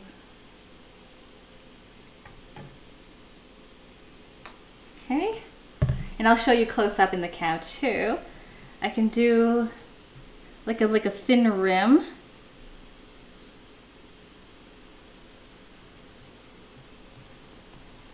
Ah, okay. There. Does that help it? I think it's not bad. I am going to decorate a cake next week. You can post a pic related to food. I am joking, yeah. Angry Papa Pug, I was just talking about your pizza recipe. We haven't tried it yet in this kitchen, but another viewer, Kubla Connor, streamed a pizza yesterday, and we were talking about the difficulty of making pizza crust. So, yeah, we're gonna work on that skill. Ah, chefs of Instagram. Wow. Okay, so let me show you the close-up of this, and then we're going to start sampling. The red definitely helps. I'll do this. Switch the cam. Is sriracha supposed to be stored in the fridge? So good question. Store in cool, dry place.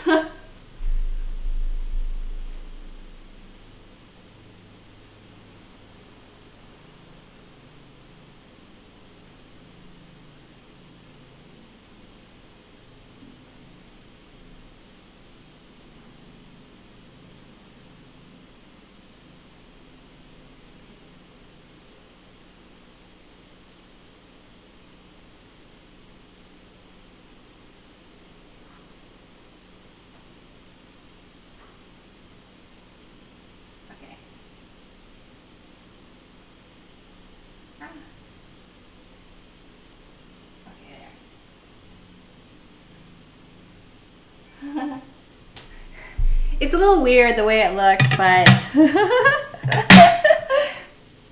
I think it'll be good. I think it's good because we've got ribs and curry.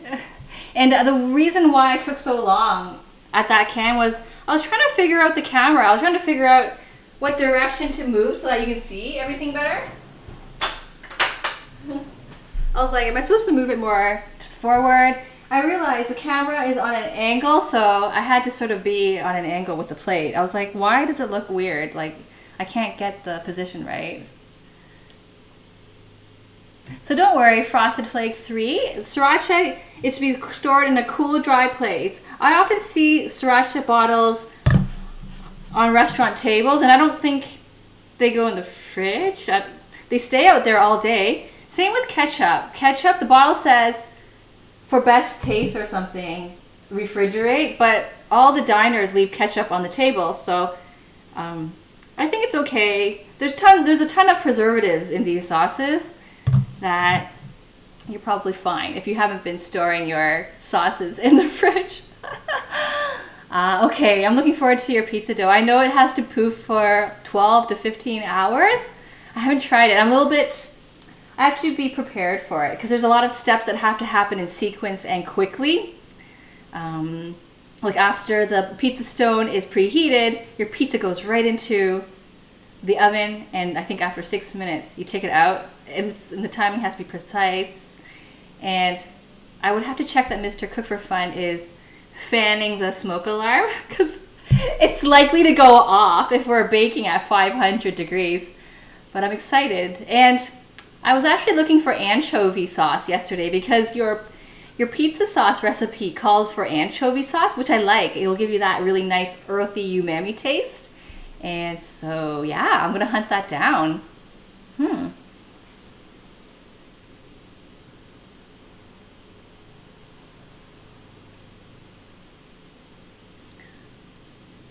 A hermit crab?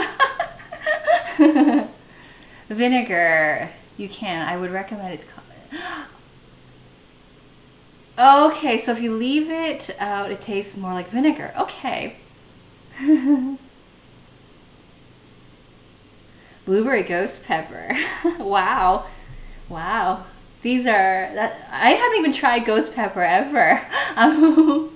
Yeah, one day I'll come across it. Blueberry ghost pepper. I think I heard that mentioned, I think by you too, on another stream. Ah, interesting. I didn't know about the ketchup changing flavor and the color. Blueberry hot sauce.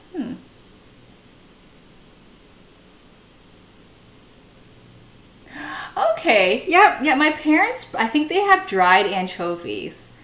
Yeah, so I will ask them, but I'm excited. Ah. Okay, let's give this a try. Should I try the curry first or the ribs? Okay. I'm going to try the curry because, oh, picture, very important. Photo, ghost pepper challenge. This is quite nice. I quite like the floral display.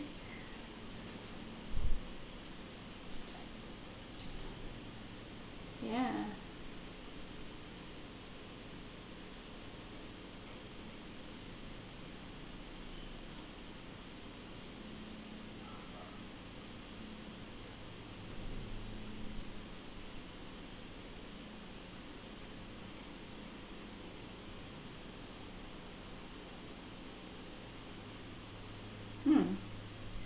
Okay, that took forever to snap. Another close up.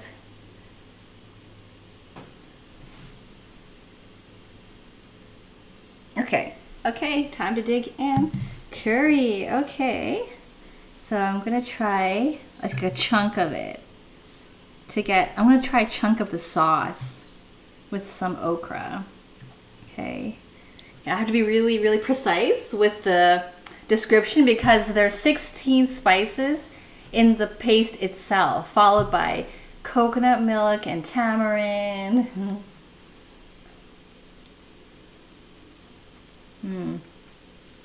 So that's the okra. I like okra. Okay, so okra. Okra, it tastes similar to zucchini, but there's a slight slimy texture in the inside, which is good. It's not gross or anything. Very nice vegetable. Ooh, okay. I can taste the heat. Very, very nice. And the lemongrass.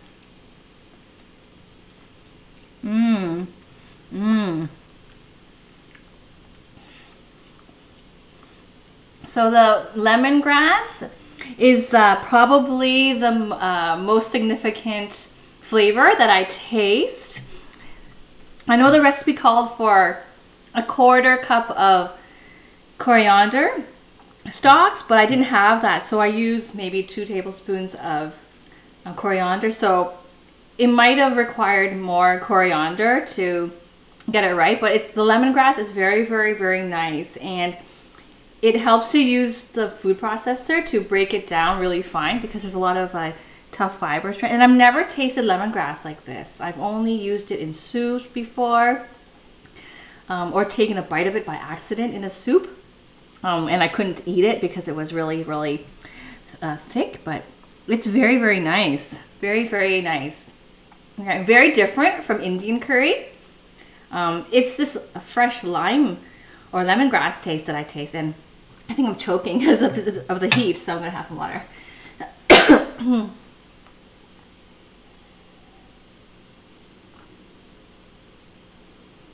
Vindaloo is really good too. It's got a strong vinegar taste to it, very, very spicy. Yeah, you should try making vindaloo.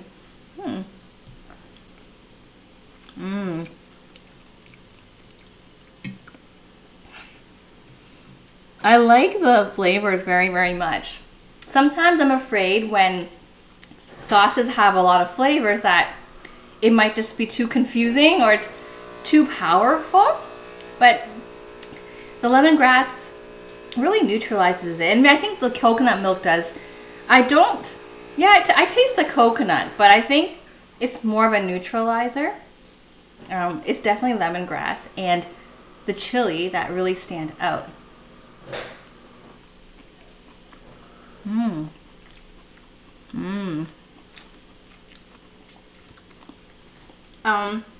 I do need to find a way to plate this better because the color of the curry isn't so like interesting. It's very, very neutral. The color, it's just all like brownish. It's not like red curry or green curry where you have a color. And so if I were to do this in the future, I would probably put in some red peppers, something just to add like a color accent to the plate. But it's very, very nice.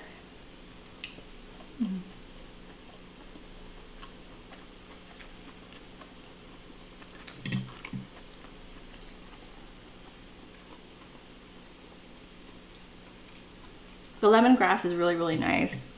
And the curry is nice and chunky. Often curry is runny, especially when I make it from scratch. My curries tend to be so runny, and this time the curry, it was more about a paste with just a little bit of liquid. It wasn't, it didn't require lots of different liquids, so that's nice. Yeah.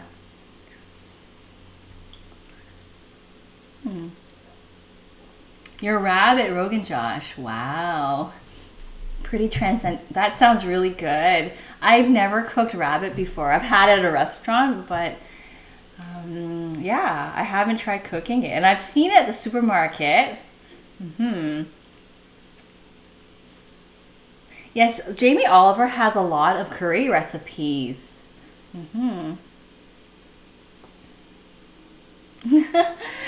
Angry Papa Pug is a pastry chef, and he also does his own butchering. He's been in the food industry for a very, very long time. So, yes, don't be surprised that you're being listened to. Oh, that's good. So your fiance gets to try your food. That's nice. You have someone to cook for. And Mr. Cook for Fun, he likes that I stream. He likes that he gets to eat it afterwards. And he feels that ever since I started streaming, my cooking has improved. Yeah. And I owe it to the viewers too, because I get a lot of learning tips from the viewers too. Yeah, I didn't know how to work with lemongrass, and Gaily is familiar with that herb, so we were able to, I was able to understand how to use it, and I can use the leftover stalks for soup.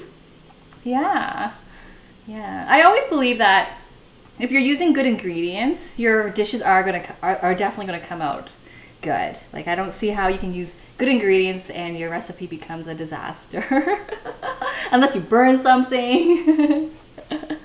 Yeah, this is really, really nice, this curry. And it wasn't hard. I just took very, very long because I was sorting through a lot of my spices.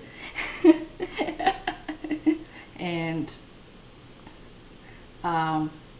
yeah, I didn't have to take that long. I think like in the future I could be a bit more efficient. about that. And also, the ribs were a last minute like addition to the stream.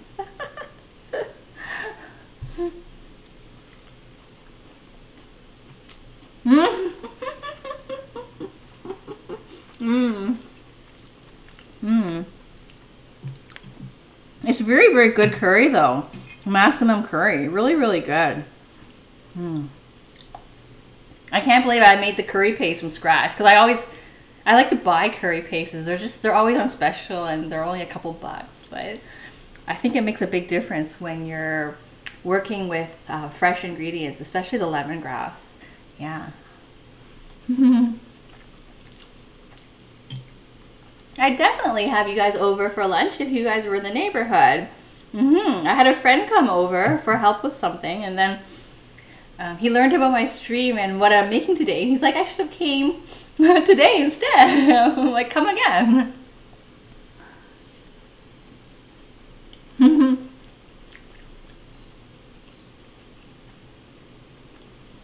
Raviolo al uovo with a bacon cream. Wow. It's a marriage saver. What is raviolo al uovo? Oh, you're all eating. Yeah, it's a long stream. Today's stream is pretty long.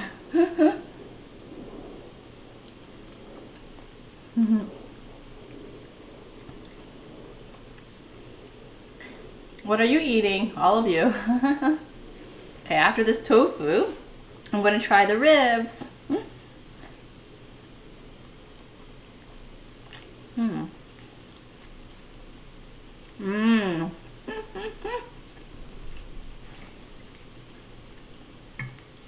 I love pizza. I do buy it often because there's always walk-in specials. $5 for a medium pepperoni pizza. And it's ready in 15 minutes. Yeah. Pasta aglio. Wow, all these ideas. Okay, I have lots of notes to take after this stream. Pasta oglio al oglio. The movie chef. Oh, I like. Okay, the movie chef. I think I saw it. Is that with Scarlett Johansson? Binging for Babish. It's a very large. Oh, I've seen that on TV. I've seen that on MasterChef. The large ravioli with the runny egg yolk. That's hard to do.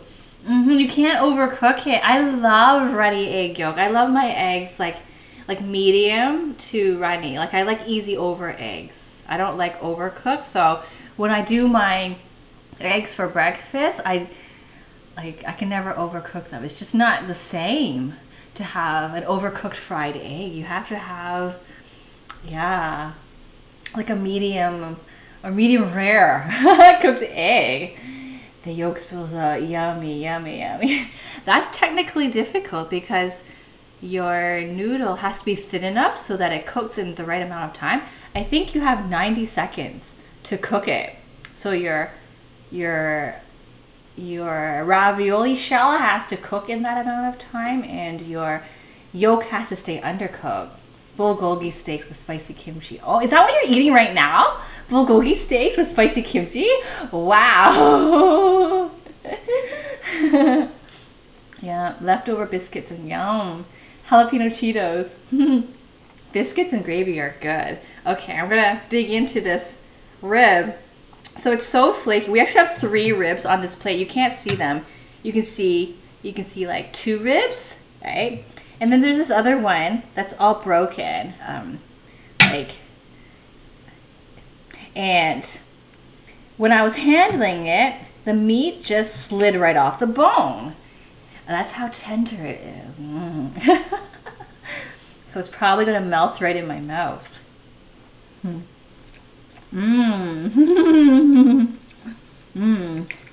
That's a bottom piece without any sauce, so I need to take a piece that has sauce on it. I sort of put all the sauce on top.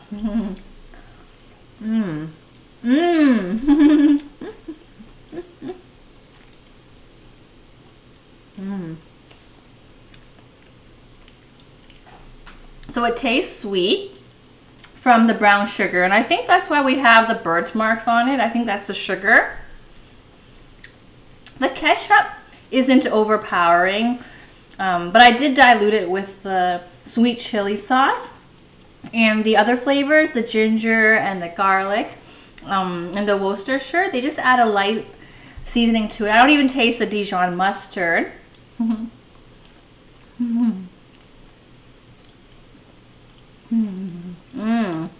But I love how the sugar sort of got burnt. The sugar is very tasty. What am I eating? I am eating ribs, Ronith. How are you doing? Yep. So these are ribs with DJ Rad rum sauce. The meat marinade, I'm going to dip into that. It's not so... It had the meat marinade that was reheated with the cornstarch. The texture didn't turn out so good. It kind of turned out like Play-Doh. I think the meat juice, when you heat it up, it has a lot of... Meat juice contains a lot of the residue, like the meat residue. If you think of soup and all the scum that gets brought to the surface after boiling the soup, I think the meat juice has that in it, and I'm getting a really, really weird texture when I heat up the marinade drippings and try to turn that into a sauce. So I don't think I'll do that in the future. Yeah, but I might reuse that in the future to marinate something else. Yeah, but I don't think that was very good.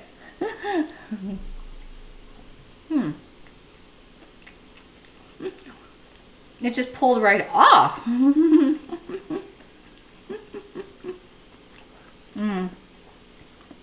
So I'll work on this one, and then we'll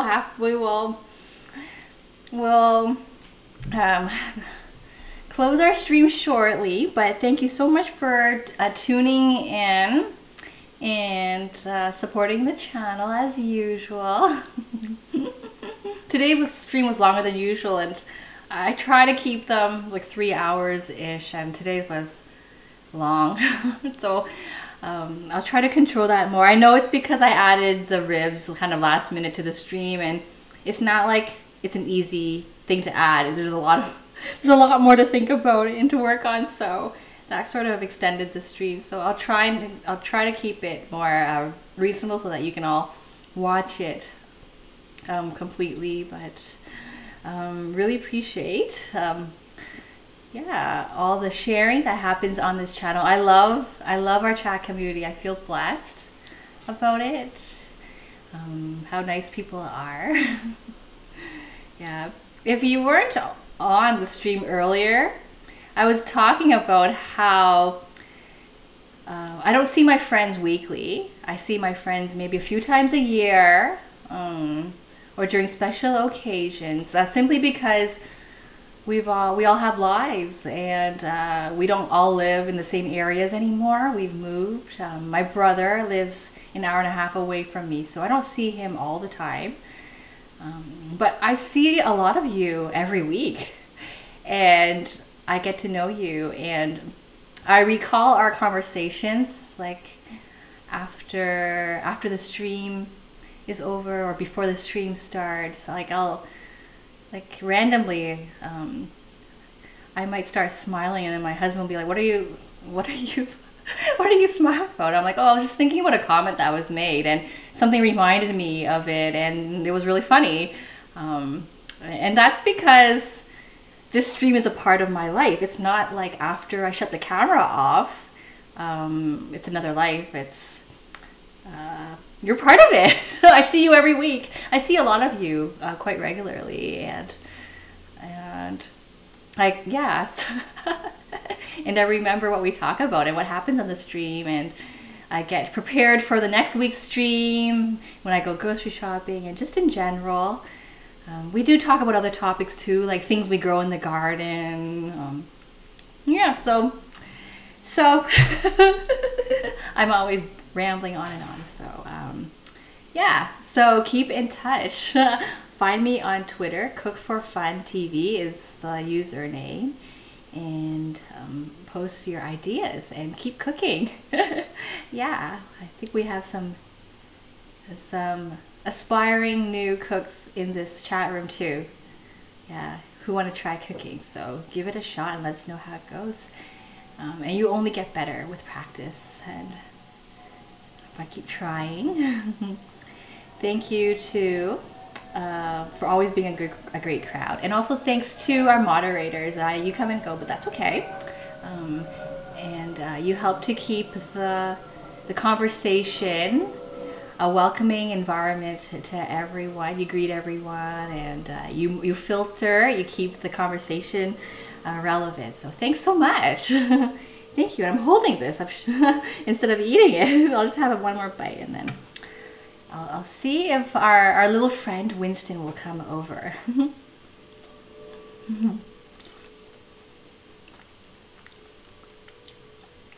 I think the brown sugar really makes a difference, and I don't really taste the rum. To be honest, I don't taste the rum. Oh, thank you, Death Vader, and I hope your dogs do well in the race. Yeah.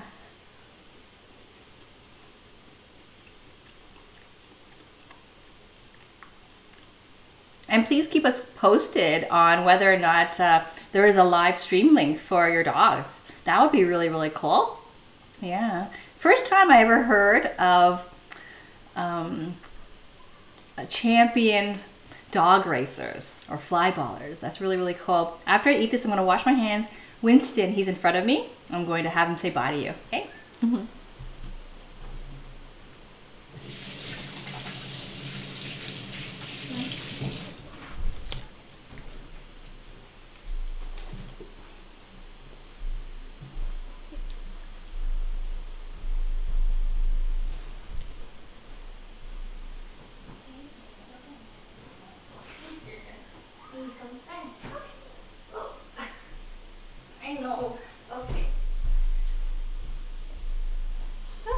Someone wants to say bye.